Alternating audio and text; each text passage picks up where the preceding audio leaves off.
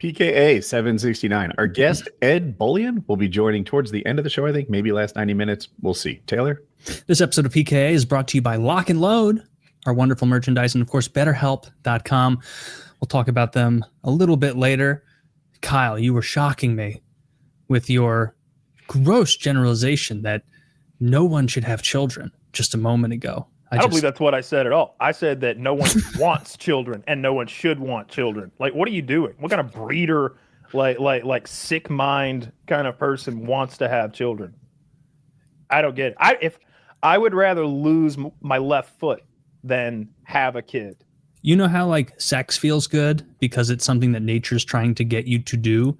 You think that that's like the end of the feel good part of procreating, that there's no rewarding parts in having children? I don't know, Father Taylor. Tell me more about this. What are you talking about? You're saying that orgasms are... I don't know. Why do you think orgasms feel good? It's because nature is trying to get you to procreate because it's important to further the species. Then why can't women have orgasms? That is one of God's great mysteries. It's like asking why can't they drive? Like we'll never actually know. But I see my friends with kids and they love it. It's funny. Oh, do they? In front of you, they love it. You know what people with children do to their single friends? They lie because they want you in the same hole that they're in. They can't stand it when you go and eat 7 chili dogs at a St. Louis game and then just go home and pass out. It was like 5 hot dogs, dude. I'm sorry. You ate the other 2 on the way home. You took them to go. It doesn't count. It was afterward. $53 on hot dogs. He said at the game. Now he's mischaracterizing the history. Oh, fact check Woody. True. That's what people with kids do to their single friends. They're like, oh, it's so wonderful. There's like a little you, and every day is a gift, and it gives you so much purpose. And it's like, how's your nap situation these days? It's like, what? What's that? Well, the kids have naps, but I mostly have nervous breakdowns about my financial future. Well, the kids take naps, but I don't because I'm 36 and I can have stuff to do. Yeah. The fuck out of here. That's prime napping age. The naps are wasted on the young. Naps are for 40-year-old men. You get a nice 3 to 6 hour nap in the middle of the day. You're 6 hours is not. By the evening, you're just popping. How do you think I'm on here so bubbly and happy? Usually, I'd be filled with rage right now. No kids. Checkmate, Taylor. How are you going to get out of this one? You need a solid 8 hours and then a cool 6 in the middle of the day. Yes. You lock in for what they call a health conscious 14, and you're banging on all cylinders. You ask any professional bodybuilder, sleep and rest is almost, maybe even more important than bodybuilders have kids. No, they don't. They're not fertile. They've ruined. How would they possibly have kids? Those guys are all cucks. Chris Benoit had kids. Not anymore. No, that's true. That's true. He was a bad example. See, that guy saw the light. And then, I can't believe you went to Chris Benoit for I was trying example of parenting. Can you think of any other happy parents? Right? He felt so bad about it, he hanged himself on the Bowflex right afterward. Oh, that's true. Yeah. That's true. Or, I don't know why anyone would have children. I don't know why you would want that, why you would want that responsibility, why you would want that lack of free time, the inability to just drop everything and go on a mini vacation for 3 or 4 days. Like my dogs, I could send them to the fucking boarding place and just not the pound. I could kill. I mean, look, if I had to, I could strangle the life out of them and be like, no more responsibility for me. And they wouldn't give me 45 fucking years to life. Like you see women do that all the time. Do you think it just happens randomly that all these women are drowning their kids in bathtubs? Those are honest parents. Talk to one of those gals about whether you should procreate. They'll let you know. Don't do it. One of those chicks that traps their kids in the car seats and then rolls their van into the lake. I think that's a minority of parents. I think it's a minority. Not everybody has guts. I think most people enjoy having kids. I think that's like a driver in the human condition to want kids on some level. What does most mean? Webster's definition. More than half, right? You're looking up most. It means a majority, a numerical amount, quantity, or degree. Yeah. Well, then you're just wrong. because most people don't want kids. There's no way most people want kids. I can't believe that there are women who want kids. That's the shocking thing to me. Because as a man, it's like, I just do the thing I love the most, and a kid happens. To a woman, it's like, well, they're gonna destroy my pussy and my body and my mind. Let's do it. Like, what's left? Well, Kyle, you're almost right here, because according to a 2023 Gallup poll, 8% of people say they don't want children at all. 8%. Oh, wait, no, you just told me the definition of most. That's a tiny minority, right? I just don't think that can be accurate. There's no way. 8% of what? 8% of human beings? 8% of the polling data on your Fox News breeder website? Get out of here. It says Gallup. It says Gallup poll. This is like Taylor arguing with Taylor. It's like, look, I have polls and stats and facts. He's like, well, my gut says, I just don't believe your poll. There's no way. I don't know anyone that wants kids. My parents didn't even want kids. Like I mean, they did. They did it on purpose multiple times. But I bet if you ask now, big mistake. Big mistake. Well, they just kept doing it. They kept doing it. Your dad likes having you around. Sure. You think that you enrich Dad didn't have to do life, anything. Right? Dad got a hunting buddy and an archery buddy. Mom got a lifelong of responsibilities and like chores and extra work. You know how many fires I started? You know how many fights I got into? How many parent-teacher conferences were required? What it cost to raise me? Get the fuck out of here. They both could have had Lambos. They get a Lambo apiece or something at this point with all the shit I broke. No, get out of here with that. I don't know. You know what a kid costs to raise to college age? Forget paying for the college. Just to get to college age. It's got to be $400,000 or closing in on it. No idea. It's probably not cheap. Have a summer house instead, Taylor. Get a dog and a summer house to take the dog to. Don't get yourself a fucking half-ass genetic replica. What else should he get? Like a e-bike? I mean, e-bikes are pretty cool, but I could get another 4090. You could be you could get you could SLI those things, even though it's diminishing. Isn't that the graphics? I'm sorry, the NVIDIA card. Yeah. Yeah, I just don't buy it. I don't think that. I'd love the like all jokes aside, those of you who are listening to this, let me know. Do you want children? And not the idea of children. Do you want the reality of children? Like, no. There's no way you do. There's no way you do. Lots of people want a family. It's really normal. It used to be, maybe. I don't know why it would be. I've never wanted children. From an early age, I was like, whoa, why would anyone want this? Why would anyone want one of me? Like, I'm awful. Like, why would you want me in your house? Like, I'm sure you were fine. Throwing crusty socks under my bed. And like, why would you want a kid? I don't get it. I really don't. Like, I like my dogs. They're great. But again, I choke the life out of them. There's nothing you can do about it. Well, I think that kids are kind of a long-term project, and they're the sorts of things that give people meaning. Some people start a business and work long after they don't need money anymore, right? Elon Musk doesn't need another dime, but I think that he likes the achievement. I was talking to a friend of mine, and I forget if he had 5 or 6 kids. He's professionally successful, but in listening to him, I felt like emotionally poor. I'm like, I got 2 kids. This dude's got like a half dozen over here. The whole gamut from felon to doctor, right? They all turned out different, which is hilarious, by the way. Let's not make that the left side of the spectrum, all right? Does he have a child molester? No. Okay. So all right. So he doesn't have the full gamut. He's got the middle of the gamut felon to the best case scenario doctor. I don't know.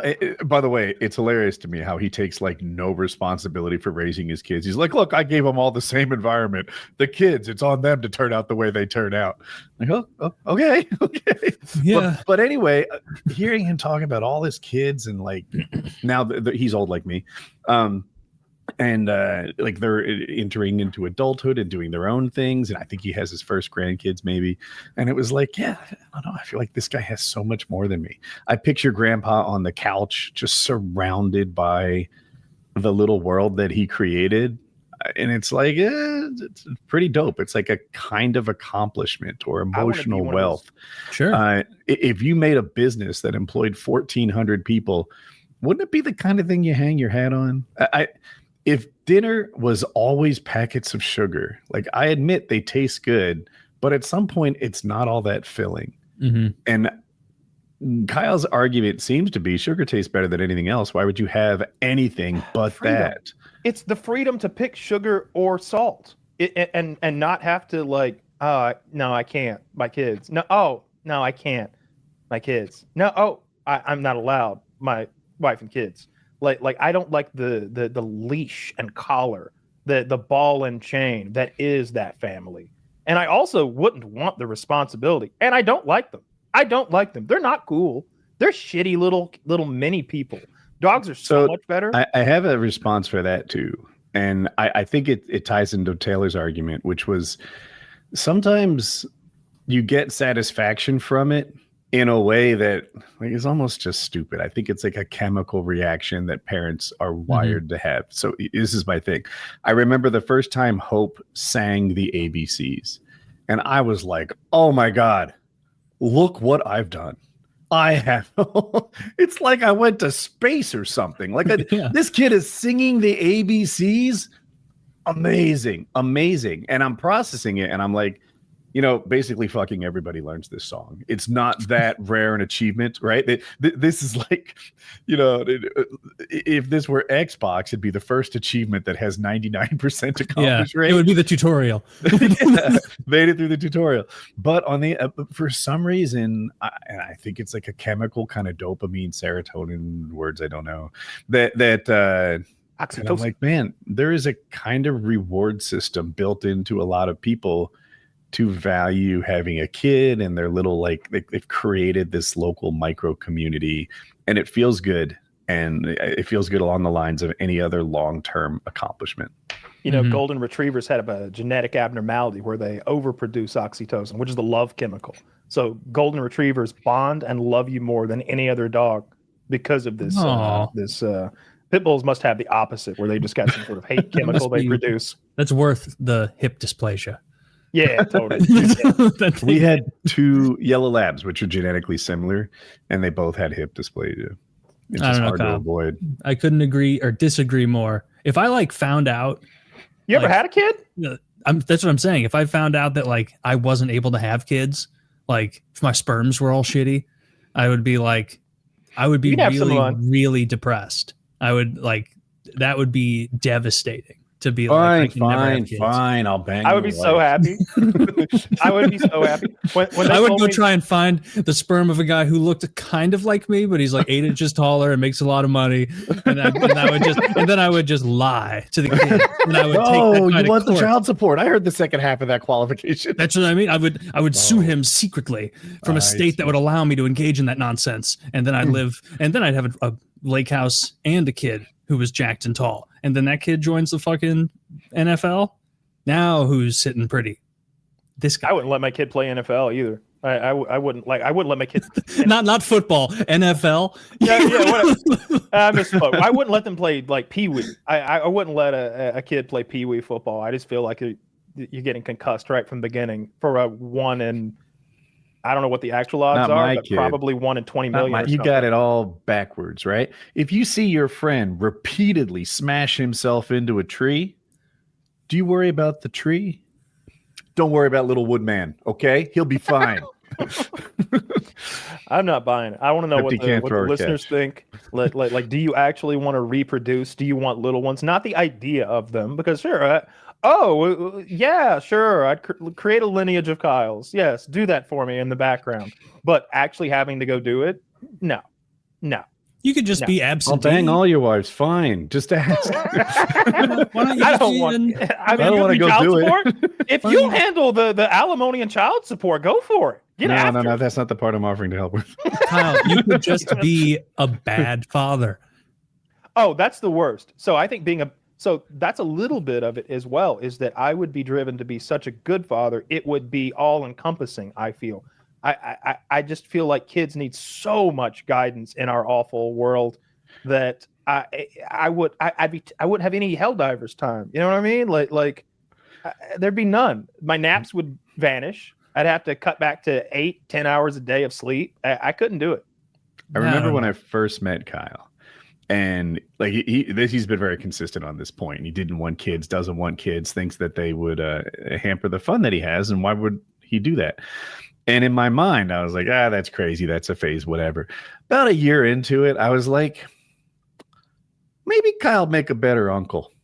maybe that's the role that the universe has chosen for Kyle. I don't even want to be an uncle. I don't like my nieces. That's too much. I don't want to be around them. I don't want to see them. I haven't seen my nieces and nephews in a decade. They grew up. I haven't seen them since they were little. I don't even know what they look like. Even happen? I don't even know their names, some of them. Like, you know what I mean? Like, I just don't care. Well, I don't care. I have no idea what you can't. I won't be forced into some sort of traditional hodgepodge. I won't be forced into it. I will do what I want to do all the time. Anytime I think about like the freedom does sound nice, but that only sounds nice to me short term. Like the idea of being 68 years old and childless, and most of the other friends in your life all have children, and you're like getting into porn. You're getting really into porn. Yes, I'm getting into that old man porn. Like every now and then I'll be flicking through and I'm like, damn, this is a whole porno where it's just like a badass chick with 3 like 70-year-old guys. I watched one earlier, and but they have to move the walker out of the way. She's like, this OnlyFans model is like, I have been my biggest fan, Charlie. He's sent me over $70,000. He's 72 years old. And we're going to his house today to meet him and some of his friends. And she just goes bangs these old 70-year-old dudes. She's like a 10. And I'm thinking like, I want to be that guy. So you already blew your wad on old person porn? That's where I'm headed. Yeah. I want to be a part of old person porn. Like when I turn 68, 70, I'm getting into the porn industry. That's 10 years from now. Yeah. I mean, it's around the horizon. You know, I think that's the move. You know, you get into that old person porn, you stay fit. You keep your heart healthy, and you're good to go. You be slamming clam well into your 80s. No, I'm gonna hopefully, as long as my sperms work, make a couple kids, and then I'm gonna eat until my heart pops at like 58, and and then people will remember like, man, he was fun, wasn't he? Yeah. My retirement plan is a diet of red meat. I just need a lot of red meat, and then I'm gonna adopt the Kyle Sugar theory as soon as the kids are out. Just what's the Kyle feasting, where you say you just eat whatever, you do whatever is fun all the time. Oh yeah, I eat whatever absolutely. I want. Well, I don't do that. You can't do that. You know, then you kill yourself. Like there's got to be some restraint to doing whatever you want all the time. But it's more about the ability to do whatever you want all the time, and to know that there's nothing holding you back from just dropping everything and just going to Disney World today. You know, like, but you wouldn't want to do that at like 70. Why not? I remember 70. when I was a kid. I was like 9, 11 years old, somewhere in there. And I was watching Saturday morning 11. cartoons. And I remember thinking to myself, because I'd asked a parent if they wanted, I was like, hey, Batman's on. You want to watch this? Batman, the animated series.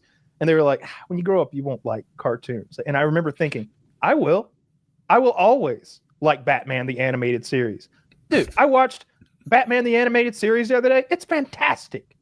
I think Mark Hamill does the voice of the Joker. I still love Batman, the animated series. I watched a whole bunch of The Simpsons from 1995 last night. Hilarious. Great stuff. I haven't grown up. I'm still that 10-year-old me. I don't want kids. I am a kid. I think you've grown up. You got a firearm channel. I would have done that. I was shooting things at 5. Yeah, but you matured from pellets to Bofors, and you really grew up. I started with real guns at 5. I didn't have a pellet gun. They gave me a pellet gun, but you treat the pellet gun like a pellet gun. So I shot the windows out of Dad's truck while he was under the hood. But when he gave me a real gun and explained it was a deadly weapon, I treated it with respect, even at 5 or 6. There's a chance always that the Dick Masterson situation could happen to you. Where Explain. Dick is, I think, mid 40s, 44, 45, something like that.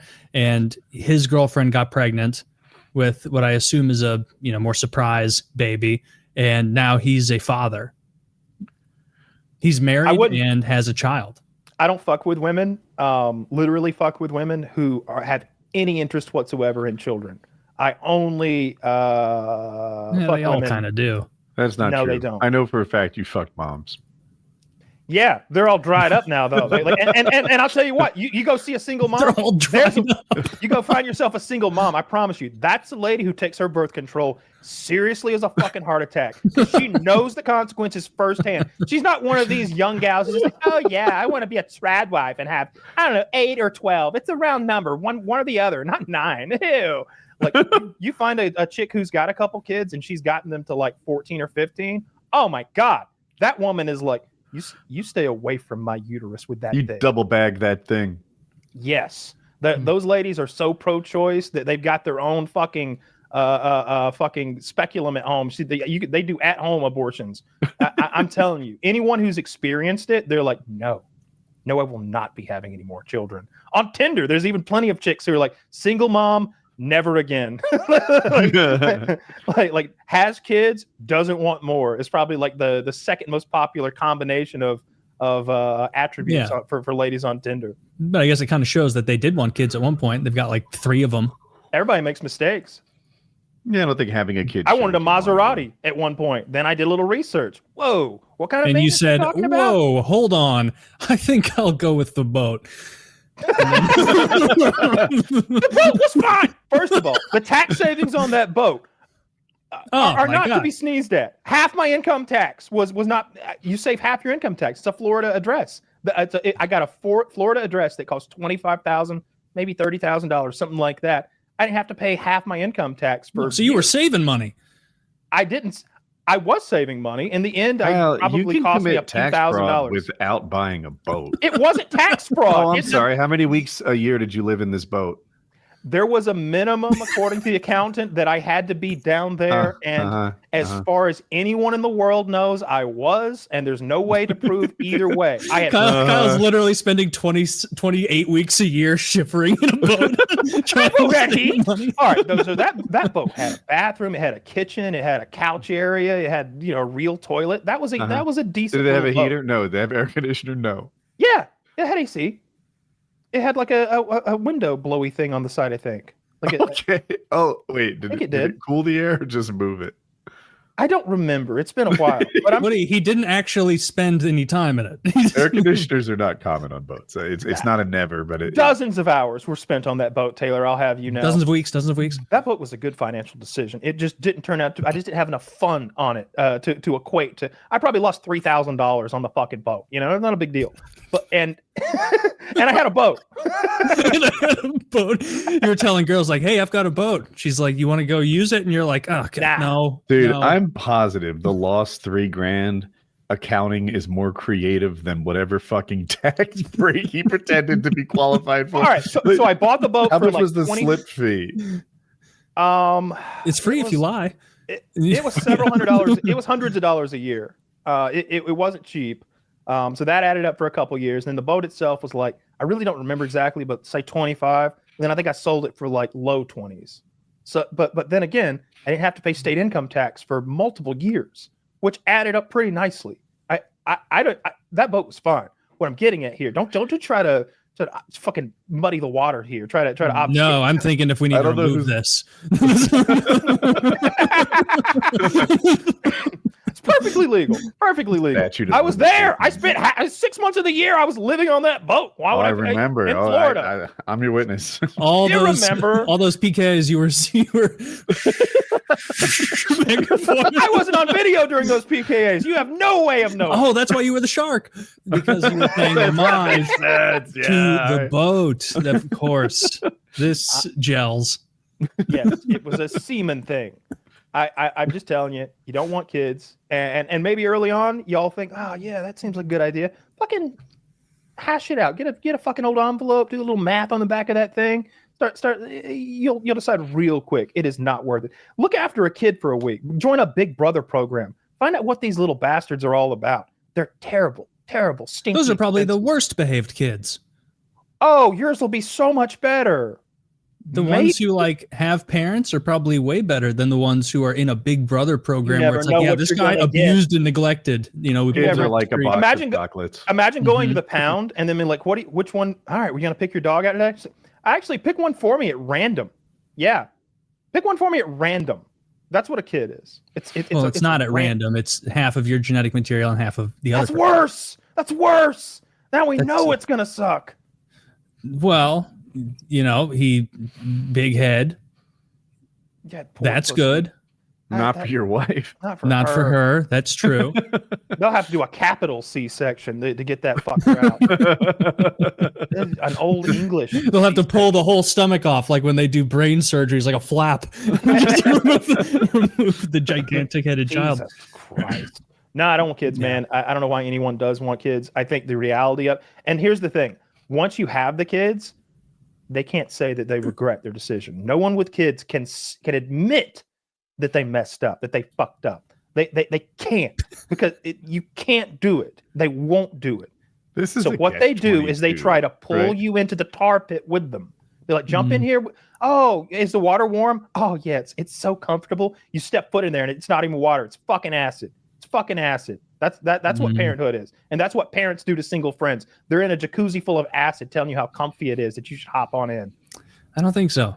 The idea of being like 70, like towards the end of your life and being childless and everyone you were formerly close with has moved on, had their own kids, and you're just feeling lonely and isolated. Like that's so scary. You've created a magical world where I'm not still, once again, doing my old man porn. Okay. I'm not saying you. I'm not saying maybe Taylor, we're different people. Would you maybe be more realistic with your argument and try to include the old man pornography? I will try. I'm not saying you. For some people, it could be the right move. For me personally, the thought of that is really, really depressing and sad. Look, geezergaggers.org is in the making. All right. There's no reason to be having kids out there, folks. You can be having fun for your whole life.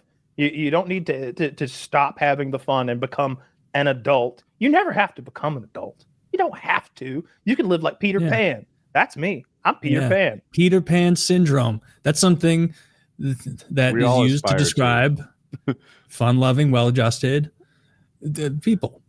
I got my own Wendy. We're good. What you're saying is to find a good spot in the stages of Arrested Development and just lock in.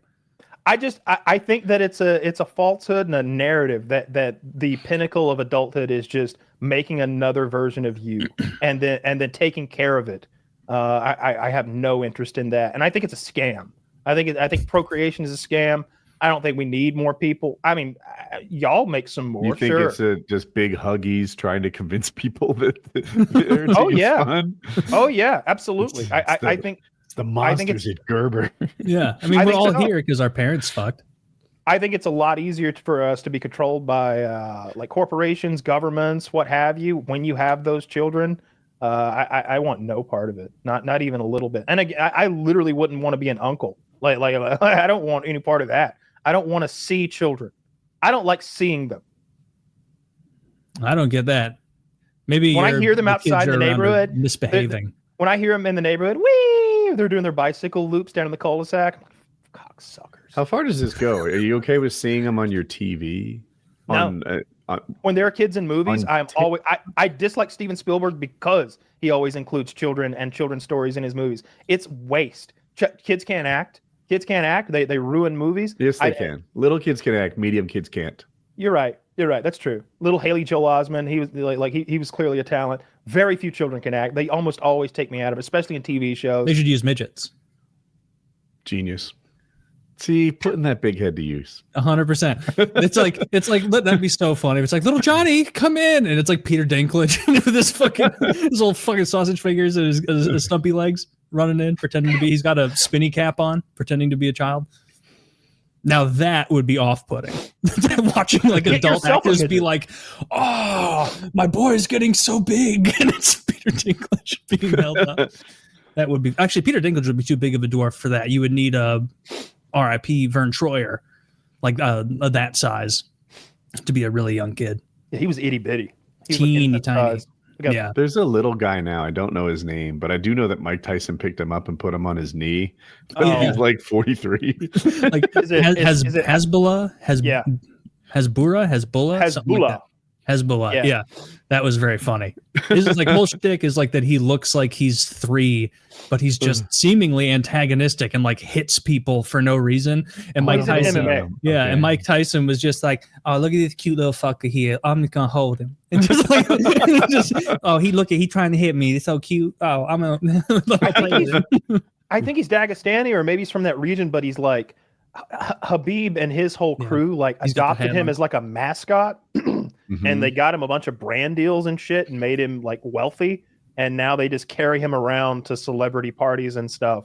But yeah, Mike Tyson did not know that was a grown ass man. He was like cuddling and using like, grown pretty liberally. Okay, a quarter grown ass man. All right. Man, I bet his life sucks. Like, you think he can get laid? Yes. Probably. That's a weird chick that fucks that little guy. You said he was wealthy, right? That's a pretty normal chick that bangs He's him. famous, at least, you know. Like but even in that culture, I don't know if like loose women is even a thing. Like, I can't imagine that Khabib like consorts with like hoes. Those people marry and lock it down. They're like, well, I mean, tragically, he probably can't have sex because it seems like he has a debilitating disorder where that kept him as a child. That doesn't mean he can't have sex. He just what would prevent him from having sex? Because I would assume nothing ever developed. Like you wouldn't be able to have sex. Well, I don't know his particular like malady or whatever. I don't know exactly, but you would think that he's got a dick. You take kids a pill get hard-ons. You sound like some weirdo concerned about female pleasure. Yeah. See, this guy doesn't even know little kids get hard-ons. How's he going to be a dad? The first time I see that, and I mean, all my friends say that. They're like, yeah, it's fucking friends with boys who are kids are like, it's weird. You like take the diaper off and he's got a little boner and he starts pissing everywhere. And it's like, this is, that does seem a bit annoying, but it's also probably funny the first time. Yeah, or you got a girl and you got poop cooch. I'm not changing a diaper in my entire life. I promise you. I do not change other people's girls' diapers, especially. Like I only. If people don't know, the poop can get in the front, and you have to like pry it open, get in the folds, and clean it out because otherwise it's not safe for the girl. That's what parenting involves. Mm-hmm. And like, if it's your daughter, Jackie, this one's for you. I'm not getting in there.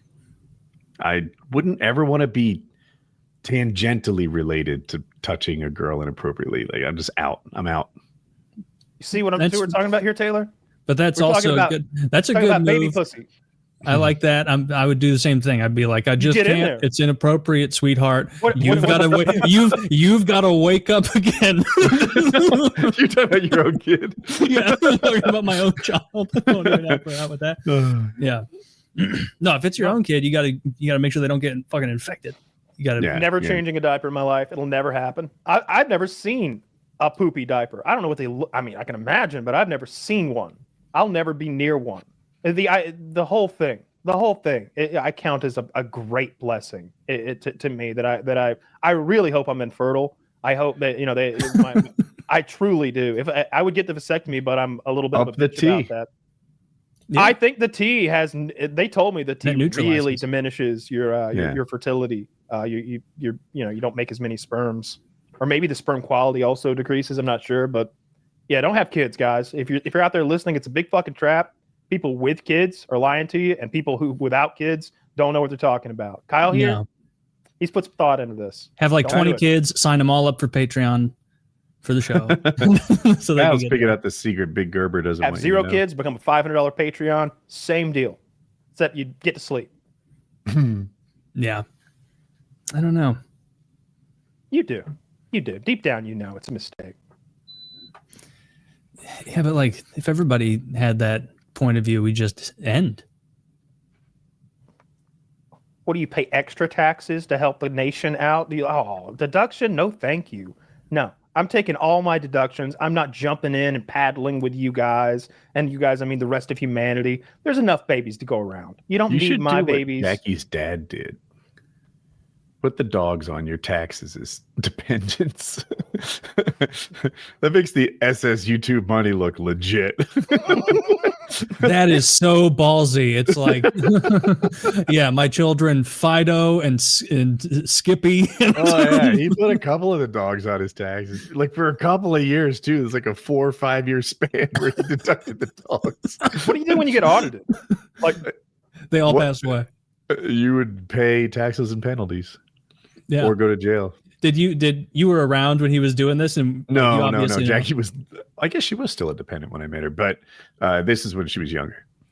That's very funny. You being like, oh, very creative. You're trying to impress your dad still. Wow, you really got this on lock. At that point, why not just not pay any taxes?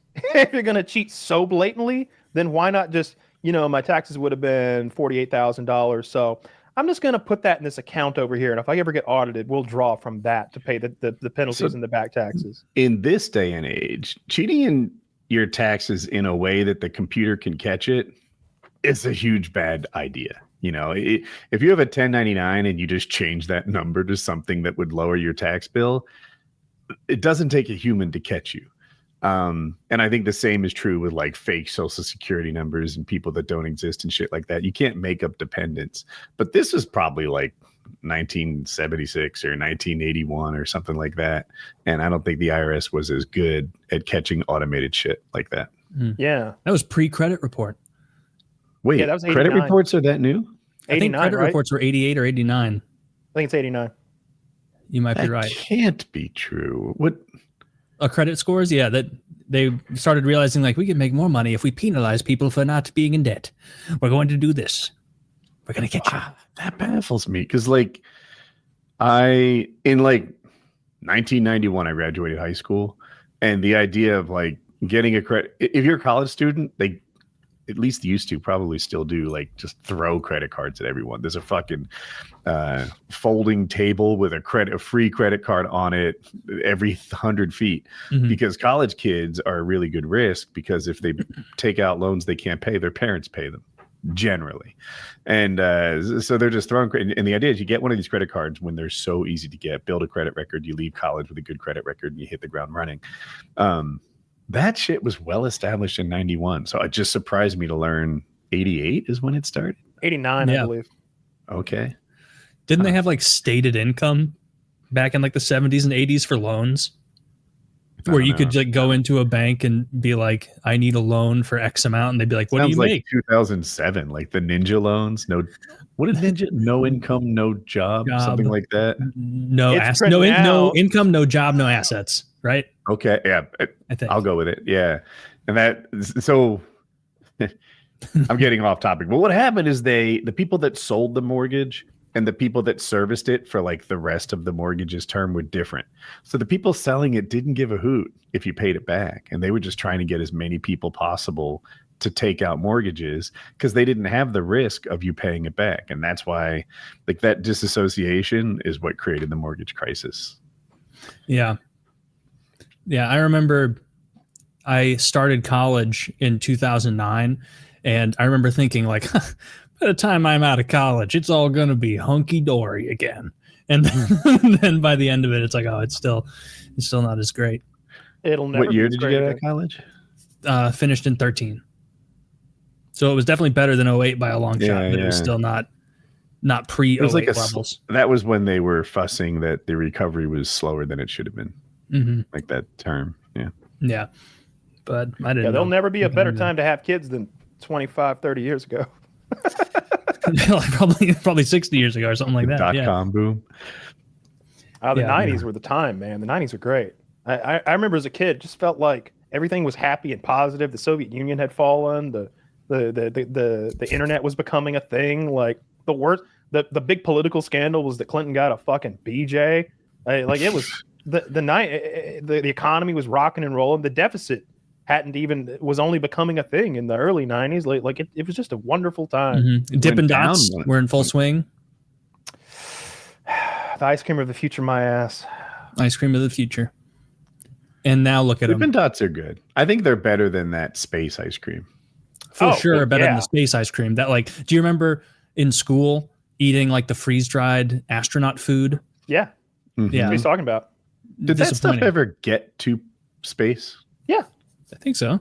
Yeah, that's what they eat up there. They have to eat a really bland diet. So someone told me space ice cream never actually fed astronauts in space. And I mean, if someone told me, that's all I need. Yeah, and they probably do eat boring diets because they have to keep them regular. Because you can't have the fucking green apple splatters in space. You have and you don't want it to be stinky. Like I don't think they wear deodorant. I think and they can't wash their clothes, and they have to use that shampoo that it's like dry shampoo. You like rub it in, and they're like, all right, we're done. It's definitely stinky up there. Oh yeah. Yeah.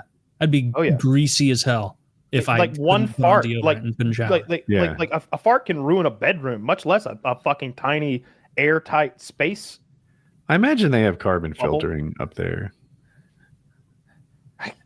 Yeah, I mean the CO2 scrubbers and such. I bet it stinks. Have you ever farted really bad in the middle of the night under your blankets, and then like you get up to pee maybe like an hour later, and the mummy of that fart is still almost there, where it's like there are whispers in the chasm of what used to be, and it's like, oh, it's still stronger than you think.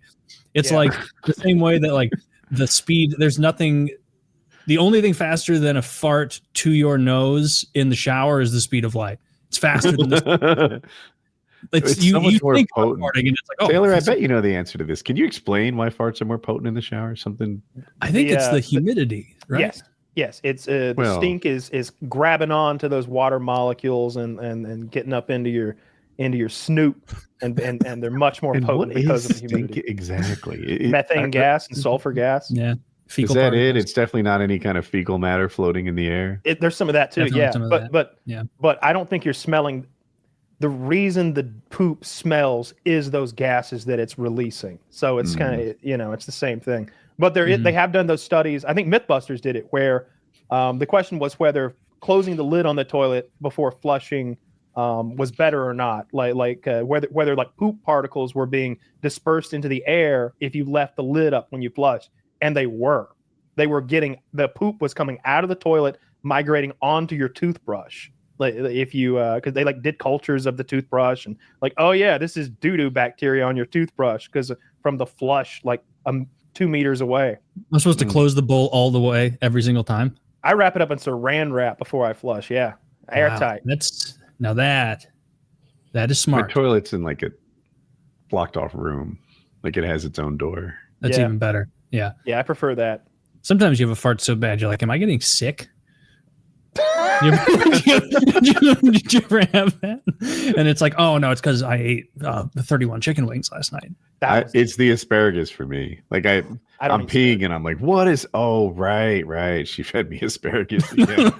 I'll like spook myself like for a fraction of a second. Like if I'm high and I forget and I like take a multivitamin or something, and then I go pee and it's like a vitamin pee, where like it's like really, really bright yellow because those B vitamins, just a lot of them water soluble, come right through you. And for a second, I'm like, what the? Oh yeah, the vitamin that I probably absorbed 18% of, and the rest is in this bowl right now. Closing the toilet lid does not significantly help reduce the spread of viral particles when flushing, as studies show. It has little impact on surface contamination. However, keeping the lid closed does offer benefits like containing odors and preventing items, pets, or children from falling in the toilet. Okay. So that AI is drawing from Reddit, which, as we know, is full of shit. My statement is drawn from the Mythbusters. Here is a 3-minute video of them proving that what I said was true. The fecal matter spreads up, gets on your stuff. It absolutely does. I trust Adam and Jamie more. Yeah, Adam and Jamie wouldn't lie to us. Those guys raised me as much as my dad did, I would say. Especially not Jamie. Jamie was, a hardcore data first guy. He wasn't the comedic relief. Adam needed to be there to balance him out. But, Jamie was the mover and shaker of a lot of that. And that was a great show. Grant Imahara, R.I.P. to him. I liked him. Who were the other ones? The redheaded girl. Yeah. My favorite was the circus chick. I forget her name, but she was the best. She was clearly the hottest. Do you not know her? She had tattoos all over her. Yes. Yeah. She was super fit, and she had like a background in circus performing. They did a myth where like kids held too many balloons and got floated away. So first, of course, they proved that that's not how it happens. And then they tried to see how many balloons it took to float a kid. Well, it turns out that the weight of the string, to get the balloons long enough to even have space for them, well, the string would get so heavy that the balloon barely floated it. But they could put lots of balloons on the same string, and eventually they had like 2,000 balloons and they floated a child. Dope. But then they had to pop 2,000 balloons. And all the lamos are like, pop, pop, pop, pop, pop, pop, pop, pop. Not this chick. She fucking like swigs something, sets it on fire, and like hundreds of balloons were popping at the same time as she breathed fire onto them. I was like, all right, this one's my favorite. We've seen the guy who floated away in the lawn chair and brought his BB gun so he could slowly pop them. I think he used weather balloons. Yeah, they're enormous. We talked about that guy in Chile who did that to like promote, I don't fucking know, save the rainforest, and he just floated away into the sea, floated off into the Atlantic, and they found chunks of him, I think, or maybe like they found like his they found like some material of him, like he got gobbled by sharks and drowned or something like that. What a buffoon! What a buffoon! I would use a very long string to make sure that it can't it work? It would seem like the balloon would slowly lose its ability to float you, so you shouldn't land too hard. He was got pulled over the ocean, and they didn't track him. Let's say we plan for that, right? Bring a little Garmin, the GPS tracker, and make sure the wind is not headed. Don't launch from the beach with offshore or onshore winds. Get that figured out. It seems like you could do it moderately, so it's within my risk profile. You can absolutely do it. It's been done many times. Like I watched the video the other day. The wife is filming, and the husband's taking off, and she's like, they've got a radio. So he's like, this is great. I could see my house. She's like, of course you can, honey. You're above us. Please come down. Please come down. And he's just like, this is great. He's living the dream. But yeah, he went up with his BB gun, and when he wants to come down, he slowly starts popping a few balloons at a time and gets himself down. That would be fun briefly. I'd do that. That's not even scary. That's like that Baumgartner stunts where it's like, yeah, I jumped from the highest skydive of all time. It's like, dude, sign me up. Sign me up. I'll do it for free. I'm not impressed. What did you do? Take one step forward? He didn't even have to pull his chute. It's all altimeter based. And You've never even done regular skydiving. Because I'm not interested, but I'm not afraid to. I'd do it. I'm not like if I did do it, you wouldn't throw me a parade and give me a Red Bull sponsorship either. I'd throw you a parade. I'd get you a parade. It wouldn't be a big parade. Be a little one. I'd throw you an intimate parade. Well, a one motorcycle parade, yeah. It's like, this isn't a parade. Chasing an ice cream truck. I'm not impressed by that at all. He just jumped. Like there was nothing skillful about it. He was just wearing a bunch of gear. And again, he doesn't even have to pull the ripcord. The altimeter pulls his chute for him. That was so lame. How about the guy who jumped with no parachute, landed on the all right, that's incredible. The guy who landed in the stadium on the nets.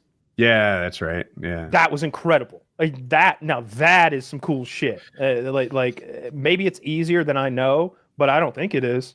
I think that was crazy impressive. I remember that.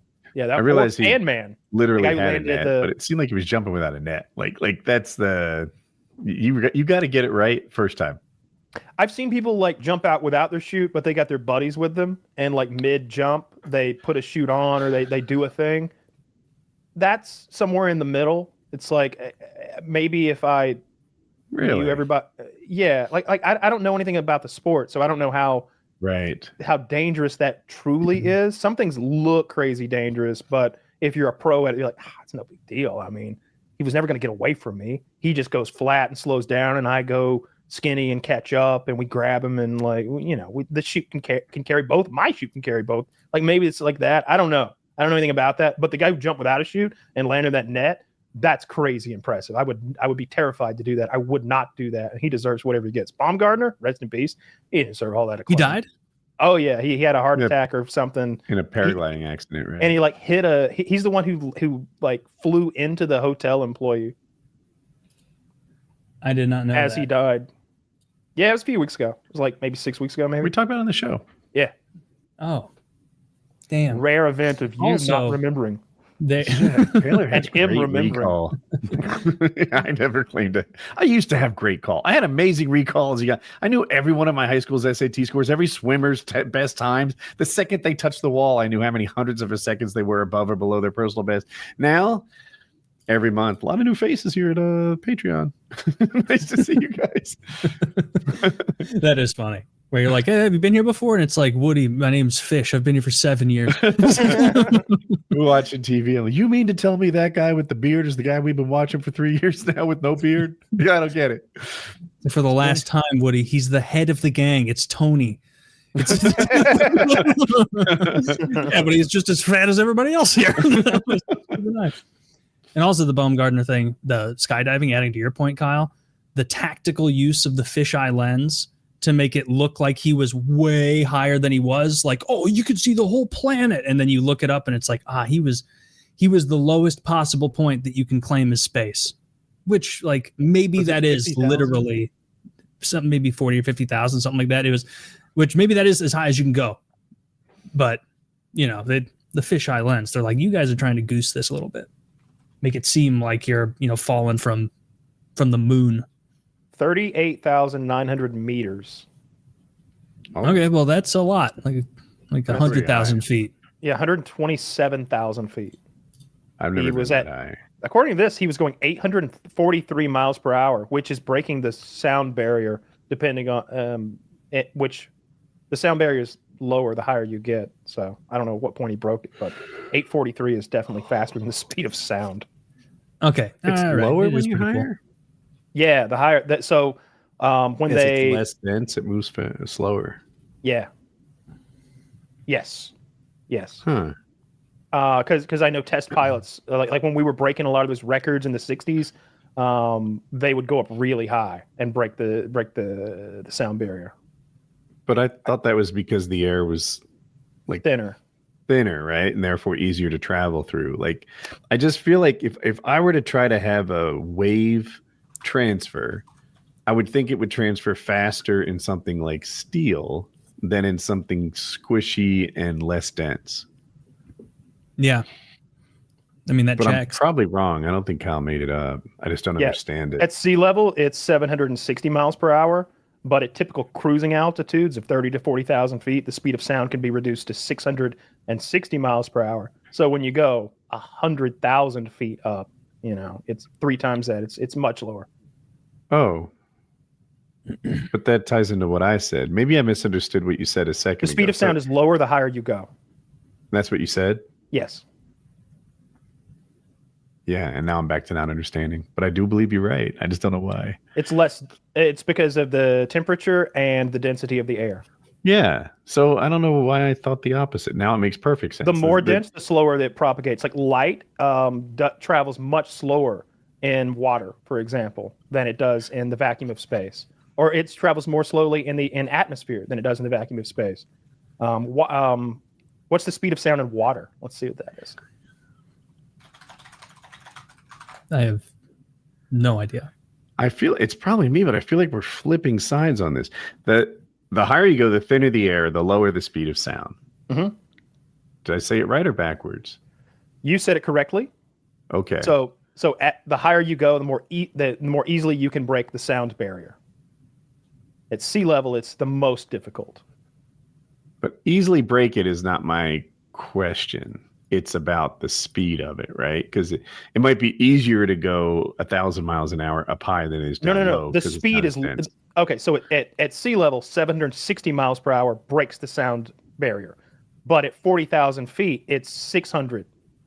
It's a much lower speed that you have to attain. Right, which ties into my gut feeling because it's less dense and therefore it's like the opposite of steel, right? I said it'd be really quick in steel as it moves and it's like squishy and almost like, cloudy, where you'd think it'd move more slowly. I don't know why I didn't wrap my head around it originally. My bad. In any case, he brought the speed of sound with his body, and I'm still not impressed because all he did was lean forward. That was his effort. I would have been too scared to do it, so I'm impressed in that way.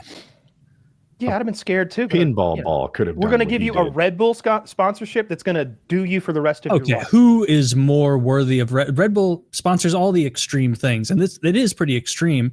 They sponsor like darts tournaments and shit. Like, do they? I think they do all sorts of stuff. They have a really aggressive partnership marketing.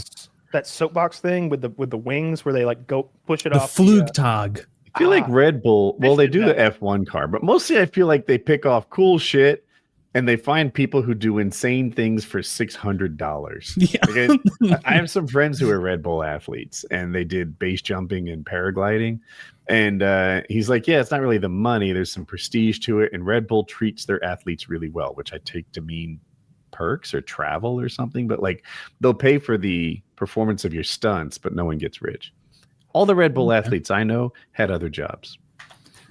Well, then Red Bull that just proves they're even better at it. They're like, all right, you're a loon and you probably would like some notoriety for this life-risking stunt. Okay, you're now a Red Bull athlete and we'll give you a stipend of this for every month you're performing. If you're going to ride your bike down this cliff, put my sticker on it and I'll pay for your hotel. I think that's kind of what they do. If I crash and almost die, will you pay for my health care? It's like, how about a fridge? Unless you're Max Verstappen. We can give you a nice refrigerator. The speed of sound in water is 3,355 miles per hour. Wow. Way faster. I asked about this before, but I wonder what the speed of motion is, right? Like I brought this up as a repeat topic, but if I theoretically had a steel cylinder, right? 1-inch pole that was a mile long, and I'm Superman, so I quickly lift the bottom of it an inch. How long until the top moves that inch? And we're assuming like this is a magic steel pole where there's no bending. It stays 100%. Right. Like straight. Right. Make it vibranium if you need to. I don't care. But like, if you just lift a mile long steel hole, how long does that like compression and straightening happen again? If it's a magic steel pole and it doesn't like, because I'm sure in real life, some physicist or something would be like, well, as soon as you started to lift it, halfway down the pipe, it would destroy itself under its own weight. But if it stayed there, like static, 100% straight, can't be moved, it would have to move in concert with your hand, right? Like if there's no movement laterally. It would never squish in the middle. It will though. Everything's built out of atoms. So everything's built out of atoms wrapped up in fucking electromagnetic forces. So it's going to propagate at that speed because as you push these atoms, well, you're not actually touching them because they're fucking electromagnetic fields. But as you push these atoms, they have to push those like we got a bar of steel. We push this side. These atoms have to push those atoms, which have to push those atoms, which have to push those atoms. So it's going to propagate it's not instantaneous. Isn't that what sound waves are doing too? But now we're doing it in a more solid form. Yeah. And if it didn't move and it was 100% straight, couldn't move, couldn't compress, vibranium or whatever, and you just went like turned it upward, the far end would be moving at like, it would like break the sound barrier if it's a mile long. You know what I mean? Because it would like that end would be moving so fucking fast vertically. Yeah, we need to, maybe the mountain. Here we go. I got it right here. Consider the following thought experiment. You have a long, perfectly rigid beam for the sake of simplicity. Suppose that it's 1 light second long. Thanks. Okay. Fucking, what a douche. Okay. A light second is 186,000 miles, which is placed on a fulcrum in the middle. Basically, they're setting up your experiment. You flip it, and let's see, what happens to participant B for the first second of outcome or participant? Yes, as you probably tell from the title of the question, is that the entire hypothetical situation cannot happen because there is not really such a thing as a perfectly rigid body. Which look like absurd material involved. Depends on the material involved. Yeah, they're not getting to the bottom of this here. You're correct. I was thinking too, as we were doing it, I'm like, I bet if it was granite as opposed to steel, the way that the time it would take for the tip to react to what happened at the bottom would be different. Yeah, I think the rigidity of the material would matter, but it's going to be real fast. Nothing can propagate faster than the speed of light, though. Like not even gravity. Like if you were to magically make the sun disappear, we would continue to rotate for whatever 6 minutes or whatever. However, I think it takes 6 or 8 minutes, something like that, for the light to get from the sun to the earth. That's also how long it would take for the pull of gravity to release us. What? I don't understand that at all. If it disappeared, why would there be remnant gravity for a no longer existing mass? I don't understand. But it does. Nothing can move faster or propagate faster than the speed of light. No information cannot be transferred faster than the speed of light. But I mean, if we're like spinning around the Can't tell sun me and what the to sun do. gets deleted in an instant, Mhm. it seems like we would just keep soar rotating. immediately into the chasm of space No. because there's no mass left to attract us. No, it could literally disappear like magically, and we would continue to rotate around it in the same path and be drawn by it in the same way until the speed of light propagated, like whatever that is, 6 minutes or 8 minutes, or something like that. Let me see how fast light. So we don't know Earth. the speed of gravity or how. The speed of gravity is the speed of light, exactly. It's 8 1/3 minutes. Yeah. I always pictured gravity more as like it's tethering us to it, and so once that's severed, you would just like if you're spinning a ball on a string and you cut it, it would immediately just zoom, like go the direction of whatever it was currently perpendicular to. Nope. Yeah. Well, I believe you, but that doesn't make sense logically. If the string was 100 light seconds long, then maybe it would take 100 light seconds for it to. For the sake of simplicity, Woody, the string is 4 fathoms long. What a fucking cunt that guy is. For the sake of simplicity, fuck you. What a smarmy douche. I am not a fan of that guy. For the sake of simplicity. That's like a troll comment. What was that you read? Was that just like some guy online on like Science Today or something? I was on physics.stackexchange.com. Okay, physics is in the name. I don't know what Stack Exchange is, but I guess I trust the physics part. Seemed like a bunch of smart people talking about hypotheticals. I don't know. I've never been to that site before. Just trying to understand Woody's question, because there's a lot of moving parts in Woody's question. There's a lot of stuff to consider. It's always been a fun thinker. Yeah, I like that you watch all those videos because it occasionally brings up an interesting point about physics I don't get. That's so And fascinating. I just lean on your knowledge of whatever YouTube video you most recently watched. Yeah. I'm I'm not interested enough in this to look into it, so I'm just going to trust exactly what Kyle just said. Yeah, I find that stuff so fascinating. I love learning about how large the universe is, and when they start talking about the Fermi Paradox and working from one theory to the other, and it's like, all right, well, if life began on Earth almost as soon as it could, as soon as the Earth cooled off, life began. Essentially, they know that it was actually not cool. It was not cool enough that they think life should have began, and it still did. So the idea is all right, well, then life could have began billions of years in other star systems before our Earth was even here. So theoretically, the most advanced civilizations in the universe are billions of years more evolved than us, not millions or tens of millions of hundreds of millions. They could be 2 billion years ahead of us on the tech scale. And by that regard, if they ever made those von Neumann machines, those self-replicating probes that would sort of colonize the galaxy and maybe go to every star system and just wait to see if somebody in that star system ever radios in, or maybe they just keep an eye on planets that might make life. They should already be out there. There should be some sort of probe in our solar system right now, waiting on, I don't know, us to go get it, like in Arthur C. Clarke's The Sentinel, which is what 2001 Space Odyssey is based on. That's what that's about. Is that's what those obelisks are? Those black rectangular things.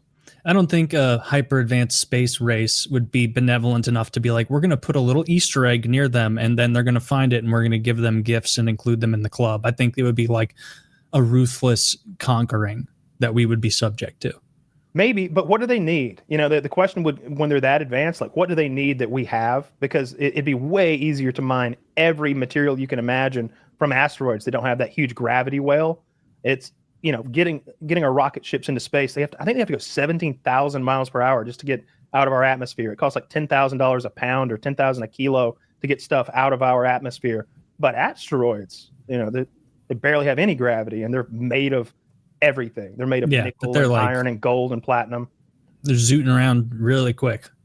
Mm-mm. But I guess if you're so is the Earth. Billion year. Yeah. They're not going. But if they miss us, they'll be like, all right, we'll just wait. Yeah, they can, I mean, we with our technology pull right up on asteroids and land and take samples and bring them back to Earth. I guess that's true. Yeah, they could catch asteroids like a baseball if we can even kind of do that shit at a lower kind of primitive level. We landed a spacecraft on an asteroid, took dirt samples. It like landed, grabbed, and then popped right back off and took off again and came back to Earth and dropped off those samples for us. And then they brought them to the CDC here in Atlanta and like opened the capsule up to see what was in there, like what those little bits and bobs were. What I hope is that the U.S. stays the most advanced in all the space stuff, and that we keep hoodwinking countries like the Netherlands with petrified wood. If they wanted real space stuff, then they can get on it. They can get on their horse. But until then, we're bamboozling your goofy asses, your wooden shoe wearing asses with petrified wood. It's hard to say how that happened. That could have been some sort of a heist where a middleman in between did the switcheroo. I like to think we just fucked with them. Could have been. But we had a lot. We had hundreds of pounds of moon rocks we brought back. It seems like we're not donating that. They could be useful. We probably found out that it's not useful and like, these are just shitty rocks. There's a bunch of nothing in here. It's even worse than an Earth rock. Yeah, the moon is covered with that stuff that they think would be good for fusion energy if they ever figure out how to do that. Is it helium-3 or something like that? We'll never know because Elon's all obsessed with Mars. No interest in the moon. The moon will have to be like a pit stop to Mars. You could build up all your stuff there. He's even obsessed with. He's full of shit, Elon Musk, right? Like he just lies as much as he breathes. So when he's like, we're going to Mars, is he even serious about going to Mars? Here's why I think he is. I remember there was an interview with Elon when he was first kicking off SpaceX. I think they interviewed Buzz Aldrin, one of the original Apollo astronauts, and they shit on Musk. They were like, a private organization will never be able to match the support of a nation. This has to be done by nations, the way I did it in the 60s. And Elon Musk, he's a flash in the pan. He won't have the stick-to-itiveness. And Elon, they played that clip to Elon in a Dateline interview, and he cried. He's like, Buzz Aldrin's like a hero of mine. So to hear that, it's just, this is really bothering you, isn't it? I've never heard him speak that way about, what we do here. What we do here is so close to I feel like he's into the SpaceX thing. I really do. I think he legitimately wants to put people on Mars for whatever reason. I do believe that he wants it. Seems like his biggest obsession, the space stuff. He's got 5,000 of those satellites up now. 5,000. Yeah. Yeah. The Starlink. Yeah. That's pretty nice. It would be sick if that was like really, really good internet everywhere. It is. But I don't know a single person who has it personally, and so I haven't been able to check. I know a couple people. What do they say? They're really happy. Yeah, most people that I know have it are either van lifers or like I have another pair of friends that are married with kids, and they live on top of a mountain. Like it's rocky. It'd be really challenging to run like coax cable for, cable internet, fiber, whatever. Yeah, and they finally got the Starlink that they've been waiting for, and it's fast. It's good. Now, if they were gamers, they might be more critical, of the latency and such, or drop packets. But for regular people, it's amazing. You can watch your Netflix all you want. Huh. That's cool then. I don't even know if it's available where I am, and I'm sure it's not as fast as the internet I currently have, but who knows? Pretty fast. Yeah, it's very fast. Because they're just now putting like fiber around everywhere here. Okay. I don't know if it's as fast as that. If it is, and it's more cost effective. It's 200 to 300 and occasionally 500 megabit. Yeah, but the ping is like 120 if you're in the States. Okay? That sucks. That's what this Reddit user says. He's like, I'm in Michigan. My ping's 100 to 120. So online gaming, it causes issues. But if you're just everything else, Netflix, all the other uses you might have for a broadband connection, it's the thing. The ping is because it's so far away. Yeah, it just takes a while. Well, one, there's more hops. Every time you go from like router to router and read, like sort of look at what that packet is, figure out where it's going and send it in the right direction, that slows it down a little bit. Mm-hmm. And then in terms of like just going to space and back, like that adds time also. So what Elon did, which is better than what existed before Elon, is he has lower satellites. So if you could imagine a point looking at a sphere, if that point is close to the Earth, it doesn't see to the edges of the sphere. If you put it far enough away, you can damn near see the equator. So Elon has low satellites, but it takes 5,000 of them. Whereas maybe it's Hughes has much higher satellites, but it takes fewer of them. But the downside of that is the latency is even worse because it travels to fucking Mars and back. I'm exaggerating. Yeah. Whereas Elon has more satellites lower for better service and maybe cheaper deployment. But I made that part up. I don't know what I'm talking about. Yeah. Okay. Well, what he's done is incredible. Like that Starlink thing is going to have so many uses going forward. Like it's the war in Ukraine is on the back of Starlink. Like the way that they communicate and navigate and coordinate is Starlink required. I think a lot of their because of all the jamming and stuff with the drones, some of the drones have like they get you the drone flies by itself with Starlink 95% of the way to the target, and then an operator takes over at the end. Like that thing is so cool. I've heard them talk about the pollution of our atmosphere, having all that space junk up there. China's the worst at that, though. I want to say they blew up a satellite like 5 or 6 years ago, and then they were like, it created 18 million pieces of like wreckage, and it was the worst moment of atmospheric pollution of all time. The Chinese suck. Yeah, I'm way out of my depth here, but my suspicion is that people who complain about Musk's space junk like to complain about Musk.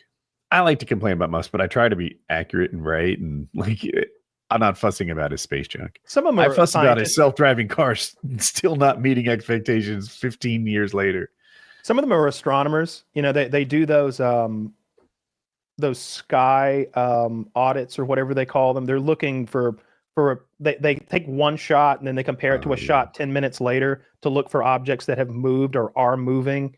And if there's all that junk up there, it can fuck with that visual kind of science. No.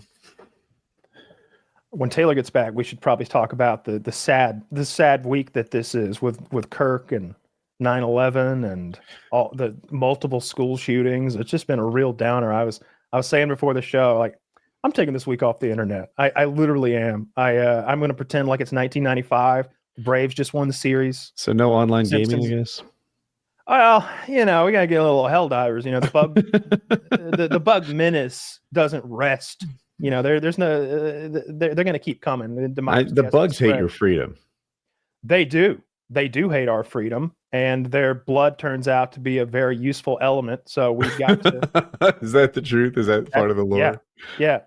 Element 710, which is oil upside down, is what their blood is. And we've recently discovered an even rarer element called element 711. And so we were delving deep within the gloom. What is that? It's even better. It is the rarest element of all time. They use it in lore. It's the element. It's what they use to power their faster than light spaceships. So it's like the most valuable thing to Earth that you can imagine. It's why they have started a war with what apparently were sentient, friendly bugs at the start. We are defending ourselves against liberty-hating insects, Kyle. Get with it. They hate our freedom. You taking the side of the bugs, you fucking traitor? It's so funny how like on the nose the Kyle satire the is. bug boy. The reason they used for attacking the automatons, I think, was they had weapons of mass destruction. It was either them or the Illuminates. They were like, they're stockpiling weapons of mass destruction, not while liberty stands. And then it's just like, we got to invade them and nuke them and start this huge intergalactic war on 3 fronts. You guys been following the news this week? Sure. Night Rain got updated. Night Rain got updated. Anything I else? lost my hat. Which was devastating. It exploded. We all know. It didn't explode. It did not explode. It's in good shape. I just can't locate it. Guess what? I can wear snapbacks. It's just pretty snapped back in the thing, and that's fine. Some people wear 8 1/4s, Kyle.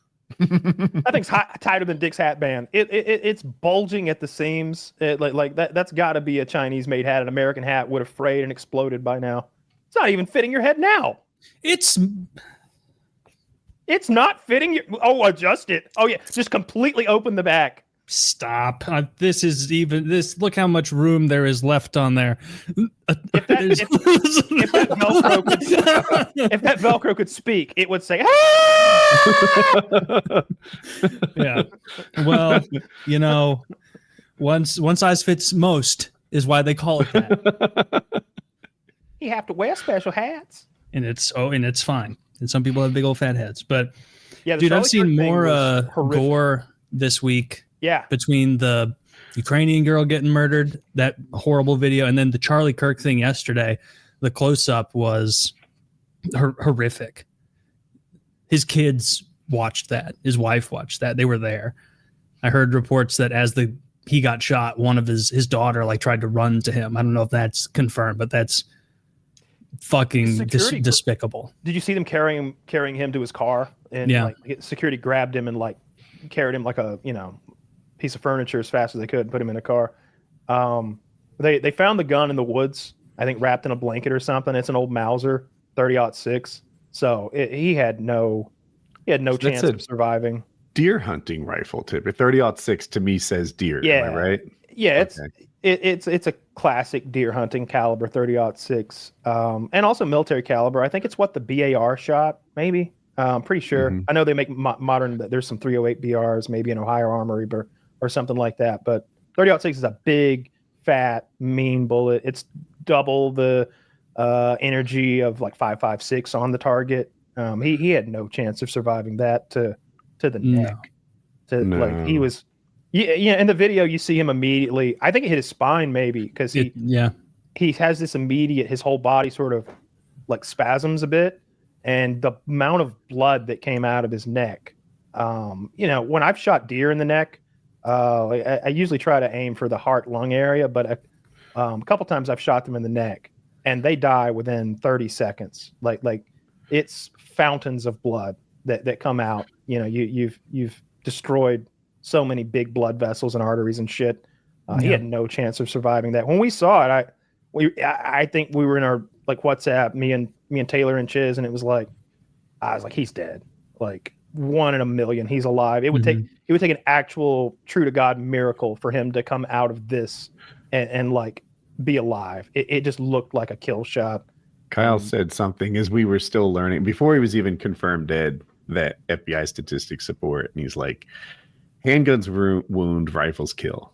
And when I found out it was a rifle shot to the neck, I'm no expert, but I predicted dead too. Yeah.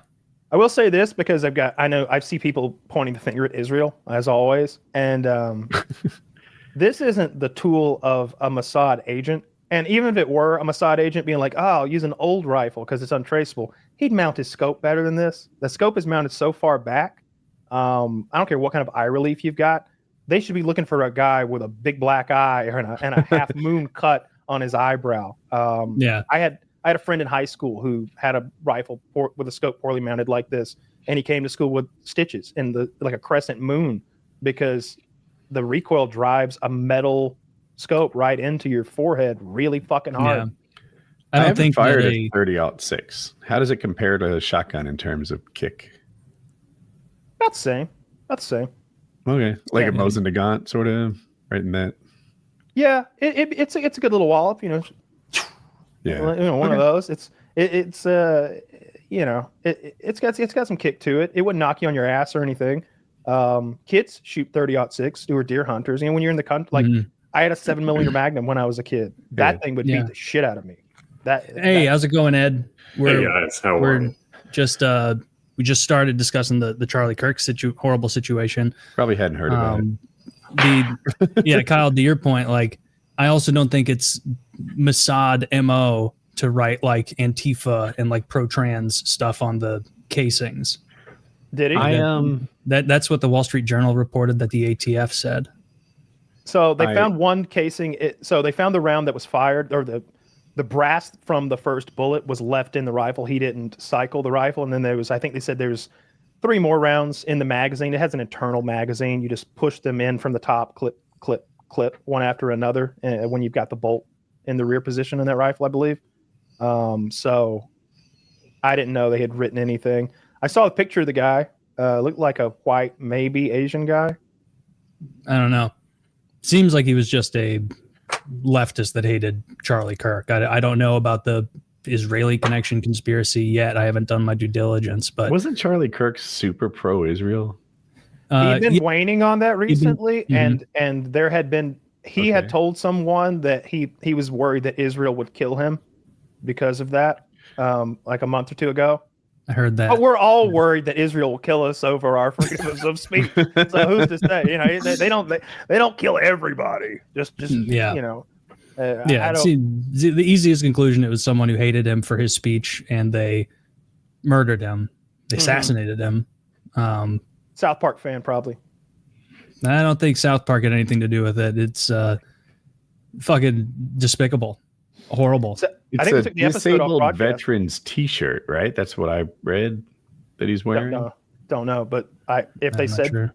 It's so blurry there, I can make out a flag. I can see that there's like an American flag and then maybe some other symbology. Someone on Reddit gave a link to it and it was already sold out. And I was like, oh my goodness. Who's copying this guy? I wouldn't be walking around wearing that shirt today. Right? They got that Palantir camera scanning system looking for that thing. Everyone's assigning the shooter to the other team. Like the lefts are like disabled veterans. You know, Charlie Kirk got this huge Israel support and the right hates him because of that. Or certain elements of the right hate his Israeli support. And then everyone on the right is like, clearly Charlie Kirk is a conservative. Therefore, the leftists would be most likely to shoot him. I hate that. I hate that because first of all, we don't know. And second of all, who fucking cares? Like it's not the policy of the right or the left to assassinate, you know, someone at a college holding a debate. That, you know, this person left leaning or right leaning is evil. Like they're I don't care what the motivations were. Yeah, and we don't know we don't know who it was yet. I mean, it was Charlie Kirk, and the Wall Street Journal and ATF are saying there were like Antifa and pro-trans messages on the casings, which leads me to believe it's very obviously a leftist. But or a false flag. Regardless, another horrifying response to it was the amount of the non-negligible hundreds of thousands of people like responding with glee, like laughing, cavorting, rejoicing in this guy's death. Like, I had to get off Reddit. I didn't want to, like, I spent more time on Reddit last night just looking through the posts. Number one, I guess the politics forum banned and was banning people for posting it. So I like went to the other big posts on it when I searched it, which is like entertainment and all these other forums. And I don't know what I expected, but it was fucking insane. The amount of people who were openly laughing, cheering, rejoicing in this very moderate conservative's death, or the people doing something like just as kind of despicable, being like, oh, fuck around and find out. Oh, he should have known that by saying things that a crazy leftist didn't like, that he was inviting a crazy leftist to kill him. And it's like, you realize in the context of this, like being murdered for speech, that your fuck around find out comments are the exact argument of an abusive spouse, an abusive parent. You're making me beat you right now. You burned dinner. You're making me do this. You spilled milk. You're making me do this. It's like, no, fuck around find out means you raised a fucking hippo and you played with it in the water and then it ate you. You shouldn't have been messing around with the hippo. Like tacitly excusing and making, you know, mealy mouth excuses for it, like, oh, he should have known that when you say things crazy leftists don't like, they will kill you. So this is on him. It's like, it was a literal majority of Reddit that was like this. There were still people who were saying this is inexcusable. I'm disgusted by the comments I'm seeing. This is immoral. It's wrong. There were still people like that, 100%. Lots of them too, but they were outnumbered. Yeah, I don't understand that kind. I remember when that you don't have to remember too hard. It was recent when those Democrat legislators, the husband and the wife were murdered, and then they killed their dog too. Like I remember, I watched that funeral. And like, the fucking dog's photos there, and I think the dog's in a coffin. It was like, what the fuck? It was a yellow lab, right, or a golden, something like that. Yeah, it was like one of the friendliest, lovingest dogs you can get. Yeah, the guy was a fucking psycho. and he should be hanged him publicly, just like this guy. You like public hangings? I think that in the instance of like political assassinations, you can't let those people. You don't have a long, protracted legal process. I'm a guillotine guy. That's all I'm saying. Fine, do a guillotine, but like it's a huge problem that needs to stop. And it was disheartening to see the amount of people on Reddit, Blue Sky, Threads, hundreds of thousands of people, thousands of screenshots I saw. I read thousands of comments. Like you'd be told that, oh, this is very fringe. People don't celebrate this. No, lots of people do. And the fact that it was Charlie Kirk, who is like, if anyone in the audience, do you have a boomer mom and dad or boomer grandpa and grandma? That's what Charlie Kirk believed is what your grandparents believe. It's what your parents believe. Milquetoast Fox News conservatism. And that guy killed him because he sees no difference between him and like the furthest right and Adolf Hitler. And so it was a lot of right-wing people are like latching onto this, obviously, because it's a huge story, but also because it's like, oh, if you're okay with like Charlie Kirk being killed, then you'd be okay with me being killed. You'd be okay with Kyle being killed. Like the same people okay with that would make excuses for us being shot in the neck. And it is alarming. Yes, it is. I mean, it's horrifying. And on Twitter, I mean, it was the same toxicity. The hashtag good riddance was trending. And it just that like some of it was, more veiled. That, they're like you say, this is sort of, what could happen or a foreseeable outcome. But in reality, there was just so much of really just an embrace of this outcome. And that's the most horrifying thing in terms of what that could devolve into. And I think that, the fact that he wasn't an elected politician, he wasn't, a member of the armed forces, to assassinate someone over free speech is terrifying to any of us that have any level of a platform or any ability to convey an opinion about any issue whatsoever. I mean, he was much more one of us than he was a congressman. Yeah, 100%. Like it is scary to see people killed for speech and to see a non-negligible part of the far left embracing it, cheering it, like actively excited.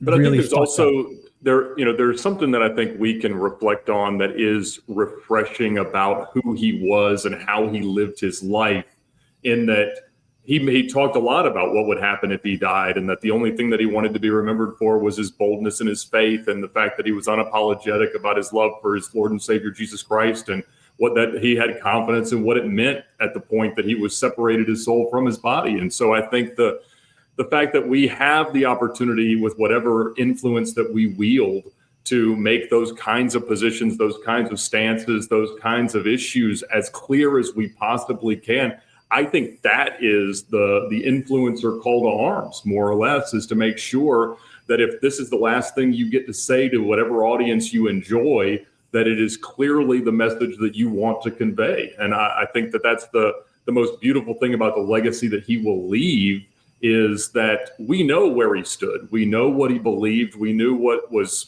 the good, bad, and ugly. And I think that, I think we all need to kind of take a step back, regardless of how many followers or how many people listen to whatever it is you have to say, and know that that is the blessing of living in today, is that we have more of an ability than ever to convey our positions, our passions, our ideas, and what really, really matters to us. Yeah. Yeah. You're right. I agree. It was way more impactful to me than I thought it would be, where it was like, this is not a politician, like you said. This is a guy who was talking. His entire shtick was being civil and going to universities and debating anyone who wanted to talk to him. And they killed that guy. The most moderate, civil, still believed there was a way to solve this and people could come together and debate democratically. They killed that guy. That's fucking insane.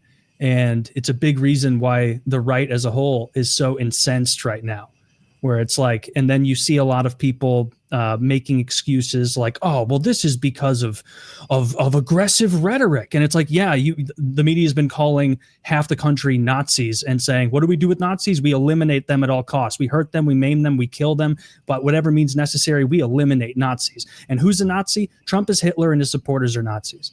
And clearly this assassin saw no difference between Charlie Kirk and like Adolf Hitler or an Adolf Hitler guy. And by the way, like, it's not okay to us even if there was an open Nazi talking on a college campus.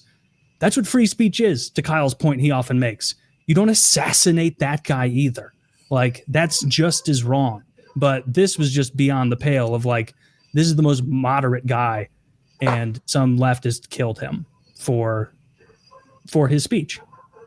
And anytime you have someone who effectively violates the rules of engagement, right, like doesn't engage in discourse and decides to elevate it to that, obviously the fear becomes like, well, what is the next step? What does the other side do? And that should be all of our fears as we go out into the new world of this happening. It's not that people haven't been assassinated, but this was, to me, it just felt different than anything politically motivated that I've seen in a long, long time.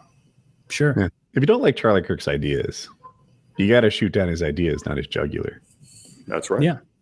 Yeah. Like, and it's perfectly fine to not like. He wanted you to not like his ideas. That was his whole content model. Yeah. It's like, I saw a clip of him today saying like, there are people like, why do you do this? And he's like, I think the real danger comes when people are no longer comfortable with what I'm doing now. You know, as long as we can talk amicably, then there is a resolution to this that isn't dastardly and horrible and bad for everyone involved. But when we can no longer do this, that's when shit gets insane and it gets bad, and it will probably escalate and continue. And it's horrible what happened.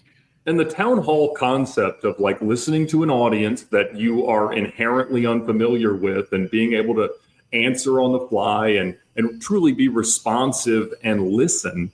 You know, even in a presidential debate format, there's only going to be maybe 1 out of 4 is going to be that kind of thing. And they're all pre-screened questions. I mean, the boldness to go out and accept any question and answer it immediately in the way that he could was such a phenomenal gift from an intellectual perspective.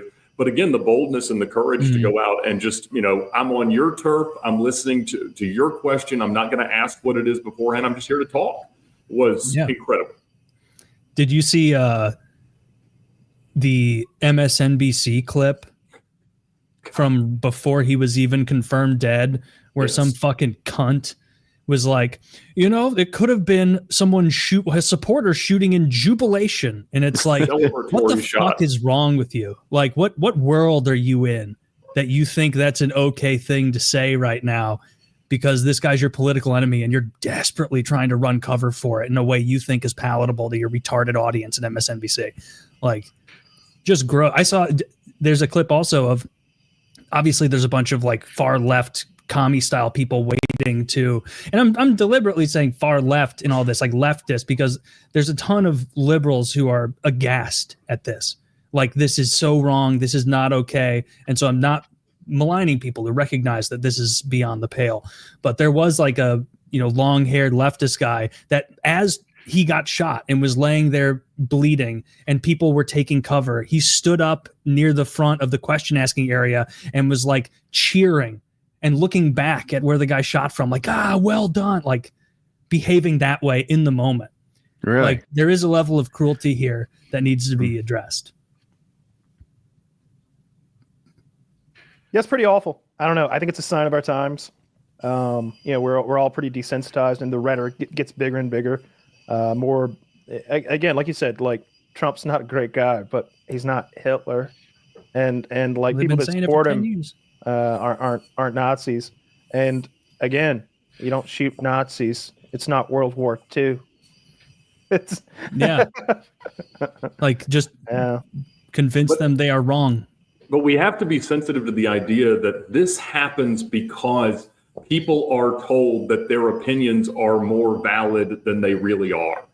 And that was one of his biggest platforms, was to say, you're welcome to think whatever you want, but you're not welcome to insist that I think the same way. But when we give everybody a sounding board, that they can express whatever hateful or terrible or glorious idea that they have to the world at large. And then we serve them content from people who agree with them in a vacuum chamber. This kind of thing, regardless of scope or scale, is relatively inevitable, because we're just telling people that you're right, you get to believe and talk about what you want, and here are a million people who think and feel the same way you do. So obviously that's most of the world, when that is inherently an algorithmic fallacy. Yeah. Yeah. People are going to believe that whatever they see most frequently is, even if they don't consciously think it, like if you spend all day looking at stuff that agrees with, if you're on Reddit all day, you're going to see the majority of people saying this is great, and you're going to misattribute that to thinking that is normal and okay. Or if you're on some like Twitter, legitimate Nazi Twitter group and seeing all of that, you are going to be like, you're going to convince yourself that that's the case. Now, it's not as nearly as bad on Twitter as on Reddit, because Twitter, there's leftists all over Reddit, liberals all over, and most people can say whatever they want there. I saw tons of people excusing it and lauding it on Twitter, whereas on Reddit, it's totally, there's not even the pretense of free speech on Reddit. Like it's a silo of a cyclone of constant reaffirmation of these beliefs, and that leads people to think that reality is not what it is, and it's people are continuing to get more atomized through this and alienated, and it's really, really scary what comes next, because usually, like, if you know history at all, like, things like this don't tend to be one-offs. Like, they tried to kill Trump twice last year. They tried to kill Nick Fuentes a few months ago. They did kill politicians in Minnesota, I think. Yeah, and that guy was, if he read his story, tell me, the Minneapolis guy, that was weird. His friends were like, he's a conservative, and then he had those what was it? The No Kings flyers in his car. And then he also had, and this was, the FBI recovered it, and then, a bunch of places reported it. He had like a schizo rambling note in his car that was like, Tim Walz told me to do this so that he could have Amy Klobuchar's seat in Senate. And it's like, that's fucking insane. Clearly, Tim Walz had nothing to do with this at all. That's conspiratorial nonsense, but it is a window into that guy's mind of like, he thought he was doing something in eliminating those people that would benefit him. Like he was crazy. But regardless if he's crazy or not, people act like being crazy is like, well, you can't punish him fully because he's crazy. It's like, that's actually a reason to punish him more. This person can't be around us. He can't be in public. This is 100% wrong. Like the idea that you could have someone who's like incompetent to stand trial is like weird. It's like, this person murdered someone and you're saying they're incompetent to stand trial, and some activist ensured they're let back out on the street. No, fucked up. What's happening at the naval? He's linking to 4chan theories on who the shooter is. I think it's irresponsible to pretend it's remotely, but like, yeah, it is close enough to the event that there could be during this show a big new revelation, but right. I'm not going to claim to know until there is evidence. I did see this person was. I've got some video of him walking toward the college or whatever, but it's, they know this is him. Apparently his gait is odd. They think the rifle might be stuck down his pants leg, which you could do that. You got your Jinkos on. But yeah, I think there's been multiple school shootings the last couple of days as well. I think there was one in Colorado yesterday. Mm-hmm. I saw people using that as a way to make fun of Charlie. There's one today. There's another one today, and there's two today, I believe. I think there's two today. My bad. I've been pro-gun always, right? Like always. Stuff makes me wonder if I'm right. Right? Like, you are. Yeah, the regulation wouldn't keep these evil people from getting guns. There's more guns than people here. It would way more. It would just take it away from people like me and you. I know this argument. I've made this argument, but like, just from a right and wrong standpoint, let's remove like how hard it would be to remove guns, all that stuff. I generally am really resistant to laws that impact innocent, good-meaning people. Right, but like, how many school shootings a day does it take before we should do anything? Well, in this case in particular, that old Mauser that he's got, I don't think there's a U.S. state where you can't buy that rifle. You know, like I think the strictest gun regulations in Canada wouldn't stop someone from getting that rifle. You know, it's an old bolt action hunting rifle. The genie's out of the bottle on that one. Philosophically, we could make have the discussion of like, should weapons be available to a hypothetical society in such great numbers? You'd probably say no, but it's too late for that. There's 1.5 guns per person, I think, in the U.S. I think that's the number. It's more than that. There's 340 million of us, or something like that. I know guys with dozens and dozens of guns. You know, like when you're in the South, everyone here has a gun. There's guns everywhere. I have a couple dozen. You have a couple dozen, yeah. I know. Yeah.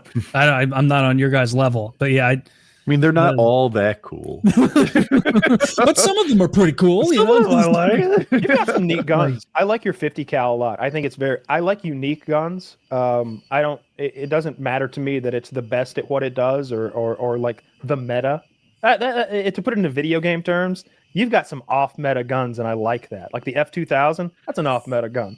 I like that one. The F2000 and the Henry lever action 22. It's brass. It looks shiny, like something like a Cowboy Star would have. Yeah. Like, I like them. They're off meta, and both of those, as an example, like I'm an average shooter, but with those two particular guns, I might be above average, and I like them. Sometimes the gun just fits you just right. I've shot guns before and been like, oh, I'm like 30% better with your gun. Like, this is nice. Yeah. Woody, but you're not leaving us on the pro gun side, right? I'm just asking questions. I see your point. Don't restrict my free speech. It's hard to be more pro gun than me, but still, you know, I don't like seeing these school shootings, and I wish there was a solution. No one does, other than well, I think some people do. I think some people are maybe they don't like it, but they are so entrenched and pro gun, which that they're like, I don't care how. They're almost like Peacemaker from the TV show. I don't care how many. I want peace, and I don't care how many men, women, or children I have to kill to get it. And some people are like, I want gun rights. I don't care how many men, women, or children have to die for me to get it. And I'm not on that platform, you know. But I think that I would be for what they often say, common sense gun laws and gun reform. What do you mean? Let's break it down. I'd love to have an intellectual conversation about that, and not a talking point conversation about that, where on a stage, like, okay, what do you mean specifically? Exactly what do you mean? Are you talking about going house to house with SWAT teams, digging and metal detectors? Is that what you're talking about? Oh, no? Well, then you're toothless. Are you saying that if I ever wanted to see a therapist for depression, that by engaging in that, you need to remove all the guns from my house? Right? I was told not to go to a therapist at one point because it might affect my gun rights. I was feeling bad about some stuff. I was feeling depressed, and I was told, hey, don't do that. That could look bad. What hardships have you ever had? I was literally told by like gun guys, like, hey, I wouldn't seek help. You might be punished. Right? Yeah, that really bugs. Like, so I understand how someone might come up with the idea of protecting that person who might need a little help right now, but I also see that the unintended consequences would be people not getting the help they need because they don't want to lose their rights. And so anyway, every common sense gun law I hear has something wrong with it too. It's not an easy thing to come up with. My dad got a divorce back in the day, and he went back into the home that he had bought, that his wife now lived in, to get his clothing, to get the clothes so that he could go to work. And she called the police and put a case on him, and he couldn't buy guns for a couple of years. I had to buy them for him, you know, allegedly. Man, you're just hitting for a fucking grand slam. Statute of limitations. Shut up, Taylor. Yeah, I lived on that boat for 6 months. Fuck you. I did live on that boat for 6 months. I did not owe those state income taxes. Leave me alone. What do you work for the IRS now? What's your problem? Living on the high seas. That's why when you were saying that earlier, I'm like, we should remove that. It was 100% on the up and up. I was on that boat. Yeah. You know, I received mail at that address. There was at the place where I kept my boat. I received mail there. What do they do? Just like throw it on the deck?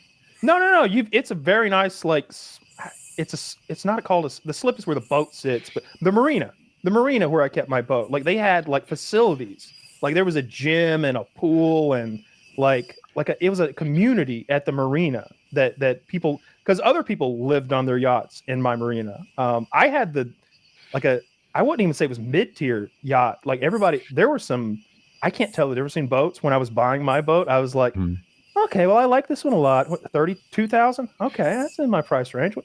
How much is that one? And they're like 350,000. I'm like, it looks just a little better than mine.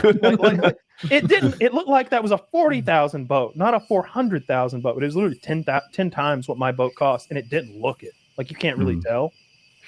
Anyway, leave me alone, Taylor. Taylor's right that it is far too legally and culturally ingrained in the fabric of America for there to be an effective common sense gun resolution. I mean, it's what has to happen is it needs to be educated out of the Terminator options of what happens when you get mad. Is that you start shooting. And that is, I think, the clearest point of failure in America or in the American mindset right now is the notion that gun violence is among the many ways that you may react when you have your feelings hurt. Yeah. There's a lot of that where it's like, and there's a lot of rhetoric that has led to that over the past decade in particular.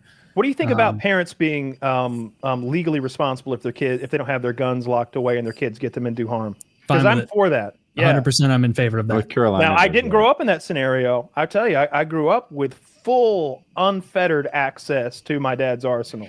Yeah. Guns are for adults. Like I knew the combination to the vault or the safe, the safes from I don't know the age of 8 or something. I still know it. It's one of those like phone numbers from when you were a kid. And like I would go and get the guns out when I was home. If I was home alone or their parents there, like there was no supervision because I don't know. I was schooled in how to use those things and how to respect those things. And I wasn't going to do anything awful. I was going to go in the woods and shoot my 22. Yeah. Probably a pretty hard stop at 18, right? If the kid's over 18, it's no longer the parents.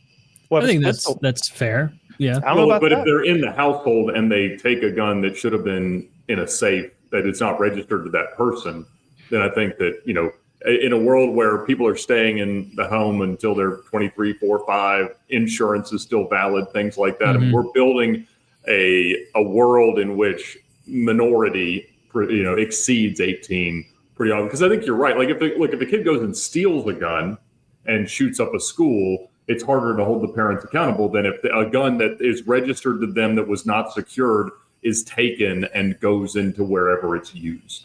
I think I'm if you a were little mixed on the gap. if you left your truck unlocked, stealing it and taking it, like. I mean, from another person, right? If he's used a gun that you've never seen before, I mean, that's a terrible outcome. But it's hard to say a parent was aiding and abetting a teenager that steals a gun that is not from the household. Yeah. But if they remove one from the household, then 100% we need to have some meaningful parental accountability for that. Because I'm thinking about where this starts and stops, right? Like, so in this scenario, a 19-year-old who still lives at home gets the parent's gun and does bad things, we still blame the parents. What if someone who isn't even from the home comes to my home, steals the gun because it wasn't properly locked up enough, you're liable. or maybe my safe kind of sucks.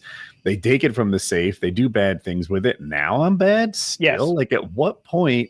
Like, so just owning a gun, if I can get into Kyle's vault somehow, right? With not somehow, like it would need with to be an angle grinder. That would be okay. So there would be a minimum level of security that you would have to provide to your weapons so that you're not legally liable if they are taken and then evil is done with them. And I think that if you've got them, for example, in your truck that's unlocked in your front yard, which is how our guns were always kept growing up, you'd be legally liable if somebody. And if I broke the glass on your truck, the doors were unlocked. You didn't. I don't think that's on you necessarily. I think that would be for And me personally, I don't think that's on you. I think if the truck's unlocked, though, if you literally have guns outside just sitting there and open a door and there's your gun. What if my safe was made of glass? Now I'm not really securing it too well. Your front door was locked. They'd have to break into your home and commit burglary at that point. I think that's, once again, not on you. But with children, you have to rise to a higher standard because they're children, and you have to have them literally locked away, and glass doesn't cut it. I think that if you're keeping guns in a glass-paned viewing case in your home with kids, it better be high up. But it's tricky now because apparently a locked truck cuts it. A locked truck cuts it, but a glass display cabinet doesn't, when they're really both glass display cabinets. I think breaking and entering in the vehicle and breaking into their house is both like a form of burglary, and they're committing like a crime and going above and beyond. With a child, for example, if you kept them in your car, I don't think that's good enough. Like if you just had your shotgun in your truck and locked it, your kid has the keys. You know, they can get into the truck. They know how. Yeah. I'd be for stuff like that. I'm for background checks, sure. Like why not?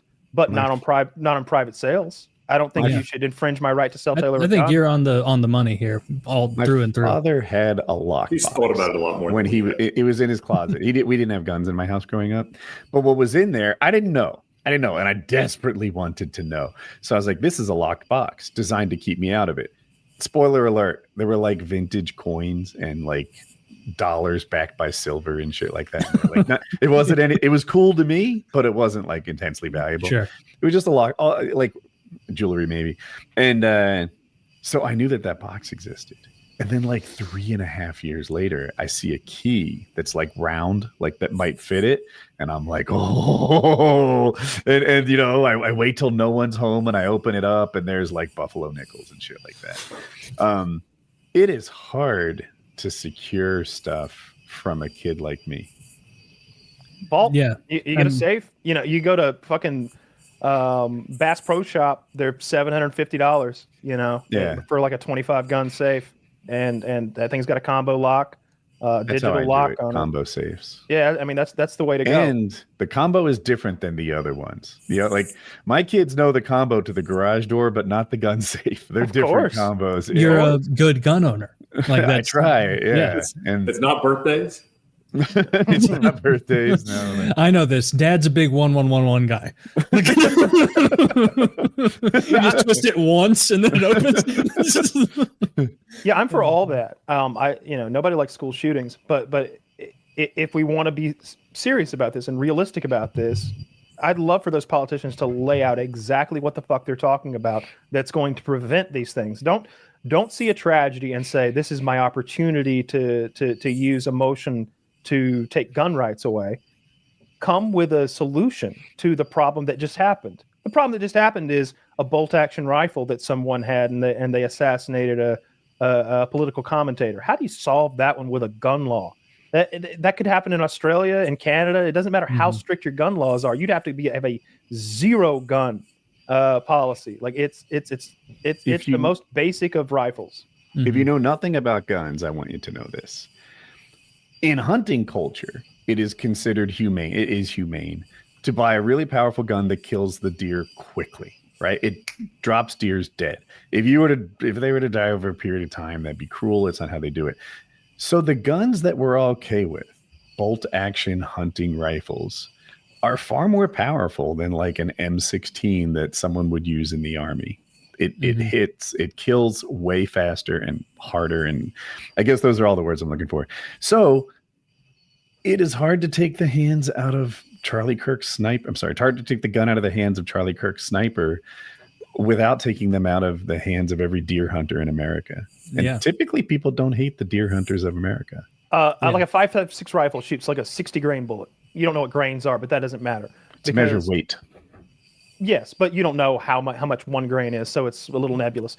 But to compare that, like my hunting rifle shot 175 grain bullets. You know, like 3 times the weight, going the same speed, if not faster, because I was hand loading the bitches. You know, like when I shot that 7mm Magnum as a kid, I'd have bruises. It would knock me up. It would knock me around. But it'd blow a fucking hole in a deer. It'd collapse a deer. It'd blow both of its shoulders out. They're way, way more powerful. They're way more powerful. Yeah. There's just no way to like to everyone's point, I guess, reiterating, but like we're through the looking glass on guns in the United States. Like we have too many.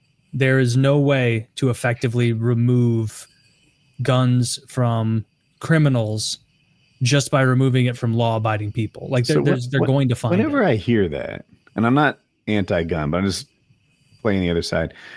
What I hear is it would take a really long time, right? Like, 20 years, 40 years before these guns are like deprecated out and not as interesting or functional as they used to be. I know that doesn't happen. Some guns last 100 years. They all last 100 years. They all last 1,000 years. They literally do. I know of no 1,000-year-old guns. Oh, that's true. They will, though, because the limiting factor is going to be things like firing pins and barrels, and it takes a lot of shots to shoot a barrel out of a rifle, thousands, and maybe 10,000 rounds or something like that. You know, and nobody's policing barrels.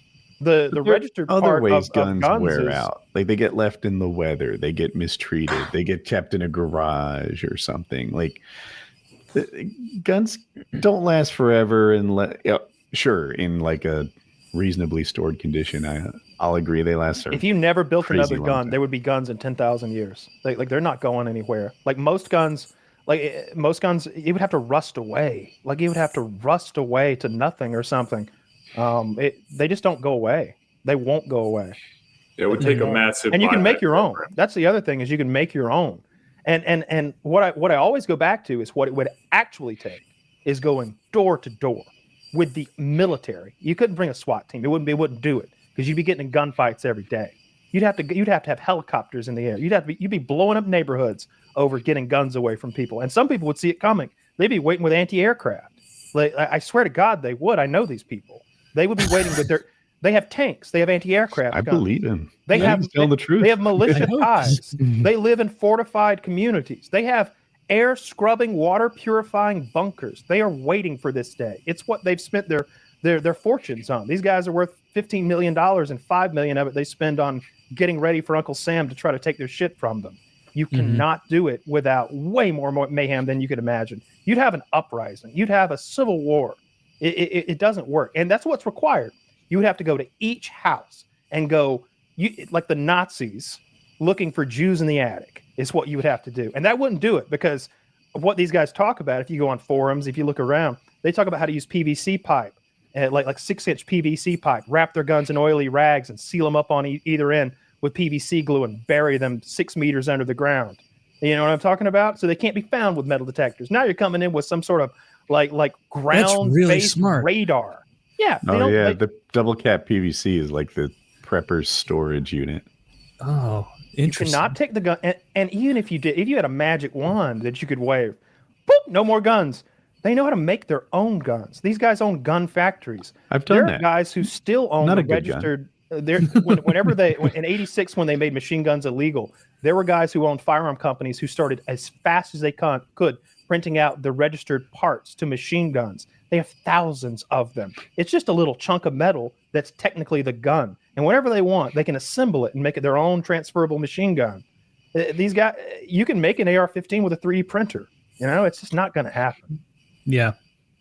Yeah, that's true. I don't know what the solution is. Like, there need to be harsher criminals or harsher penalties on violent criminals. It won't stop it. That's never stopped. Like it could. Well, we do know that stop it in adults. It won't stop it in children, because they're amidst all of the the hormones and emotions that go with that season of life. Not even that.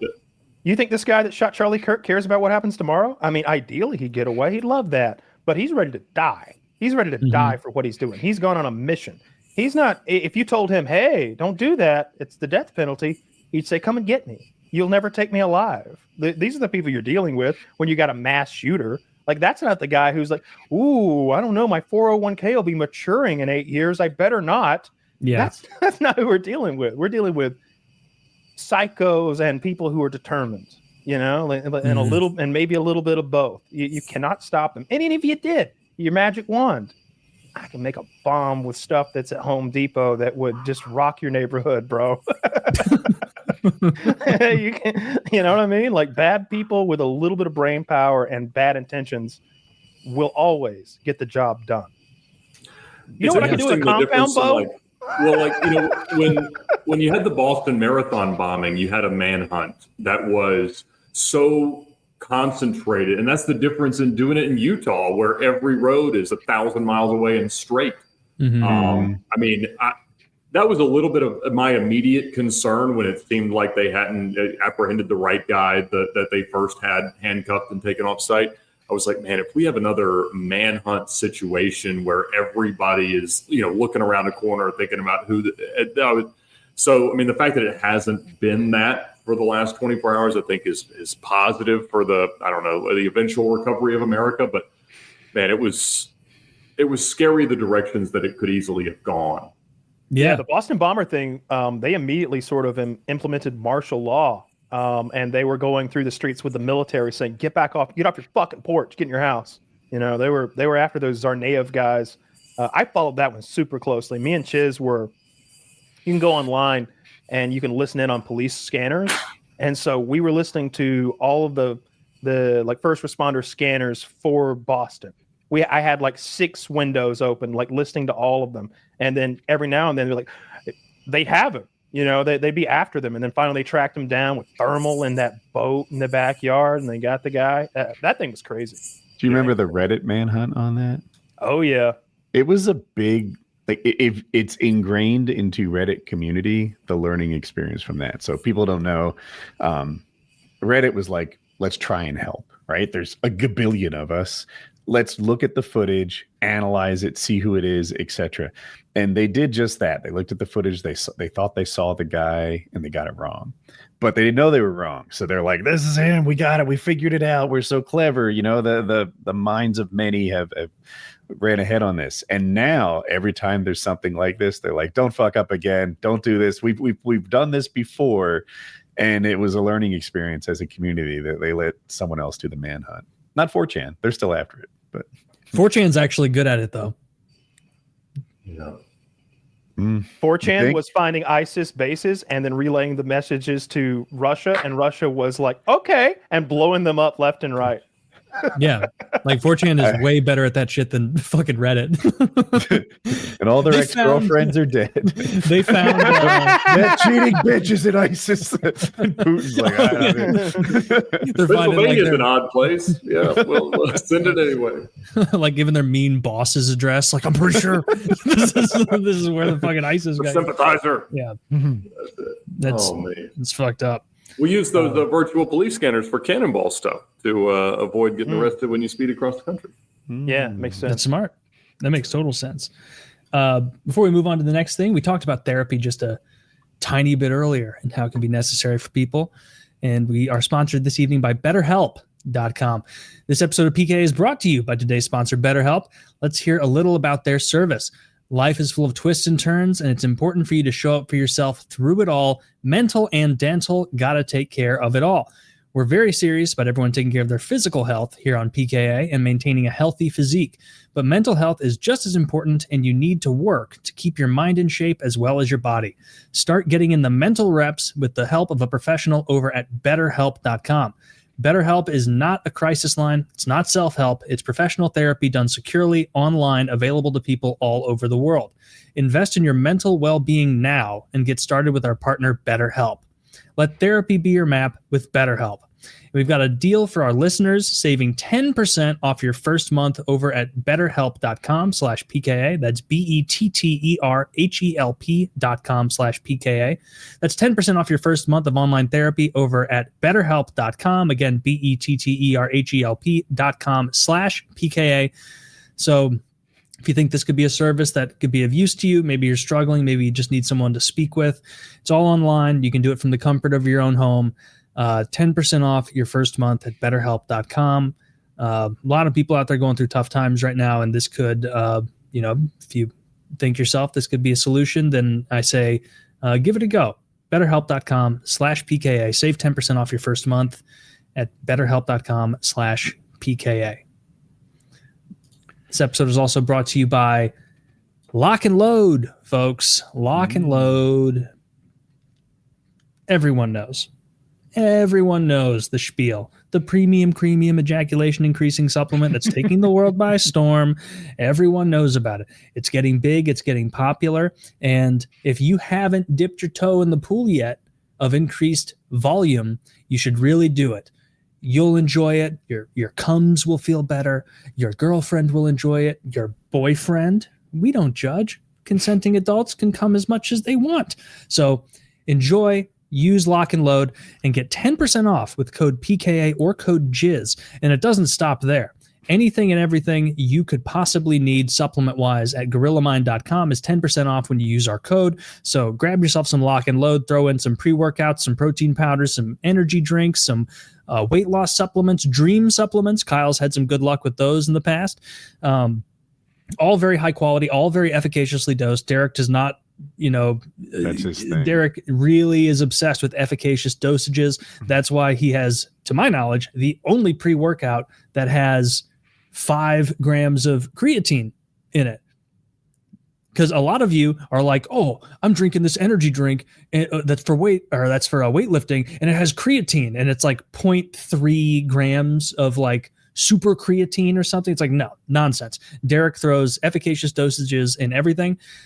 So when you go to GorillaMind.com, whether or not you're buying our product, Lock and Load, you absolutely should.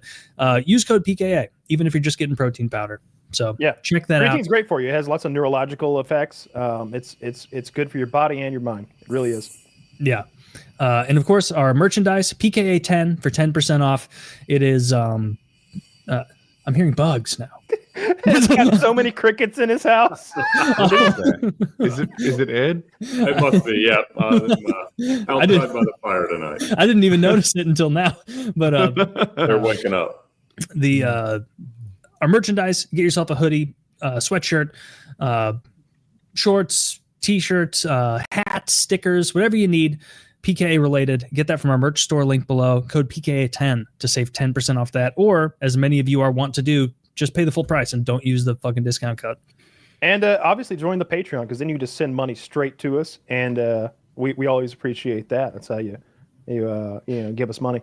Or if you want to be one of our $50 patrons, you come and Taylor, you said you were open-minded, and you said you were okay if you had a boyfriend, but I noticed that when our resident trans girl in the hangout suggested she might cut off her penis, you were very poo-poo about the whole thing. What's that about? I was trying to preserve I imagine, totally useful penis that you can pee through and have sex with. Probably shouldn't chop it off. Have you ever get a hot dog at Five Guys Burgers and Fries? I know no. Why would you, right? They have the burgers, they're incredible. But they do the thing where they split the hot dog down the middle. Oh my God. Don't chop your dicks off, folks. They split the hot dog right down the middle, and you get more surface area, and you render that fat on the inside of the sausage. It's delicious. All right. Now, carry that on over to our previous discussion. That's kind of what she was suggesting she do to her penis. She wants to bisect it and sort of turn it backwards and then stuff it, back in, so that she's got a quasi vagina. Ghastly. You say because of your bigotry and your poor upbringing, but so true. but I just. But you're like on the ball, so you were like, cut your cock off. Oh, I was like, you trust the science.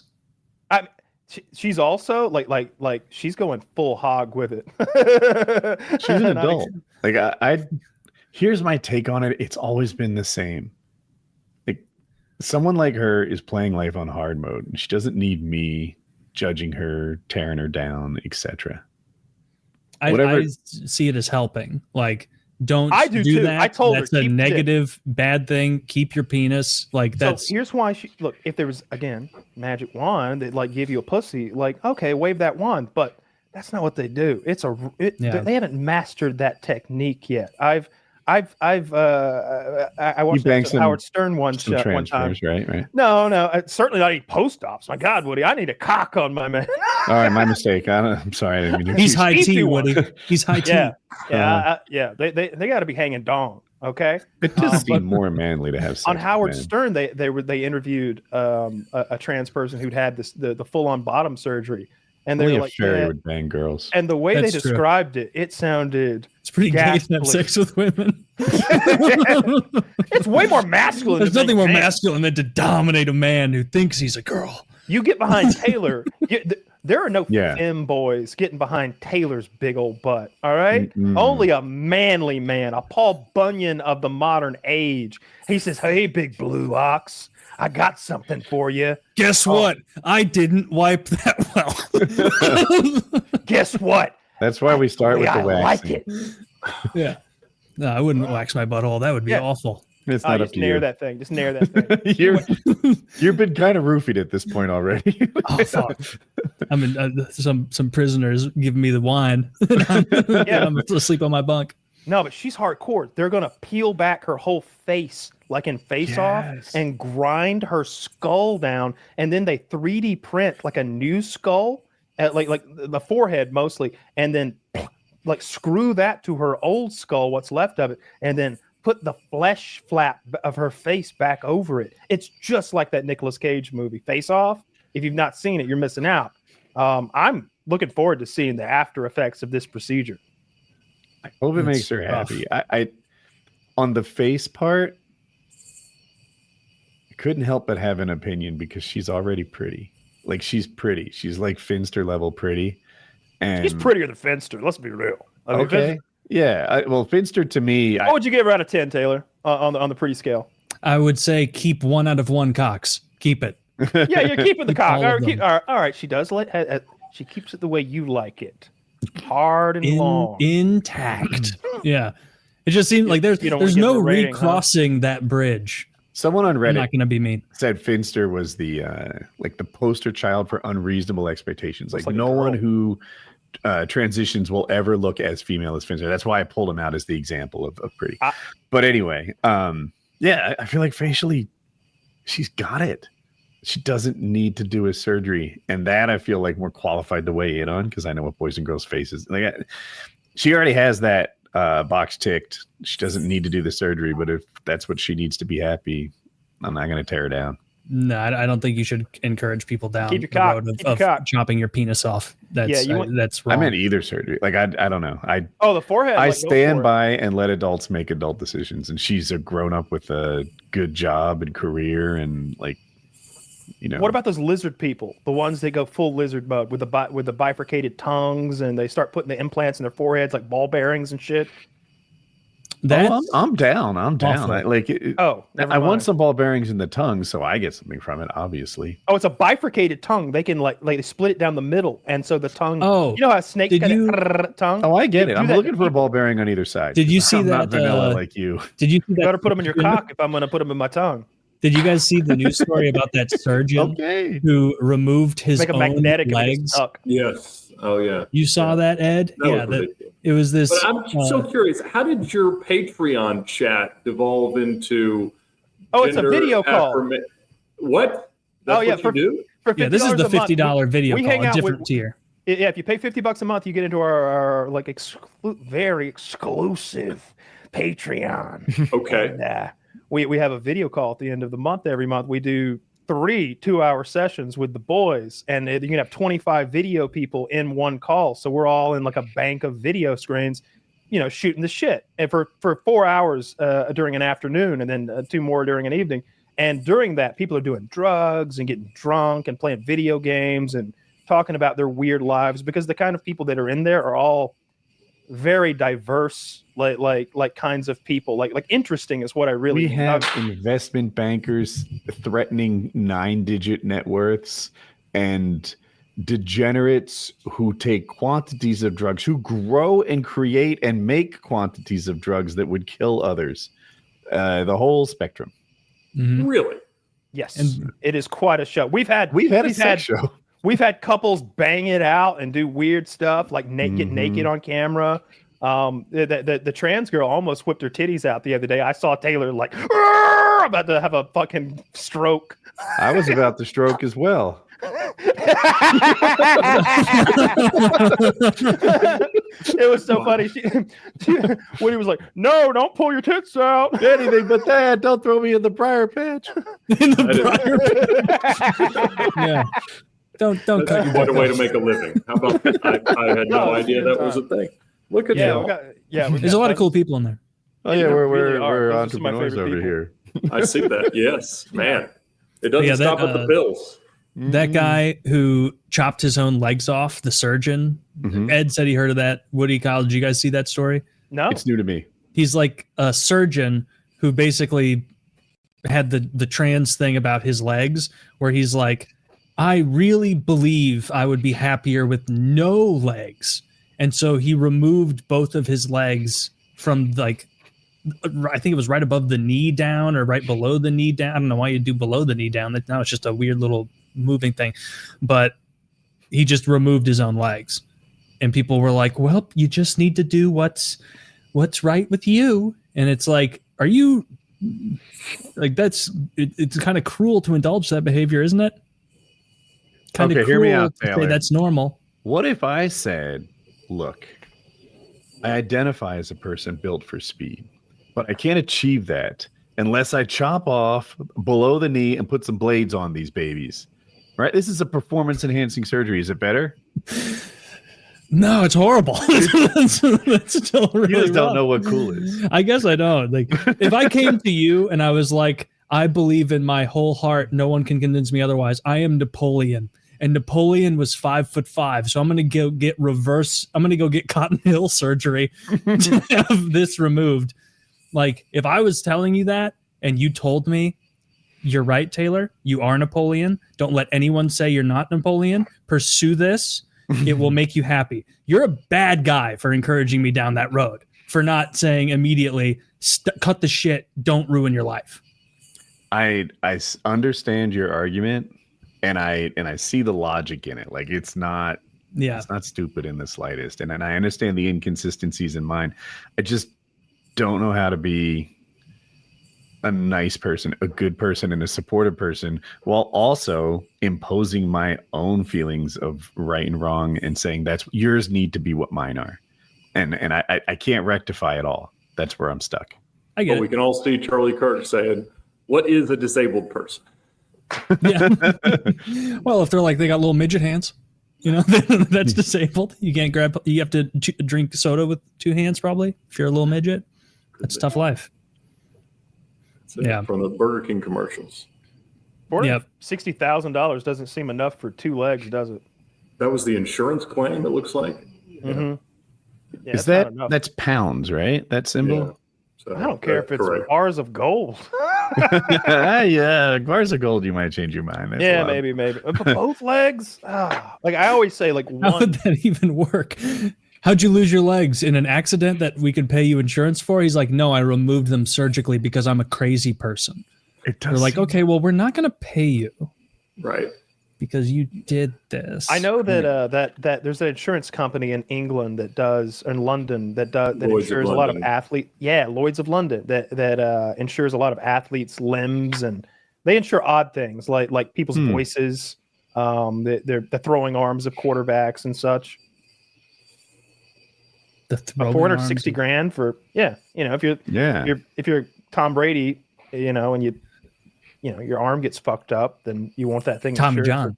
That's what it's called, right?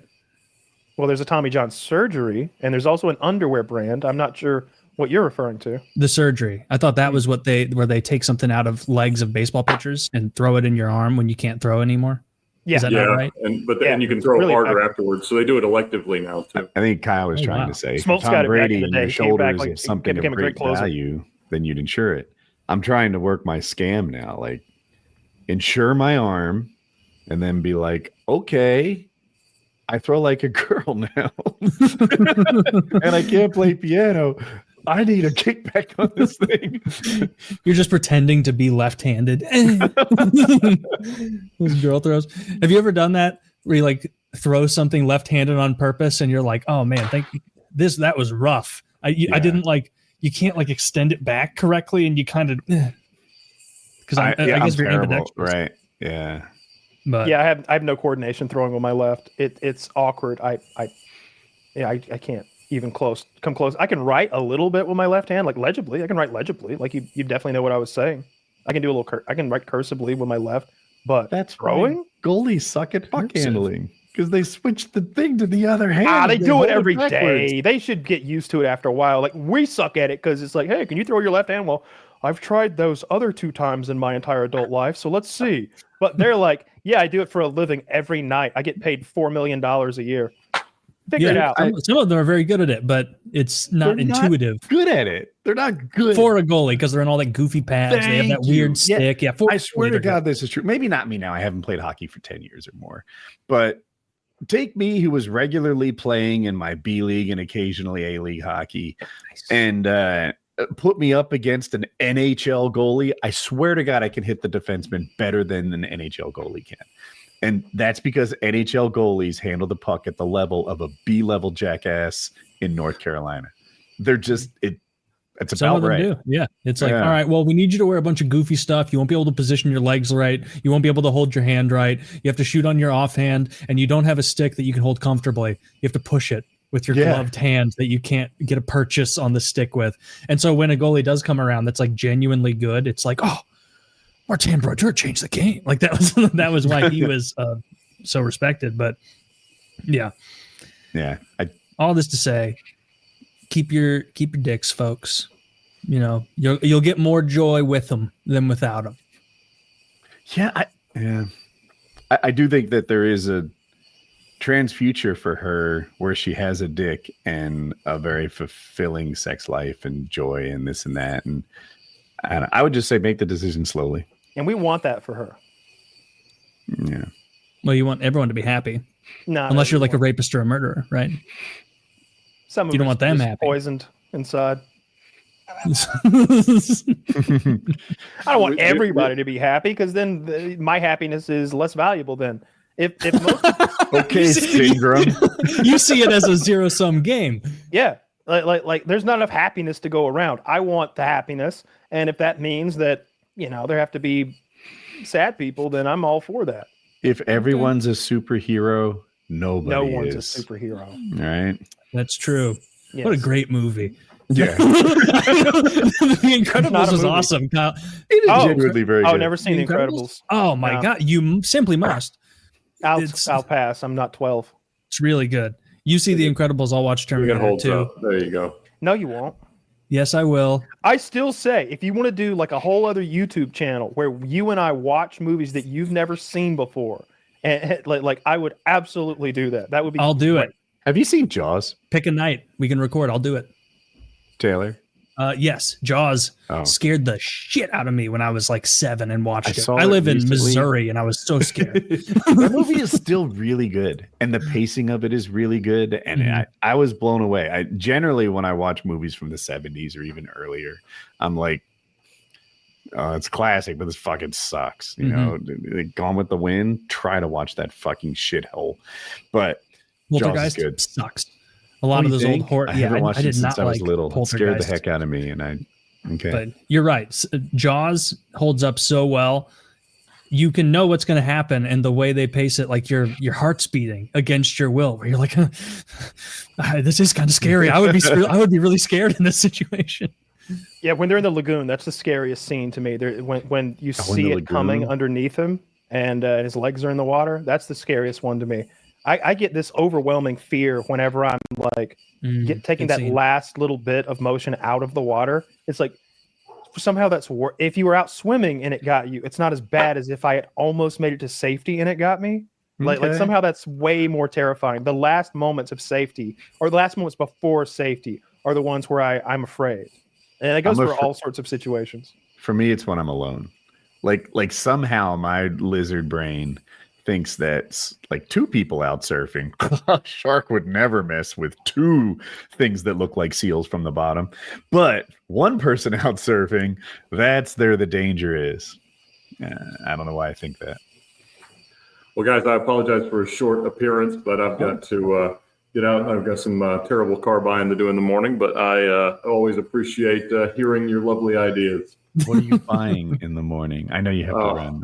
3 terrible flooded exotic cars out of an estate in North Carolina. So a little bit of a road trip. Good luck to you. Thank you much. The recent hurricane? There was a 2022 flood and a 2023 flood. So one would be, I think, Florida and one was Texas. So good luck to you. Thank you for coming on. One's not even saltwater. Y'all have a great night. All right, take care. All right. One's not even saltwater. Sounds like a positive. I know Taylor wants to talk about that stabbing in North Carolina. Did you see the video? Did you see what happened? I've only seen still shots of it. Yeah, I didn't want to watch the video. It looks awful. I didn't want to see that Charlie Kirk video. I mean, I guess I was curious, but once I saw it, I was like, man, I wish I had not seen this. So I didn't have the same I wish I didn't.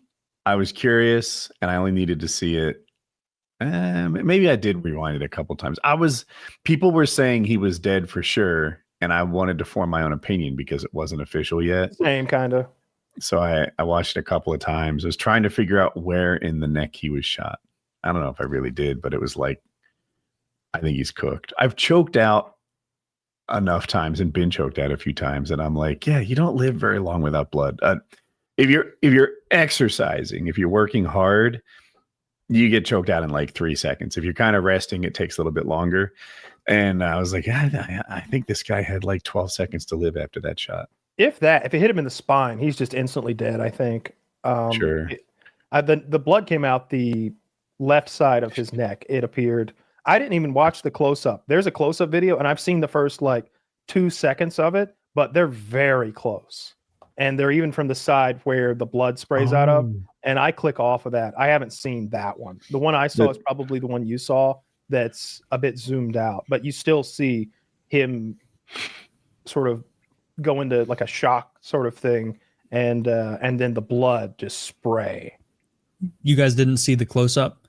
I'm aware of it, but I intentionally did not watch it.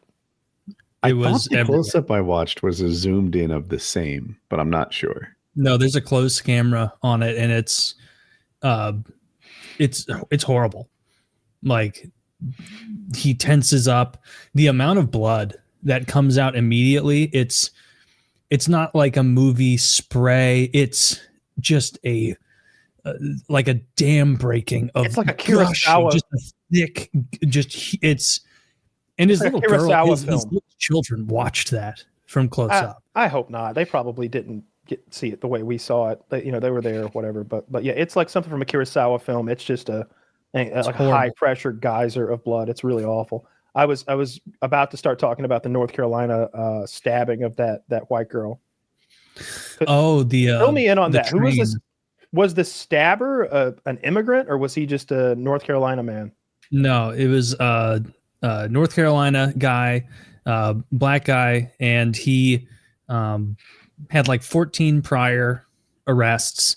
And the reason he was out and able to murder was because a left-leaning non-government organization called the MacArthur Group the MacArthur Foundation, gave $3.3 million to the county in which he was incarcerated.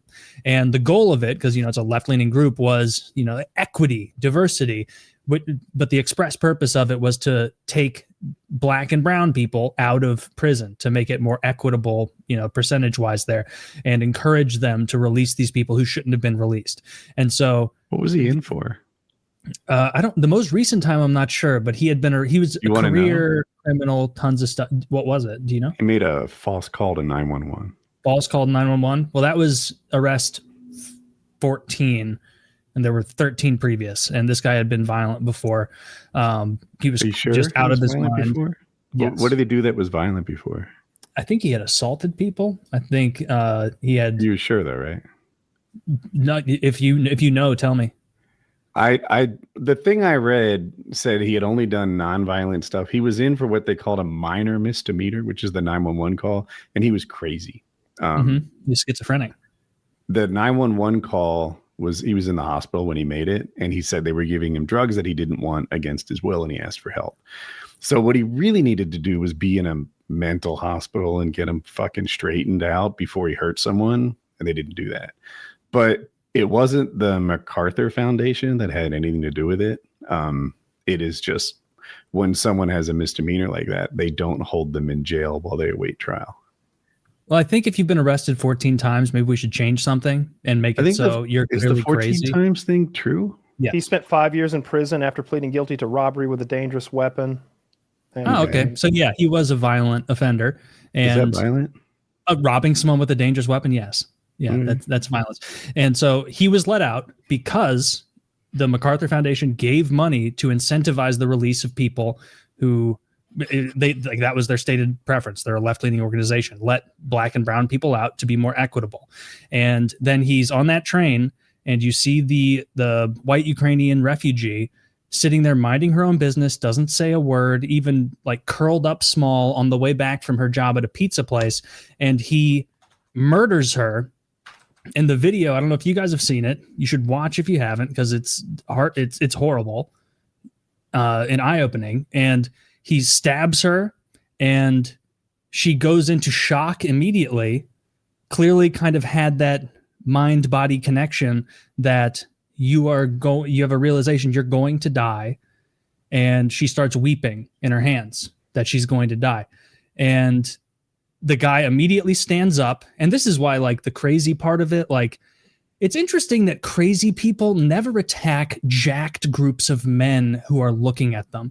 It's so weird. They're so crazy, but they attack people with their backs turned who are vulnerable and easy to kill. It's so crazy how they have that prescience, but they're so insane. Stabbed her to death. She falls over in her seat. She's bleeding out. The 5 other people sitting around her do nothing to help. She's bleeding to death and crying, and these people do nothing. It was 5 other black people who were sitting there on the public transit. They didn't help. They didn't do anything, which is ghastly in and of itself. If someone's bleeding to death near me, I would like to think I would do fucking something, compression, just anything to try and help. And these people didn't. And the guy, they say he's crazy. He walked up the front of the train, and then you hear him say, "I got that white girl. I got that white girl." And then he like used his perceived like excuse on another guy. He goes, "She called me a ninja. She called me a ninja." And so like they say he's crazy. I have no doubt he's actually crazy. Sure he is. Like you have to be crazy to do something like this. But it's also the craziness is tempered when it's like he killed her. He killed her near a stop, got up immediately, walked to the front, said, "I got that white girl," practiced his little "she called me a ninja" excuse, and then tried to escape the authorities. And so it's like, all right, well, clearly this was a bit of calculation.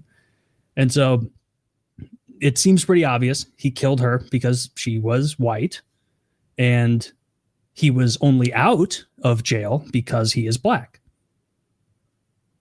And that's what the funding was from that left-leaning group. That's why this took hold, and so many people watched it, because it was gruesome, horrible. The story's awful, and it is a very tangible video and evidence of how cruel it is to allow violent offenders out of prison under the guise of empathy. It's like, no, having mercy for these violent offenders is actually cruelty towards innocent people, because they will behave this way again.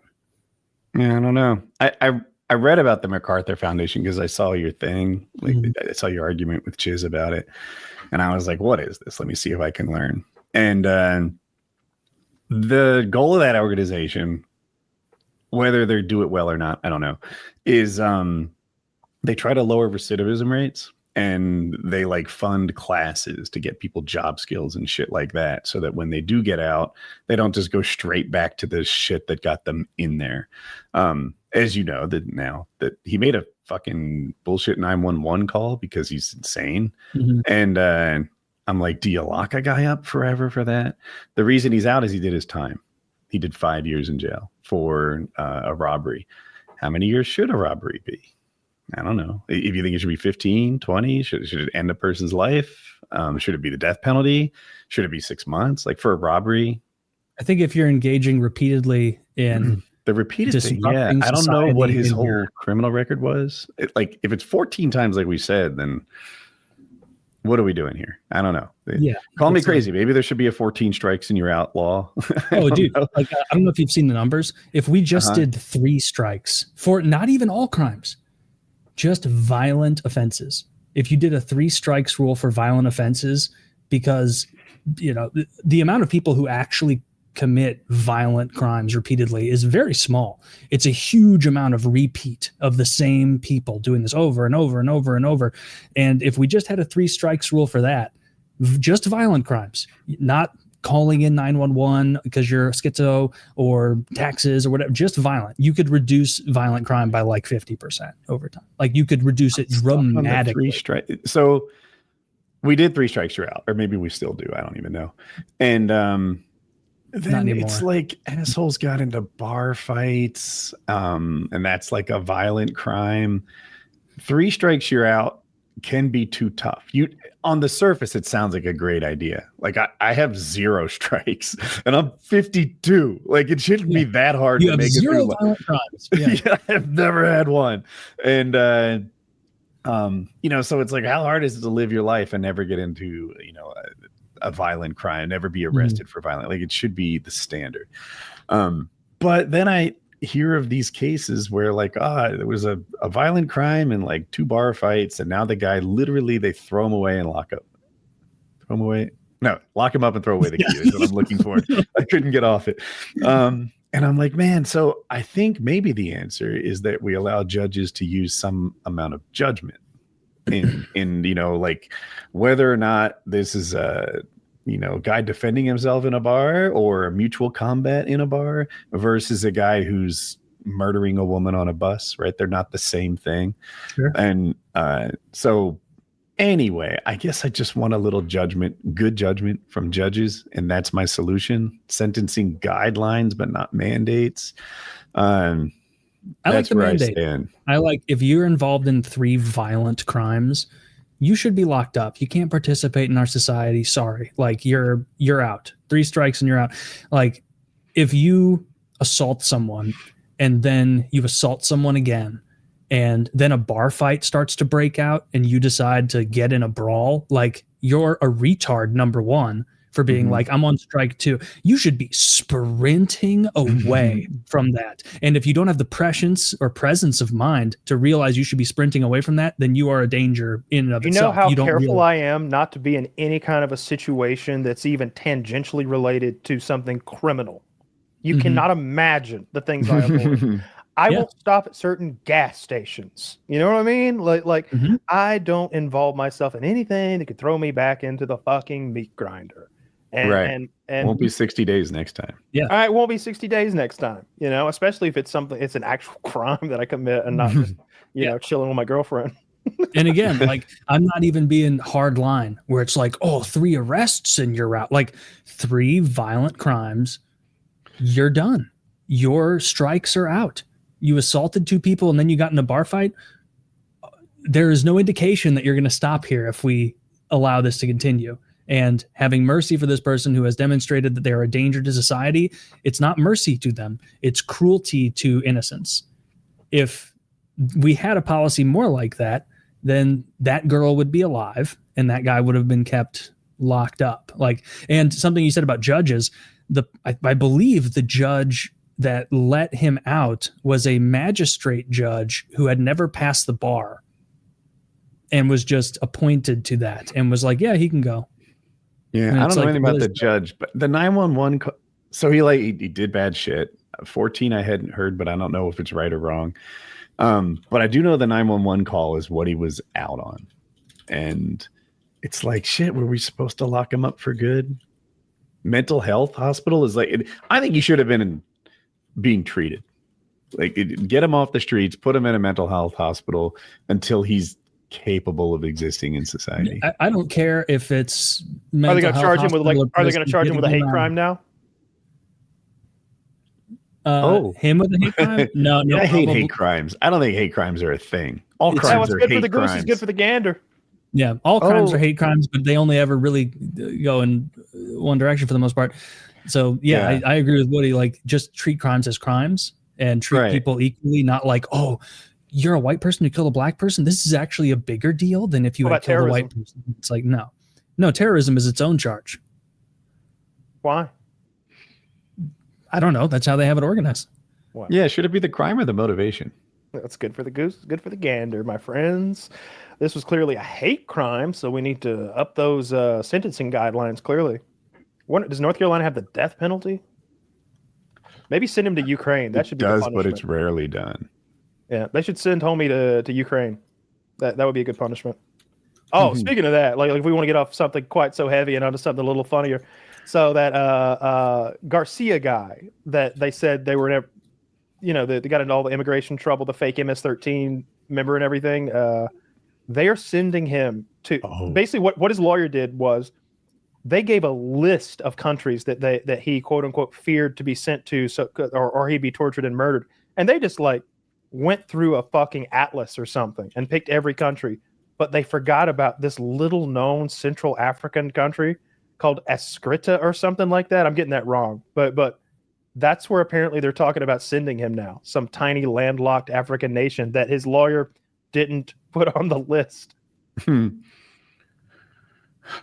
What we let people pick what country they want to go to when they break in and then get sent? No, back? we let them like legally say, hey, if you send me to they're like pitchers. They can have teams they don't want to go to.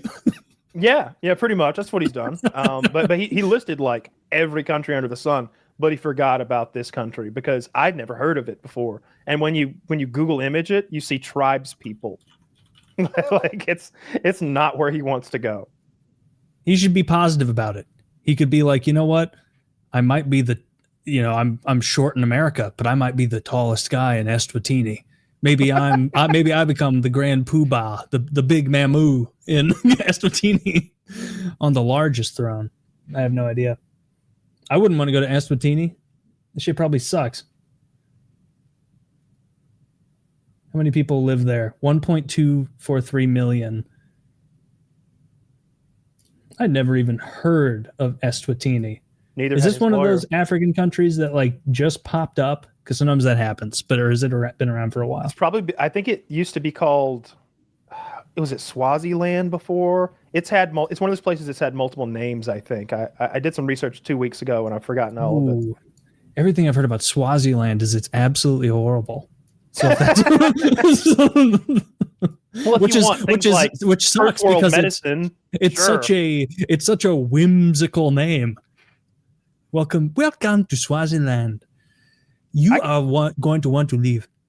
I think as like a dude, like even a white dude, I think there are some of those African countries where you could go and like have a blast, live like a king.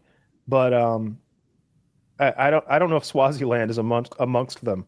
I think I'd want to go to Morocco or South Africa, somewhere like that.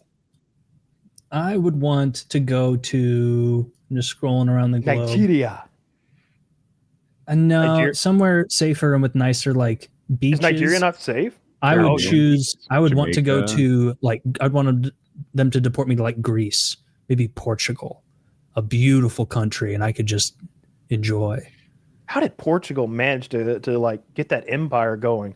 They're like a landlocked nation next to powerful European powers. They're not landlocked. Most of their border is coast. I don't mean landlocked. I mean they don't have. It's like Portugal landlocked. They're definitely not landlocked. It's on the Iberian Peninsula. Yeah. But they had no room to expand inward where they were. They were surrounded by other countries and then the sea. They had nowhere to expand there, but they ended up with that huge empire. Like Brazil speaks Portuguese. You know what I mean? Like I think that they were the first to, or among the first to go around the Horn of Africa and get access to those Indian spices without having to go through the Mediterranean or whatever and deal with whoever was operating the Strait of Hormuz. Great sailors. The Portuguese knew what they were doing on the high seas, just like the Brits. But, it is weird too, because you're right. I don't think I've ever in my life had Portuguese food. Is it just Spanish food? But like a tiny bit different. Were the Japanese good sailors too? Don't you start with a boat and civilization? That's what I'm basing this on. You do start with a boat and civilization. They didn't expand as much other than going into China and like raiding and stuff like that. Because I know it was who was it? Wasn't it the Portuguese that showed up on Japanese shores first? Yep. Why did the Japanese have nowhere to go, but the Portuguese did? Well, the Japanese repeatedly, where they wanted to go was Korea and China. And so they would go raid and try to conquer Korea and China. What is modern day China and Korea? They just lacked the ambition to go to North America. They didn't have what it takes. They didn't have the sailing technology. And they also didn't have incredible boats in the game, Kyle. Don't you know anything? Not the good ones. They start with a canoe. That thing's got 8 HP, Woody. One shark and the whole civ's gone. It was as if like Portuguese got to take. boat. Yeah, when like the Japanese versus Portuguese Navy was like Japan was just starting and Portugal was like on turn 60, and so like they were already there. Well, like, hey, we're showing up. We watched the Shogun. Shogun was that period of time where the Portuguese had all that power and Catholicism had all that power within Japan because they had cannons and those big, gigantic sail-drawn ships, and the Japanese boats were. I don't think you can use fictional stuff like that as the basis of your knowledge. It's just historical documentary. Drama. Come back to me when you have something by Capcom or EA, EA, yeah, it's in the game. Group, yeah. That's why Europe dominated so hard for so many centuries. Is like nobody else put the points in the Navy tech tree. Is the Brits, the Portuguese, the Spanish, they were like, oh, we leveled up again. What do? Navy. We're locking it into the Navy thing. And so they showed up with like pretty dope ships, and everybody had to be like, oh, fuck. Can you imagine being like an Inca or whatever, an Aztec, and be just like Apocalypto, where they like run to the shore and they see the conquistadors showing up? That would have to be mind bending. That would be like us seeing an alien ship we couldn't even fathom. Like, what the fuck? What the fuck is this? I think Montezuma had been fighting Cortez of the conquistadors, and they'd had all these battles, and the Spanish had won all of them, and the Spanish were asking for like terms of surrender, and Cortez was like, "Oh, that wasn't our army you fought. No, those are little fun battles. We were testing you to see if you'd be a worthy ally. Our army is 1.2 million men. We were wondering if you wanted to join with us and fuck up some of these other tribes that we really hate." And Cortez was like, that is the European way. Yes, we would love to do that. And that's what they did. They massacred all those people. Between the smallpox did most of the killing, though, in North and South America. They just couldn't handle our powerful white diseases. Well, they didn't have all those domesticated animals creating nasty diseases for centuries that Europeans just became accustomed to, where you become kind of immune to it over time, and then you show up anywhere. Yo, what's up, boys? Let's shake your hand. Oh, also, I'm Spanish, which means I do a little cheek kiss when I meet you. And then they get fucking smallpoxed. I like Europeans, we view ourselves as like the most dominant culture in the world, when really our advantage was living in sewage for so long. It was domestication, like they hadn't mastered that. Now you could argue that they didn't have any good animals to domesticate, and it'd probably be true. I saw some people defending the Africans' non-invention of the wheel and the wheelbarrow. You sent me that. That's insane. They always say tell me more. I didn't. So Africa never invented the fucking wheel, and their excuse is, well, we don't have any beasts of burden. We didn't have any wagons we didn't have anything to pull the wagons. You can't domesticate zebra, and water buffalo are mean. Fucking hippos don't pull carts, so we didn't have any use for the wheel. And they say, yeah, but what about the fucking wheelbarrow? Because they invented that in China in like the year 100, and Europe got it by like. Didn't they use like round logs with a board over them to move? That's the. I don't think ancient they used Egypt. that. I know that we don't know what the Egyptians. Well, did. ancient. He's talking about sub-Saharan Africa. Yeah, I'm talking not about Egypt, Algeria, that region. Yeah, all those people. Because that was all Arab back then. I guess it still is mostly Arab, but yeah, the Zulu didn't have any fucking wheelbarrows. No, and it's like, brother, no wheels. You must have spent that time making a written language, right? No. Then you probably got some cool log cabins or something you live in, though. You guys probably got sick boats, right? No, but you probably have a 2-story building. Shit. What do y'all got? What have you guys been up to? Oh, that's a sick spear you have. Wow, and that shield is that made of cowhide? Wow. Cowhide, that's awesome. I'm wearing 60 pounds of bound together with my vine. colleagues real quick. Guys, it's gonna be really easy. More easier than you can even fathom. Yeah. The Native Americans didn't have the wheel either, although they did have toys with wheels on them. But huge oversight. But when they, especially the Plains Indians, when they would move, they would follow the buffalo herds throughout their cycle, their migrations and such. They would just pop. That's why they lived in those teepees. They could fold them up and go. But they would use dogs and stuff like that to drag. What are they called? Like skids. It's like two sticks with it's like a stretcher, except you hold one end like and the other two sticks, like a sledge more. Like you drag it on the ground. Like imagine I don't know what a sledge is outside of the hammer. No, I think it's also a thing you drag things. It's like a cart you drag. I feel like you're right. Maybe a cart you drag. It's kind of what that's how I picture like carrying wounded soldiers, right? Like they put them on sort of a stretcher and drag. They would tie them to dogs, like anything they had to and people would drag them too, and like wheels would be great for that. You would think. You know what? I always see this on Reddit, like, oh, you're going to go back in time and teach people modern technology, and then you realize you don't really know how batteries work.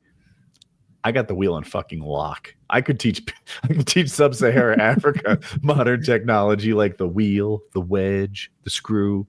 You could teach them the alphabet. You could be like, guys, you don't see the use of it now, but recording things is going to be really interesting. Taylor, this is genius. Then my spellings become the real spellings and yours become the wrong ones. That's true. I would just have to look at African modern spelling and be like, there's a lot of, E's after I's in here. I think embarrassed needs more R's than this. You know why our English differs from the English, the words like color, for example, where we drop the U?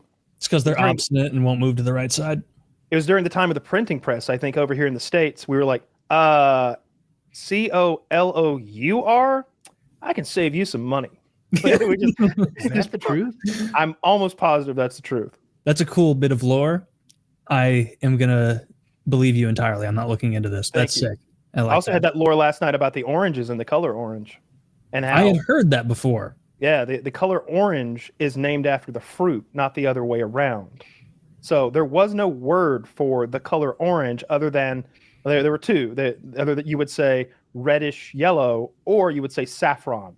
But I couldn't find any literature examples of the usage of saffron as a color, and I tried hard for 30, 40 seconds. Well, you put in the due diligence. So, okay. Yeah. And then you were like, the color of, or no, I think Chiz was like, saffron is yellow. And you were like, no, it's more orangey. And then we both were linking pictures of saffron that were very, very orangey. Yeah. And he's like, well, there's also golden saffron. And it's like, this is a picture of golden saffron. It's orange. Like, I think that might be a brand. He doesn't like losing an argument. Yeah, whatever. He's let him have his fun. Dude, you guys were arguing for you clogged up WhatsApp for a fucking hour and a half yesterday or the day before, whatever it was. In my mind, it was so much longer than that. Am I crazy? I loved Woody's popping in and being like, boys, what do I do about this video game right now? Because it's going to be intense. I appreciated it because I was tired of you guys talking around each other. It was like, why don't you guys get in a fucking voice call and have a real debate about this? Oh, you think you'd hop in a voice call with me to argue about it? No, I don't. Oh, I'd be more than willing to. You don't think you would? Probably not. Probably not. That's weird. What were you guys? You were going back and forth. It was over current event stuff. Like it was mostly the stuff we already covered tonight. Oh yeah. It started with the Charlie Kirk thing, and then got poisoned from there. And I would put my phone down and pick it up, and it was like 22 new messages. I'm like, fuck, I know I don't need to see any of this, but I don't want to miss out. Here, let's go. Okay, bullshit. Oh, you do that? Dude, when I see there's been like 50 messages in that chat, I'm looking at it. It's 3 hours from 3 p.m. to 6 p.m. It was too long. But I didn't know you read every message in that chat, because if I haven't been active in that in a while, no, Kyle, if I haven't been active in a while, you know that little button in the bottom right that says zoot to the bottom? I'm an expert in that button. Yeah, I know Woody. Woody is based and chill pilled in the chat, where he'll just be like, don't give a shit about this gay stuff. I'm playing a video game right now. What should I do to stay energized? And I'm like, almonds, you've earned it. That was a solid answer. I really like the tech. I told it to Jackie. She was on board too. Yeah, you've earned those almonds. And ever since you told me, because I always imagined you were eating the kind of almonds I eat, like smokehouse, like the very flavorful, or the habanero. There's mango habanero almonds that I think blue, or maybe it's not mango habanero, just habanero. And when you told me that you're like, I just eat like regular almonds and I enjoy the oils in my teeth, I have started doing that. Side of the molar, and I squish them and fully enjoy what comes out. I have started eating almonds Woody style, and I enjoy it more, and it slows me down, where I'll like catch myself just feasting and be like, no, how about you take a page out of Woodster's book and just enjoy the oils, just squeeze it out of there. Dude, that's the tech. Yeah.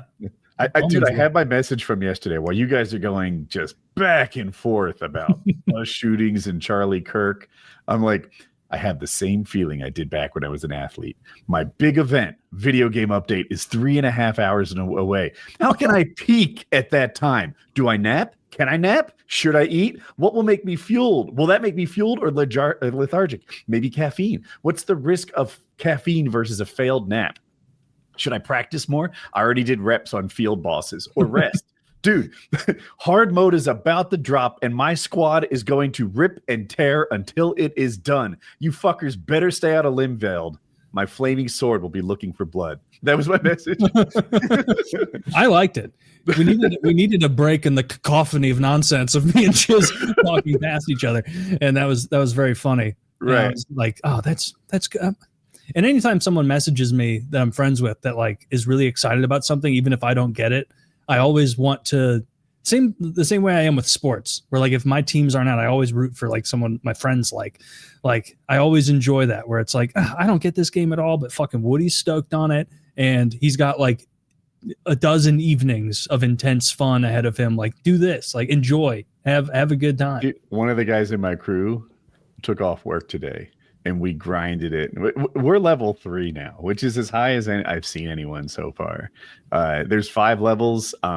I did see some streamers do a 24-hour stream. They briefly touched level 4, lost, and got demoted to level 3, which is where I am. So my friend is very good. I play a ton, and we're making some noise in hard mode. In Night Rain, we didn't say the game. If you lose at level 3, it boots you back to 2, and you have to win at 2 again to get back. Kind of. It depending on the level, it takes like 5 or 10 more wins than losses. So we're actually 10-0 right now. We've never lost, but I've seen what happens if you lose on streams and stuff. And I don't fully understand how it works. I've seen people lose 200 points, which is what we won every time we played. I've seen people lose 400 points. And I'm like, do you have to win twice for each loss at the higher levels? People are still figuring out how it works, but yeah, you definitely get demoted. And I watched Bushy play shortly before the show. They hit level 4, right? They're 21.5 hours into a 24-hour stream, and they finally reached level 4, and then they lost. And they're like, I don't even know why we're doing this. What is the point of this game? It is so... Souls games tear your heart out. And I was just like... I felt for him. They worked so hard. He's exhausted, clearly. And I think it's harder to keep your spirits up when you're 21 hours into a stream. Sure. I don't know, but I'm still jazzed for it. We're undefeated over here, but we're not level 4 either. So we'll see how it goes. Are you going to hit it tonight? I don't think so. We played 5 or 6 hours today, and I'll come back tomorrow. Nice. Tomorrow. And I like the hair getting taller and taller as you achieve more and more. If I get demoted to level 2, I'll lower it back down a little bit. I'm going Captain Pike as best I can. His hair is grayer than mine, which looks good on him. But I might be matching his height, maybe not Vulcan version, but regular. Kyle, thoughts? He's really tall. Zach, can you show us a picture of Captain Pike with his tall hair? It's but impressive. Not as a Vulcan. I'm not claiming that level. Yeah, don't do the Vulcan. The Vulcan one, it's like combed straight. Show the one where it's coiffed and layered. Yeah, I can't wait to see this Captain Pike hair. It's aspirational. It's very tall. They're doing I saw a screenshot from the Muppet episode they're doing, and the Muppet has the hair too, which is really fun. Really? Yeah, So I think it might be next week or tonight, maybe even. the one on the left, I think his is taller, but it's the same league, I would argue. Yeah, you're getting there. I think it's pretty close. Yeah, big fan. Yeah. Captain Pike's great. That's a great show. Yeah. This guy's great. Fuck. I will yeah, stop dude. till I reach the Muppet. That's where I gotta be. Yeah. Dude, that's a good show. The latest episode where Ortegas is stuck on the planet with the Gorn, and the Gorn is a giant lizard monster, but it's lonely, and they're mortal enemies, but they become friends, and they create this communicator that will just sort of give affirmatives and negatives. And I was like, I could tell right like 3/4 of the way through that this Gorn's gonna fucking die and make me cry. I know it. And sure enough, like I was over there crying over that fucking puppet. I did not see. You told me you saw the ending coming. I didn't see the ending coming, and I was like, "How is this gonna go? Is this Gorn gonna become a member of the crew? Is this Gorn gonna like? They're not gonna instinctively trust the Gorn. The Gorn speaks English. Well, he listens. He understands English, so that he could understand his enemy. And I was looking forward to future episodes of how the Gorn. Like I'm picturing in his Starfleet uniform, like over there turning knobs and stuff. like Commander Gorn, we need more power, and he just goes, "Ah!" His tongue out. Or like bump into each other in the turbo lift, and just goes like hisses at the other guy. Yeah, I was feeling sorry for it. Like she's like trying to convince the Gorn that they've got a reason to live and they can do this and we can persevere. We can do this together. And she's like, I'm gonna go get you some medicine. And the Gorn's like, no, don't go. It's too dangerous. She's like, I'm going for your medicine. I'm fucking crying. That's the stuff that gets to me. Dogs and the bots from Star Wars, the droids. I always feel like way too like because the droids are a lot like dogs. They're like innocent, usually pure and kind and simple, and like they can't really defend themselves well. The droid in the Andor show has a stutter. It's like, where's Cassian at? And droid stutters. It's the like most annoying Put thing it down. ever. Oh my god. Debug. The droid goes to the funeral and the droid it's dude, I love that droid. I love that droid so much. That's my favorite droid in all of Star Wars. Until it fell over and I'd laugh. Wow. Struggled to stand. Wow. It was clearly like it wouldn't leave the house. Like its owner had died. The old lady had died, and it didn't want to leave the house. It's like, can we stay the night? It didn't want to like leave the house where its owner had died, and it was that stuff affects me big time. I'm looking forward to this new movie, Good Boy, where it's from the point of view of the family dog, and there's like a demon infestation or something like that. There's like spooky ghosts or like demons or something in the house, but only the dog sees them, and the dog is like, oh. Like seeing the thing, and the people don't believe the dog, of course. I'm really looking forward to that movie. I hope nothing happens to that fucking dog. I can't deal with it. It makes me cry every time. Did I mention on the show that we put a deposit on a dog? You did not. No. Oh yeah, Jackie found. So we don't have an exact dog picked out. We have a deposit on the litter, and then I think we're getting a girl. All the boys. There's like 4 boys and 8 girls or whatever it is in the litter, and the boys are spoken for, but the girls are not. So we get first choice of the girls, and so we don't know which one is ours, but I do get to name it. I have this thing that I think it's funny when a pet has a human name. Like, yeah, it's, Jackie, Colin, Woody, and Kevin. We all live together. Like that's funny to me. So Horace. The leading candidate names right now are Mary Poppins, she'd just be Mary, and Joan of Arc, and she'd just be Joan. So Mary or Joan would be the new member of the family. Mary would be better. I've heard before that dogs like that Y sound at the end, where it's more appealing to them. If you were like Joan, like who knows, maybe it would still listen. It needs to be something you can yell too. You can scream Toby. Mary, I think, is parallel to Toby in like phonetically. Yeah, for sure. Mary's just more of a person name. Mary. There are too much of people names to give a dog. Like I disagree. Like I had a Winston. like Peter. Like a dog named Peter? Peter's not a good name for anybody. But I had a dog named Winston, and I had a dog named Sam, Max. Sam works. That's a big. Yeah, Max is a big dog name. I bet it's the most popular. We had a dog named Max. Yeah. Yeah, it's that's the John of dogs. But I never comment farm, but I would like a little help on this chat.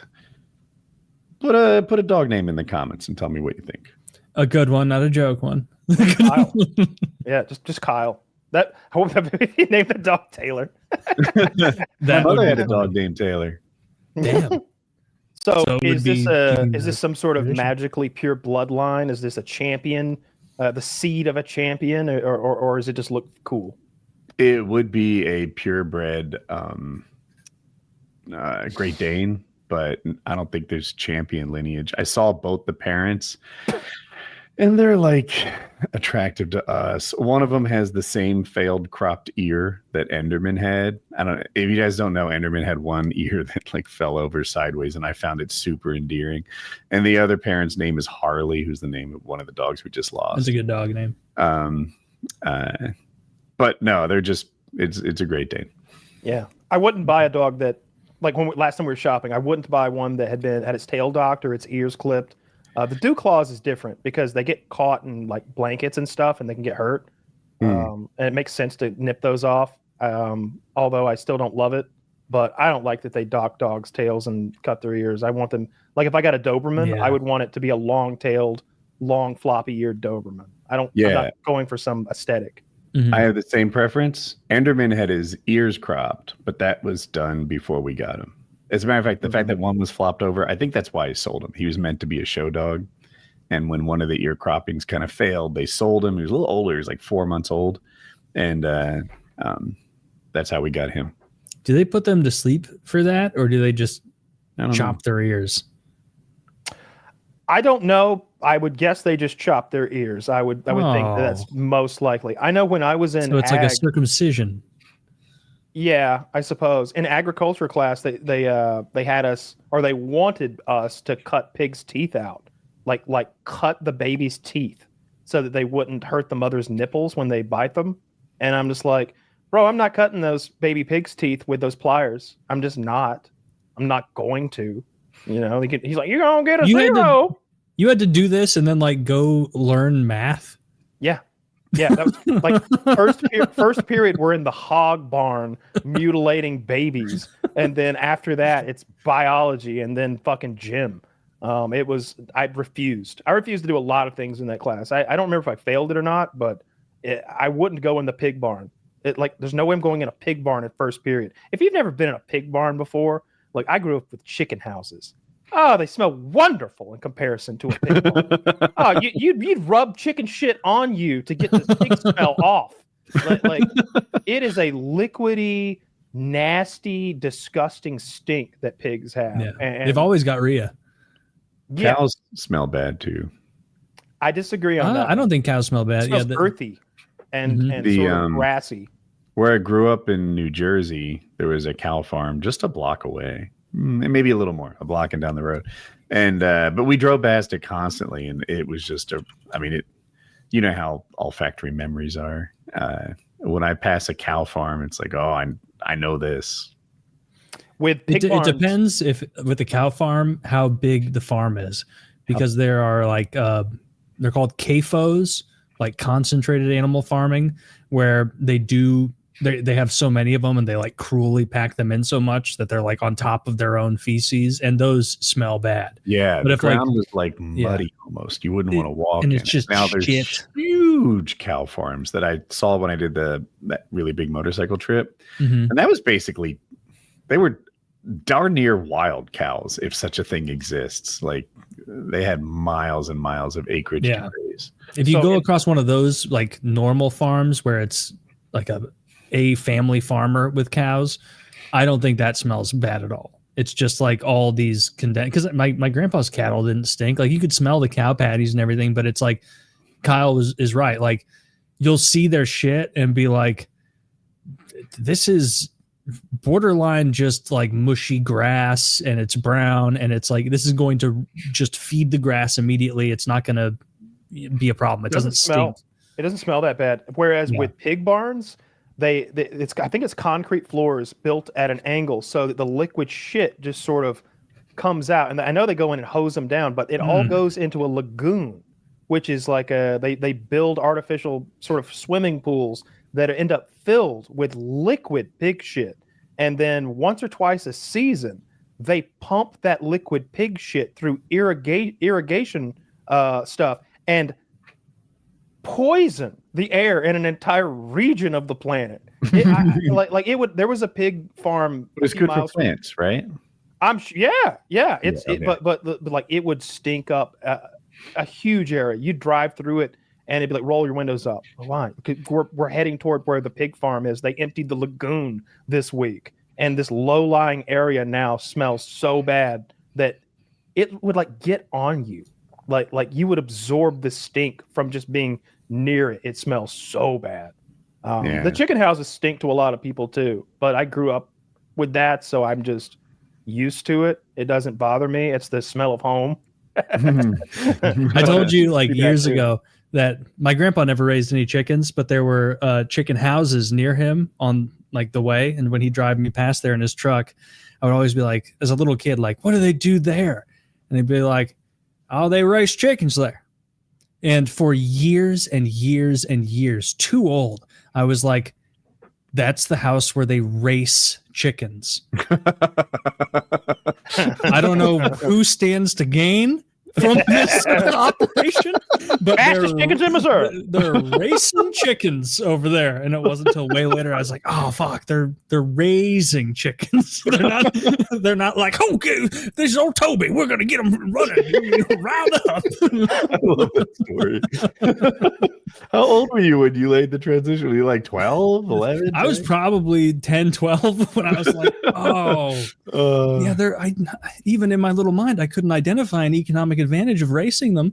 Like I saw this on Reddit. This guy knew a girl who thought that unicorns were real, but giraffes were fake. Oh. And I know, insane, right? Super stupid.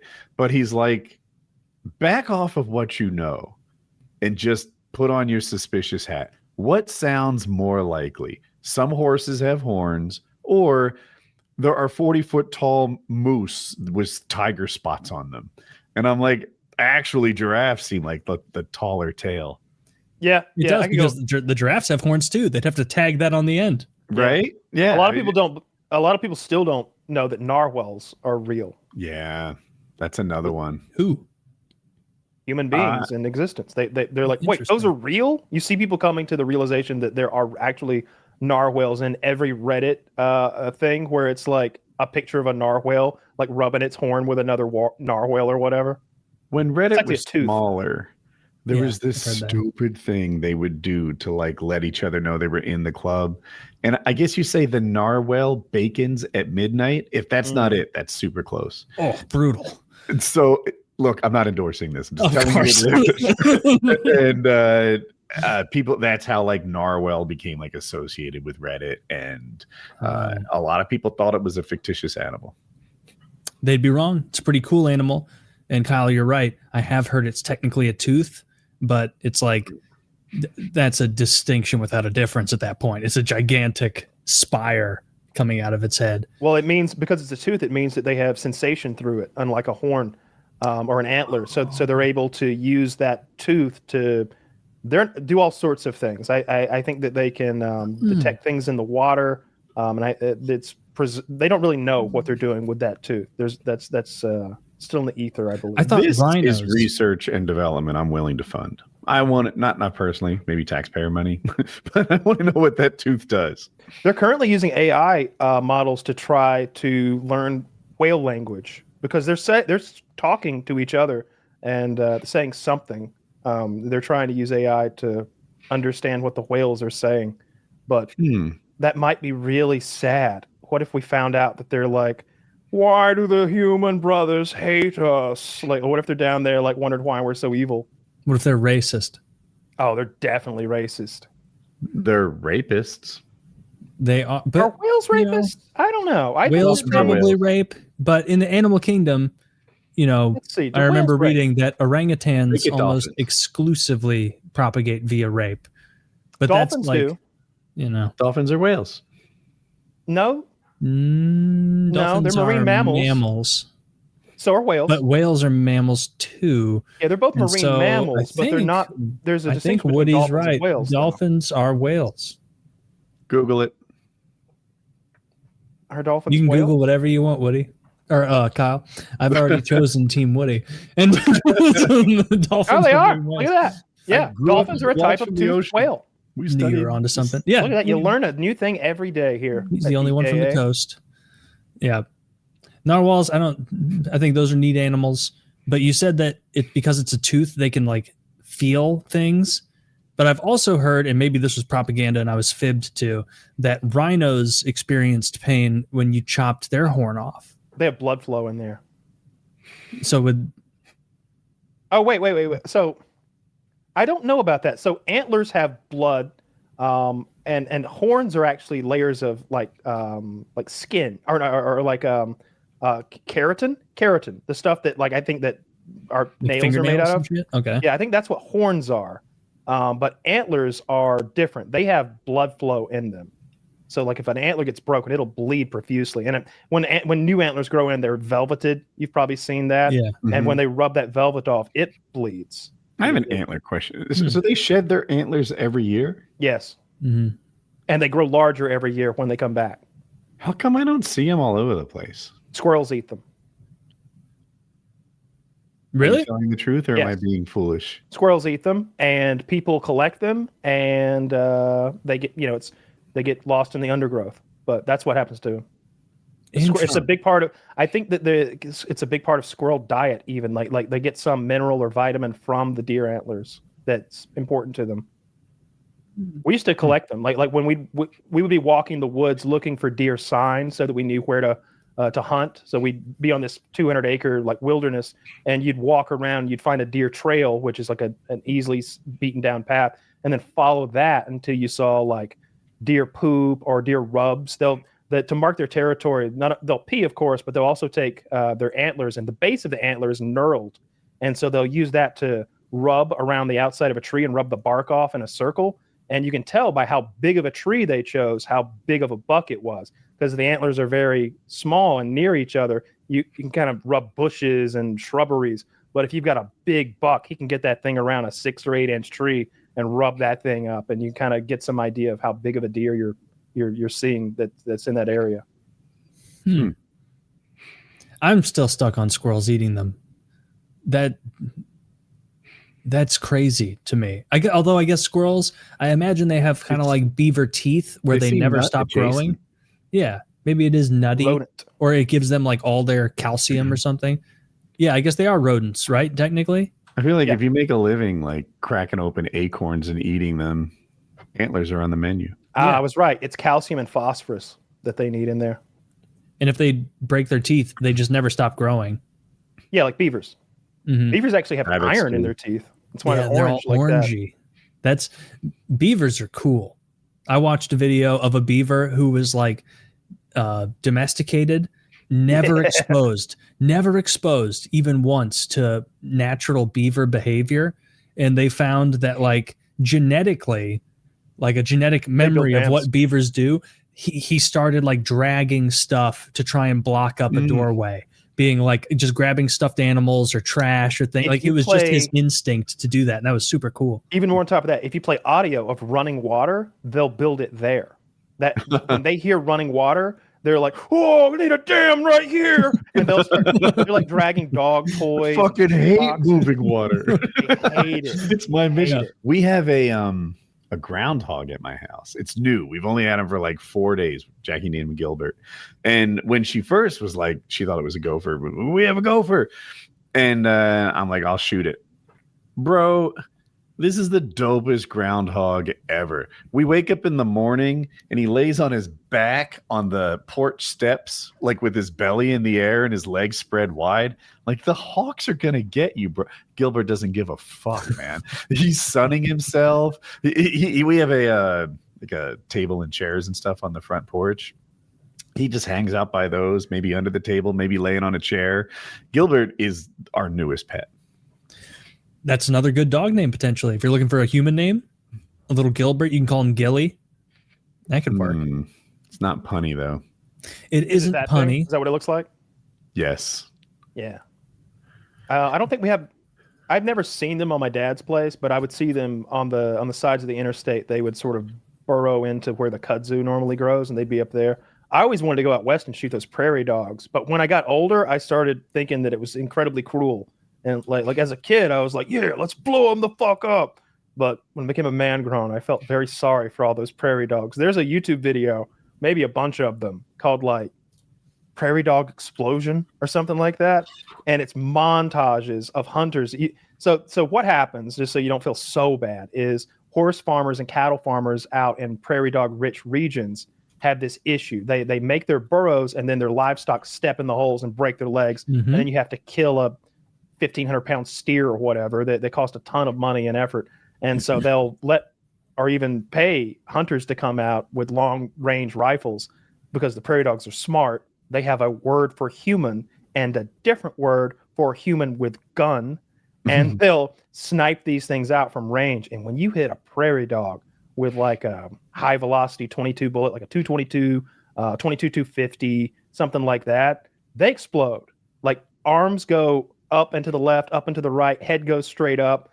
It just vaporizes, explodes. Yeah, I've seen these videos, and I'm sure Kyle's right, but the ones that I've seen, no arms and legs go anywhere. They just turn from animal to mist. That's all I see. Just red mist, like a video game. It's wild. I did that when I lived in Idaho multiple times, where we shot them. Yeah, where we would go out and there would be a big pasture area, exactly what Kyle says, where they're just like an infestation. They won't stop breeding. They're creating holes that the steer and other animals trip and fall and break their leg and die in. And so the farmers would be like, anyone who wants to come out and shoot whistle. They called them, they were like little groundhogs. They were smaller. They were called whistle pigs out there. And because they would make a little bit of noise if they spotted you. And I didn't use something strong enough to vaporize them. I think probably because that they're smaller than the groundhogs we're talking about. But I just had like a 22 lever action out there, and like you'd just be sitting and you'd usually get like a kill or two, and then they would be horrified and hide. And then you just have to like be super quiet and wait, because there are sentries in their little community whose job is to like pop up and be like, are the humans with guns still there? I'm working on this hole to kill a steer. Oh, they're still here. And then they go back in. And I remember it being like not super long range shots, but you would hit that like probably 100 yards. Yeah, we had a scope. It's probably 100 to 200 or 150 yards or something with a little 22. And the sound it made, I never ever saw one move after it had been shot, because even a 22 was enough to destroy these little whistle pigs. It was like you'd hit them and you could hear like a wet thud when it like just smacked them right in the meat. And then it was nice, because if they were like crawling around struggling afterward, it would have been really difficult to do that. But not once. I shot dozens of them over the couple of years I lived there, because we'd go out and do this regularly at different farms, and it was just a wet thud and then dead. And there was always more. And eventually you'd have to leave, because after like a dozen or so get hit, they're like, we're cashing in for the night. Like we're not coming out anymore. Yeah, they're like, all right, it's been 20 minutes. Not a single whistle pig has poked his head up. Let's get out of here. That was fun. Yeah, I feel sorry for them, honestly, but I wouldn't do that. I wouldn't shoot them. I mean, I had the opportunity at one point to go and do it, like all expenses paid, and I was like, nah, I don't want to hurt those little things. But when I got to go to Texas and shoot those pigs, though, no mercy for them. They're receiving the cows. Yeah, those things are ugly and they're like mean looking, and they're invasive. They're not supposed to be there, and just they're easy to not feel mercy for, those wild boars in Texas. Yeah, and there are stories about, like, I think this was a few years ago now, like 2 little kids playing in a front yard in Texas got all gored up by a boar. I don't know. I said some propaganda like that in my FPS Russia video, I think, but I made it up. No, I had Scott do it because we were doing it on Scott's Gator channel, and I was like, say this. And then, like, Scott is not good on camera. And so it was like take 37. Just last week, a child in this little Billy was gored to death and carried off by one of these pigs. And then, like, as he's killing the pigs later with night vision and lasers and machine guns, he's like, "This one's for you, Billy." Damn, did you trick me years ago? And I've been thinking this ever since. If you watch that, you may be getting your information from a gator video that I wrote. That's pretty funny. You have your own little Goebbels for the wild boars. Yeah, it seemed like a good idea at the time. Yeah, I those hate those things pigs. are awful. And Dude, don't they one of not the even most fun- taste good? They're not even like normal pigs. They don't taste nice. They're unsafe to eat. No. So you have to cook them thoroughly to get the parasites out, but that's true of all meat and all pork. Pork is rife with parasites. I don't know about domesticated pork, but from my understanding, the wild ones don't have any parasites that you can't fix with a good cooking. When I was out there, I've been out there multiple times to hunt pigs, and I went one time with it wasn't helicopter hog hunting. We were getting in blinds and like little huts with camouflage nets and waiting over feeders. And there was a wild man there who like lived there, and the pigs live in this thick Texas brush. Like, I can't describe these thorny, briary like thickets that they get in. But if you get on your hands and knees, not even your hands and knees, if you get on your belly, you can crawl into that because the thorny part doesn't start until like 24 inches off the ground, 18 inches off the ground. So he would crawl into their thicket with a Glock, and he would crawl up on them and open up on like a pack of sleeping wild boar with his Glock on his belly. Thankfully, they never turned on him. But he would then tie the dead pig to his boot because he can't. He's crawled under there, like way under there into this shit, and he drug it out with a rope tied to his boot, and he killed one that was maybe 20 pounds. It was like the size of a small dog, and he skinned that thing, like gutted it, and then cooked it in like a hubcap, not a hubcap, but a wheel. Like there was an old car wheel there. He put that over a fire, and he cooked it in that and in pickle juice, and then he was over there eating it with his pocket knife like a madman. I took a bite. Juice. Yeah. So it was a little. I mean, Chick-fil-A does that, don't they? They do. They brine their chicken in pickle juice. I brine my chicken in pickle juice, but I don't brine my wild baby boar that I drug out of a thicket in it and then cook it on a hubcap, which is what he did. I ate it. It wasn't bad. Can you buy pickle juice? Yeah, of course. Yeah. Well, you just buy a jar of pickles. Oh. Yeah. That'd be good. You're a big pickle That's man. what I do anyway whenever I'm brining something. I don't know that you can buy just straight. Oh, yeah, I think you can because I think there's like hydration drinks that are just pickle juice. Oh, yeah. Yeah, we have. I like pickle juice. It's so good. I haven't done it in ages, but Jackie would come to me. We always do this same routine. And she's like, Woody, I don't know what happened. Like, there were pickles yesterday, and there's no pickles today. And I'm like, I'm equally baffled. I think we might have a pickle thief. Like, I don't know how this happened. And the pickle thief has become a running thing in our house for decades now. Are you is there a brand you're a loyalist to with pickles? There's no classic. Pickles. I like the one with the stork on the can. Yeah, on the jar. You know the one with the stork? I know. Yeah. What about the one I got? I guess like a year ago was Grillo. Have you seen those Grillo pickles where they like add some seasoning and stuff into it? It's pretty solid. Pretty I like good. All pickles, bread and butter pickles. They're the cream of the crop. Do you like gherkins? Any pickle I will like, but if I'm talking about the S tier pickle, that's fair enough.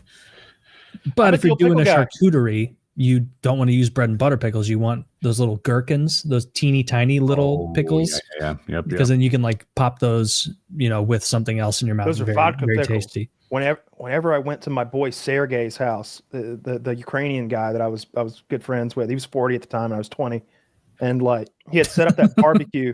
He had set up that bar. I mean, we're coworkers. He set up a barbecue and invited me to it, and I thought everybody was going to be there from work, and it was just me and him.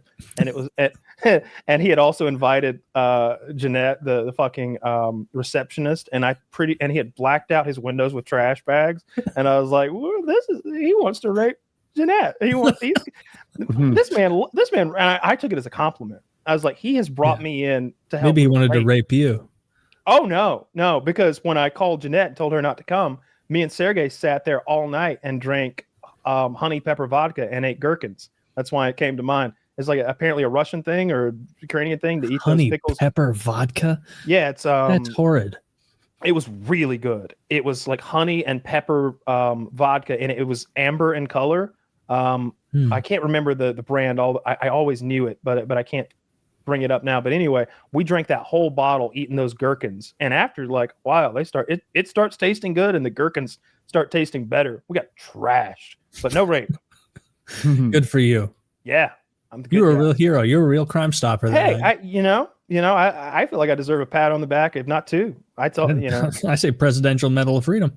I was thinking the same thing. That's what I would parallel thinking, brilliant minds. Yep. Yeah. Call Zelensky. He'd be the one. Well, he can't. He's one of his countrymen that I defended. Oh, yeah. I want to keep Sergey out of trouble. I don't want him getting charges. I mean, he might be back in Russia. Right now, or back in Ukraine. A cool guy. Nah, he's got a whole family here. Like that was the thing. His wife was out of town for the rape. Oh my God. Yeah. I slept in his little kid. I slept in his like 8-year-old kid's bedroom like that night. I was trapped. It's a car bed. Just sitting in that. It was a kid's bed. I had a car bed. Room. Yeah. Did you guys have a car bed? One of those blue car beds? Some rich kid shit. I didn't have no car bed. Yeah, it was this like plastic tiny little children's size. Like it was just the frame around it. And I thought it was the coolest thing ever. We're familiar with the race car bed that the rich kids have in the movies. Yes, we know what it is. Oh, well, it rocked. It was cool. I bet. Taylor's slipping out of his car bed, jumping in his home pool. He's like Richie Rich going down a fucking slide out of his bedroom window down to the roller coaster park below. Took his jetpack to school. I don't know. Anyone who had fencing at their high school probably shouldn't throw stones about this. Well, we were the wealthiest place in the world. It's just the way real estate taxes funded the school and it had community with empty that is homes. Sick. Like, look at Woody Poe mouthing. And true, if my family would have bought me a jet ski when I was a kid, I would have been like, well, where the fuck? What am I going to use this for? Okay, I did have a jet ski growing up. Maybe I can't throw too many stones. There was no pool at our house, though. True. You had the ocean. Why would you buy a pool? Yeah, I feel like the pool is less useful the closer to the coast you get, because it's like, I'm just going to go fucking use New Jersey has Dodd's the pool. Most pools per capita in America. Really? Right, let's look into this stat. This sounds like a PK stat and a half. The most pools per capita. Wait, hold on. The most pools per capita is. Oh, you're not even in the top three, my friend. Massachusetts. Okay, I think Florida's 1 and Jersey's 2. Let's see. All right, so Arizona is number 1 with an estimated ratio of 1 pool for every 13 people. Florida is second, and then New Mexico. You need a combination of warm climate, affluence, and demographics. And frankly, New Jersey's got a lot of folks who can't swim. What could you ever mean? What you mean by that? What you talking about? Nothing. Please don't stab me on the bus, sir. Yeah, I'm finna do it. No, please. No. I'm a liberal. I got that white guy. I think he was that Russian guy on YouTube. As if he's seen your shit. Yeah, I didn't like that AA-12 video. That shit was fake. That was green screen. I get so mad when people. I'm picking up where that car door left off. I swear I didn't make it up. I wonder if it's out of date or if it was always wrong. Yeah, it's just the downturn of the New Jersey economy. You know, the tomato crops went bad, and the toxic waste business just ain't what it used to be, I guess. The stink factory closed, you know. I mean, I'm from Georgia. It's just I remember like a guy moved. We had a teacher who was new to Georgia. He was from, I don't know where he was from, but he was like, man, the state smell is skunk here. Every time I come to work, there's a dead skunk, and there's just like so many. The whole state of Georgia smells, but it's an earthy stink that you get used to after a while. That's just rural. A friend. He didn't know what marijuana smelled like, and like he was like 40, and he just learned what marijuana smelled like. And he's like, I went through my entire life thinking that like skunk deaths were just way more common than they really are. Every time at like an outdoor restaurant or whatever, he's like, I get another dead skunk, I suppose. Wafting by. Somebody cooking cabbage? That's so that's so fun. That was the best when Wings was at my house and we were just getting baked in the basement, me and my girlfriend, and came upstairs all just bleary-eyed, hungry with the munchies, just like, because we're doing it before dinner, and he's like, y'all cooking cabbage? And we just looked at each other and just we're high and we're just what's so funny? What's so funny? Why? I ain't eating cabbage. Why? What was the big reason to hide it from him? You didn't trust him to keep He don't tight-lipped? Of course. You don't think he would have ratted you on that? Even if he didn't, he wouldn't like dime me out to the feds. But he would let it slip naturally, and someone would be the problem. Like he wouldn't understand. He couldn't keep a secret even if he wanted to. I mean, you see the things he shares about his own personal life. He's not going to keep my little secret too. You know, like not a trustworthy person to tell that I smoke weed when I'm not supposed to be smoking weed, I suppose. Did you not talk about weed at that point? No. Publicly? Okay. No. Yeah, there's no reason to. You were doing gun stuff at the time. Like, Right. nay, can't be speaking about this because they'll take your guns if you smoke weed, which is definitely a thing that would make you violent. It doesn't just make you like lazy and overeat. If half these school shooters just toked up, it'd be a much safer place. They're high on SSRIs, brother. That's what most of these That's guys the problem. They should be prescribed a little dope instead of those SSRIs that are fucking with their brain chemistry, making them think they need to take the whole world out. I promise you, you kill a bag of Doritos on weed, not a school. Mm-hmm. I've never heard otherwise, and I can cite Nancy Grace as my source. Oh, okay. Well, marijuana is causing deaths, people. Oh, you mentioned Nancy Grace, and I immediately think of her as like Uber Karen. We haven't talked about the Phillies Karen. Oh, my God! That heroic woman bringing justice to the stadium. Wait, that was. I thought that was a Red Sox fan. That was a Philly fan. No, Phillies. The lady. I think it's the Phillies. Yes, yeah. She's wearing a Phillies jersey, and at the Phillies game in Philly. Damn. Here's the thing. Like, look, okay, she could have let the boy have the ball, but what happened was this: the ball gets hit. I think it's a home run. If not, it's foul ball. It doesn't matter. Ball goes into the stands, and it sort of lands at this woman's feet. This dude from like 25, 30 feet away comes running over, and I've seen the video, and I know it's true. He ripped the ball out of her hands, and then he gave it to his kid. And I've heard the audio. She walks over to him, and she's like, "That's my ball. You took that out of my hands." And he does this over-the-top fake reaction where he's like, oh my God, I'm so scared of Karen over here. And just after he did this over-the-top, I love my son so much. I gave him the baseball I just stole. And then he's like, fine, you can have the ball, right? Because that's what innocent people do with a strong leg to stand on. And then she gets the ball and she walks off with it. Was she unkind? Could she have just let the kid have his moment? Sure. Was she wrong? No, he robbed her. Well, you're watching. Can you find me the video? Because the ones I'm looking at looks like it hit the ground and he picked it up, but I could be incorrect. I think she's known as the Philly Karen. I put in the Twitter search baseball lady, and there's so many videos. Let's see. They pick it up off the ground. It falls on the ground between them, and he picks it up first. Yeah, and even so, like taking a ball from a child, she didn't have it. She's a complete. Here, I got it. Oh yeah, let's see your link. Yep. Ooh, quick copy paste. Love it. Gotta be. You get to write it over here. Oh, that was not out of her hand. It totally was.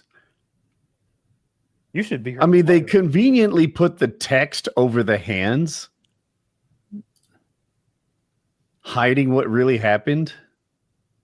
Interesting take. I think he gave a ball to his son, and then this absolute cunt tried to come over and succeeded in screaming and strong arming, and this pussy father rather, allowed it to happen. He should have been like, no, this is my son's ball. We're making a formative memory night now. You fucking Karen bitch. No, they're giant hoop earrings and you're. You want me to read her apology? Hair. Oh, she apologized. Of course. To whom it may concern, I apologize if I offended anyone. Yes, I am a Karen, and no one's going to do anything about it. Ha ha ha ha. Wait, is this real? Hang on, this YouTube video may be a liar. I'm a little old lady. You would steal from a little old lady. I'm not giving it back. It's mine now. Oh yeah, she says the little boy was a perfectly functional 10-year-old. Okay, this is clearly satire. My bad. Here you go. Here's a video. Here's a video without that speech bar, and it's evident that no one had control of this ball. No one had control of the ball. No one had control. This lady was 100% in the wrong, intimidating and harassing a child. 30 feet away. The ball. It's a baseball game. That's what you do. You're allowed to move to the ball. I do because it landed in her section. If hypothetically, right, the ball was flying right to my chest, and I sit here like this, but you reach high and get it before I do, you win. Then it's your ball. You win. Yeah, I get that. What if it lands at the ground at your feet, and I bend down and pick it up? This ball was between her feet, and did you watch the one I sent? She's like, you took that out of my hands. And he's like, okay, have it back.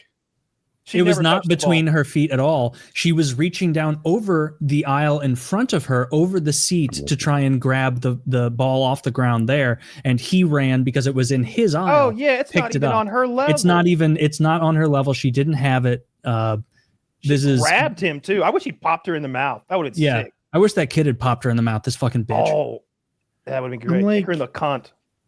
She is in the wrong 100,000,000%. It is between her feet. No, it's not. Look at her bender. She's bending over above she's going over the seats in front of her. To the row below her. Here, I just linked a very Taylor's video here is as good as click on the X video I just linked. You've got look at I did a still shot on that video where you can see that the seat is in front of her arm. You can't see that. There's a yellow man in the way. Yes, you can. Her sleeve is red and the seat is blue. She's on the way reaching down. Watch it and you can see that seat that is up to her elbow. Where does the guy Where's with the her red forearm? Hold on. Behind the seat. Where does the guy with the red shirt reach to grab the ball? Is he reaching over the top of those seats, or is he reaching in front of those seats? He's reaching in front of them. It's because it was in his aisle, but she was closer as far as vertical. I'm still right. Even if it is on her aisle and I can't tell. If you look here, I'll do another screenshot. Look how many people are in a circle trying to grab that ball. 1, 2, 3, 4, 5, 6, or maybe 5. Maybe just 5.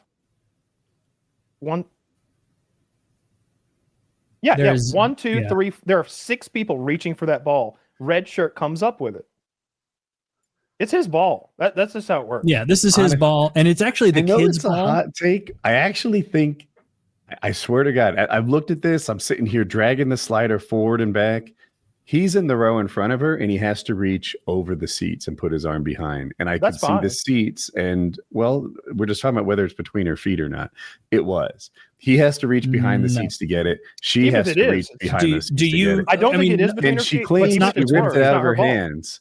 And he's like, all right, take it back. Look at her angle. Look at how she's grabbed him. She was trying to assault him at a baseball game. Oh, really? She was going to assault him. She's like, she did. She literally assaulted him. That's assault.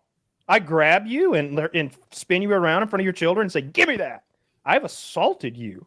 Do you know how entitled the type of cunt that behaves this way is? Listen, defending her in any way is inexcusable. He could have shot her. She's out of line. He ripped the ball from her hands, though. You're okay with that? Didn't see that. He didn't rip it from her hands. He got the ball first. Look at her. Look at the bend over. Hold on. There's about this much space between when your seat is pushed down and the seat in front of you at a baseball game. She did not squat down to grab something between her legs because that's a totally different physiological movement. She bent over and reached across into the area in front of her and then he got it first, and then he gave it to his son, little formative memory moment, and that bitch shows up to and look at her face. Look at the entitled cuntery that she's marching around with. Woody.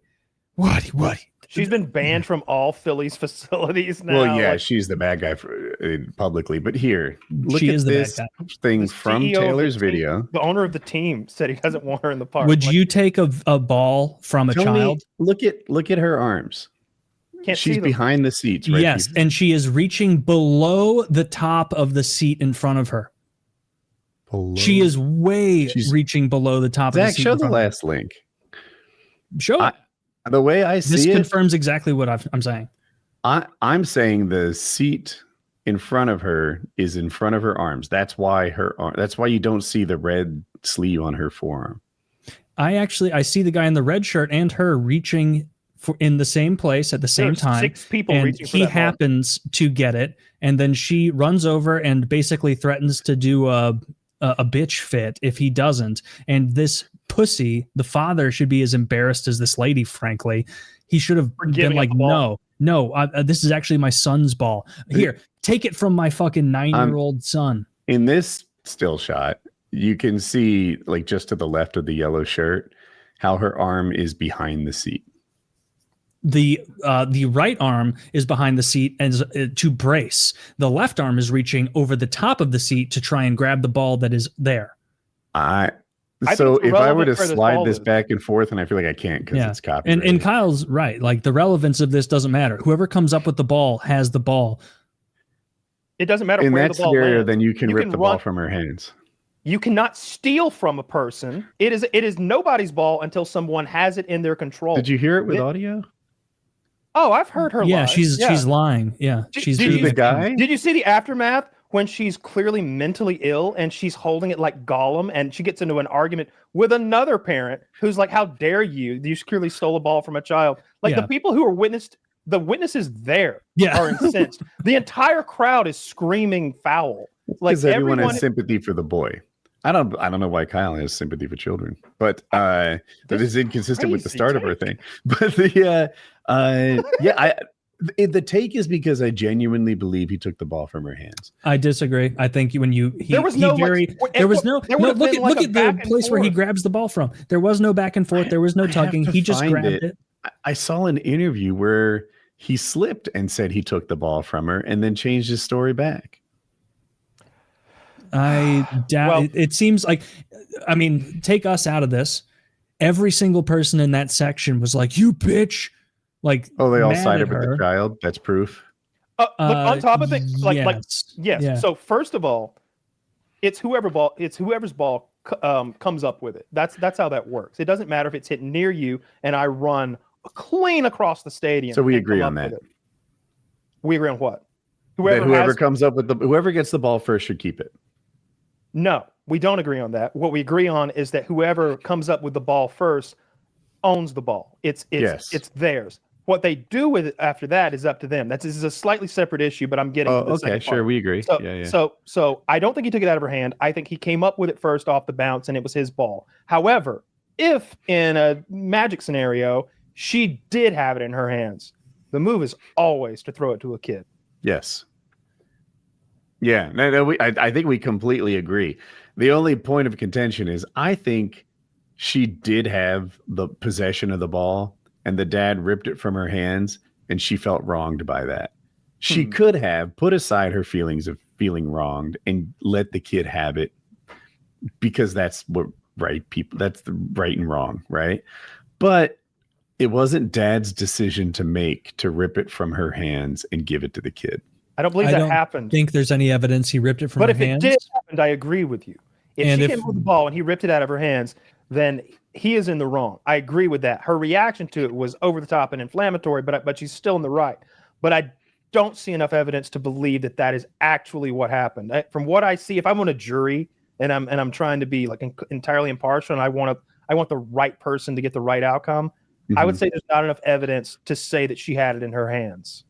Yeah, it doesn't seem there is at all. Like, they both went down for it, and then there was no protracted struggle. It was just he popped up with it immediately. She didn't get pulled in his direction. Nothing that would indicate being pulled. The ball did not land at her feet. It landed in front of her. You can see it clearly with how she was bracing with her right arm. Clearly a weak-wristed liberal. Yeah, weak-wristed probably a liberal. Yeah. I mean, look at her fucking hair. Like, dude, they've been. I think they tracked her identity down because I've seen like social media pics of her with like pink hair and stuff. I'm like, oh shit, they tracked her down. I don't know to what level, but I heard she got fired from her job. Again, it's like hard to tell the truth on the internet anymore, and I didn't care very much. But I did see that one GIF where they used CGI, probably AI, to morph her slowly into Gollum holding the ring of power. I saw that. Yeah, I was like. I saw a similar photo where she was like subtly Gollumized in the one that I saw, where it was like, what? I get it. I'm my precious. I think we lined up on this. In my view, I'm just now I spent another like 30 seconds sliding it back and forth across the battle for the grab, and the way I see it, he took it from her hands, and I got another. Well, she should have given it to the boy. It's her call. What were you saying? So noted Cowboys historian Scum alerted us today that you have been spreading lies and misinformation about Dak Prescott and the Cowboys. You claimed that there was a second spitter on the grassy knoll, and he says that that spittle was just regular old football spittle directed at the ground 10 yards from any would-be victims, whereas the return spitting from the Eagles player onto the Cowboys quarterback was a direct flagrant assault, and I'm gonna say he's 100% impartial on this and in no way is swayed by his fandom, and the same way he gives it to us straight and clear on Israel every week. Okay, I need to see the spit thing because my recollection is they were both very close when the spitting began. Totally were. Yeah. Now, there were two spittles, though. I think the Cowboy player spit like he made eye contact with the Eagle and spit either at his feet or right in front of his feet. I can't tell where it landed. And the Eagle ratcheted up to the next level because, again, it's okay to be bigger and stronger, and it's okay to win. If he starts, you finish, which is exactly what happened. Shouldn't he have also spat on the ground at the man's feet instead of in his face? No. Because if you spit on my shoe, I would be like, ho, it's going to be like that, huh? We're going to see you on the field of play. But if you spit in my face, we have to fight. I just saw a good angle. Let me link it to you guys. Okay. So the facial reaction of, and this is just of the initial spit of the Cowboys player. I think you said Dak Prescott. Is that right? Dak Prescott. Watch that, and it's not even the spitting itself. Don't show this. It's the don't show this. It's NFL, but it's the head like raise and then the smirk of the spitting player. Like that feels intentional. And this is talking about you see that? Yeah. Yes. Maybe this is a forced perspective thing, and he was way far away at the time, but it doesn't look like that. Yeah, and he spit on him, and then he laughed at him for being spit on. It's the laugh thing that's like, oh, okay, so this was just a tit for tat. They're both wrong. Yeah. Boom. So then the Eagles guy spit right on him to show him who's boss, and then even without the Eagles guy, the Eagles just fucking demolished the Cowboys throughout the night. What was the score? I think 24-21, maybe something like that. Demolished, huh? Oh, dude, it was never right down to the wire. That's like 13% more points, Kyle. Listen, 3 is a lot in football. Maybe you don't understand the game. Mm-hmm. It's a big rivalry, though. No, it looks to me like they spat on each other. That's a rivalry. That's so weird to me. Eagles, really? Cowboys? They're NFC East rivals. Philly and I don't follow it close enough to know the divisions, but Philly versus Dallas is they're so far away. It's like I just know the hockey rival. It's like, okay, it makes sense that St. Louis and Chicago made sense when it was the rivals. Redskins and Cowboys. The two closest cities. Yeah, right. We need to bring that back. It's better if nothing else for the matchups. Commanders. What are you commanding? Fucking losers. But they're from DC, right? Like I thought it was a reference to the political leadership in Washington. Crazy? I thought it was Washington was the commander of the Continental Army. Thought it was like Commander Washington. Yeah. You're probably right. Yeah, I'm going to back off my guess. About the Washington wood teeth. Ooh. But they were Did slave. you like that teeth better in than there. Commanders? I think No, it's the funny. slave teeth. The He Washington. had slave teeth, you know. You've heard that Gillis bit where he went to the George Washington Museum and he was like impressed that Washington was 6'2" or whatever in continental times. Like that's great. That's like 6'3" now. Yeah, it's insane. Big old The boy. guy was eating good. But then you find out that his teeth, they have his chompers there on display, and they're made up of like a number of materials. One of them is wood, I believe, but I think there's also either hippo or ivory, you know, elephant tusk. But there's definitely slave teeth, and I've always wondered, but I fear to do the research to find out. Did they take a dead slave's teeth and pull them and then put them on the market, or did they like, hey boy, you gotta put a smile. Come here a minute, and fucking pluck some nice smiled black man's teeth? It would from be his a head. dead slave, because Why would it be a dead slave? why would he wreck his living property? Wreck how? What is he? A pie? Maybe eating they're better slave? teeth. Ripping the Oh teeth yeah, out. this slave Maybe he'd do here's it to got get the fresh record for teeth. hot dogs. He's at the Nathan's Fresh competition teeth? every I don't year. know. Slaves don't No. eat teeth. The thing is, like, how bad was this man's smile? Imagine if my Put that on a smile shirt. was Slaves don't need A teeth. little bit wood, a little bit rhino, and a little bit slave. Like you'd be like, Woody, look ridiculous. Yeah, you'd have to Imagine the like breadth. commit to a type of tooth, because you couldn't be like, I want my fake teeth to be a little bit of hippo ivory, a little bit of elephant ivory, some dead guy's teeth, and that, like, you'd have to just commit, or it would be all different shades. Show You have this to be back. like, these are dead people teeth, or these are hippo ivory teeth. So I ivory. guess it's So not it was called. ivory, hippo, walrus. What am I looking at? George Washington's teeth. These are literally his teeth. These are literally his teeth. So it says That's here. pretty cool. We still have these. Which one is like a person tooth? Because it feels like all of these look like bones and shit. Well, like I said, Maybe the bottom ones. Maybe the bottom ones. I think they're carved from ivory because it's again elephant, hippo, and walrus. I think they all make a form of ivory, or we refer to it as ivory. I know walruses and elephants do. Hippos. Look I at guess, have that those out big of place monster fucking walrus tooth on the bottom. teeth. I see it. What the fuck? He favored that side for sure. That's where he. That was his chewing nut. side. Yeah, a little beech nut in there. Damn, man, these Apparently are there some was rough teeth. lead and gold alloys in there. Washington's own extracted teeth, as well as teeth purchased from other people, in parentheses, including enslaved people at Mount Vernon, were used. You don't think he was giving them good Oh, wait, advice? it goes on. Animal teeth, particularly from horses and cows. This dude had horse, cow, elephant, hippo, walrus, and the teeth of men in his mouth. Yeah. Like, what is going So on? these with the were variety? dentures. Some Yeah. of the teeth were his teeth that were pulled in his own dentures. Yes. It says that his teeth caused him significant pain, like No even shit. the replacement ones, which, like, looking at that fucking monstrosity on the bottom, it's like, yeah, I don't fucking doubt it. Which That one? thing's huge. Oh, the If you picture's look at on. the teeth, there's one bottom row tooth that's absurdly large out of nowhere on the I got a right better side. If you're picture of looking towards at the it. right of the picture. Yeah, towards the right on the bottom side. It's like as big as the That's better. the upper teeth. You can really see the bottom. Oh yeah, it's way better. That one tooth, like sort of in the center right, it's not doing. Can you show that, Zach? It's not That's doing a like- lot of heavy lifting, is it? That's like a molar, It like one- that got put in the front. Dude, they when really my broken teeth- off. When I had that snaggle tooth in the front, that's what I called it.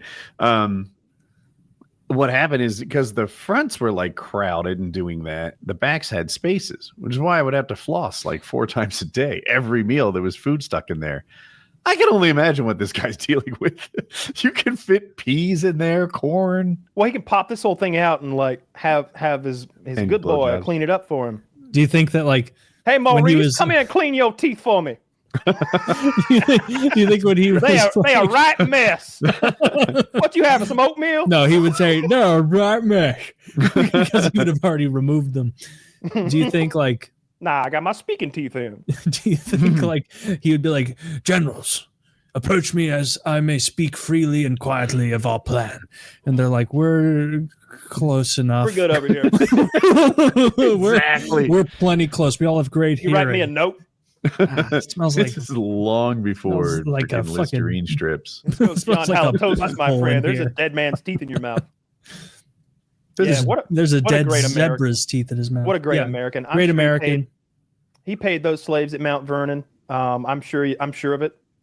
He paid him in food and he paid him in food and shelter. You know, I Free don't room want and to say board. much, Look, but in modern days, free room and board is nothing to sneeze at. Okay, you see That's the true. apartments in New York that's like a closet, and they got like come on, you tell me those people wouldn't pick a little tobacco for free room and board, and occasionally they give up a tooth, maybe. there will be no maligning of our chief founding father here because we're patriots. No, sir, not a bit. Or Thomas Jefferson. Or TJ, none of that. Or Although Thomas Jefferson was a terrible human rest. being. I told you that story about. But I don't think that's true. I think he was a good guy. He fathered children with his slave who was 14 years old. And then when they went to vacation in France, he had to sign her rights back over to her to be a free person because France wouldn't allow slaves to come in. And he's like, oh, I promise, though, if you do this for me, our children will be free as well, and you'll remain a free woman. And then they came back to the U.S., and he re-enslaved her, and he sold their children. This sounds like this is French This propaganda. sounds like history class. French propaganda. He wouldn't have. Oh, you want to talk about French propaganda? Let's talk about Benjamin Franklin's syphilis dick, sticking it in every whore in the fucking. Even more French propaganda. Our founding fathers were all fucking solid, dude. Yeah, man may have bifocals, electricity, and fucking oil lamps in the streets of Boston, but there was a lot of young ladies in France who got neurosyphilis because of that fat bastard. You got him on but $100 shout out to bill. the bifocals. They really make my life better. Ben Franklin has such He came up with a lot of good shit. his body type is so close to that of the penguin. Like Perish. he's got that Danny DeVito like penguin body from it's disgusting. But yeah, our founding fathers. I don't want to hear anybody taking shots. He was an athlete. I think you just don't appreciate a low center of gravity. However, he fathered children with slaved those children. Sounds like he had a lot of slave children, man.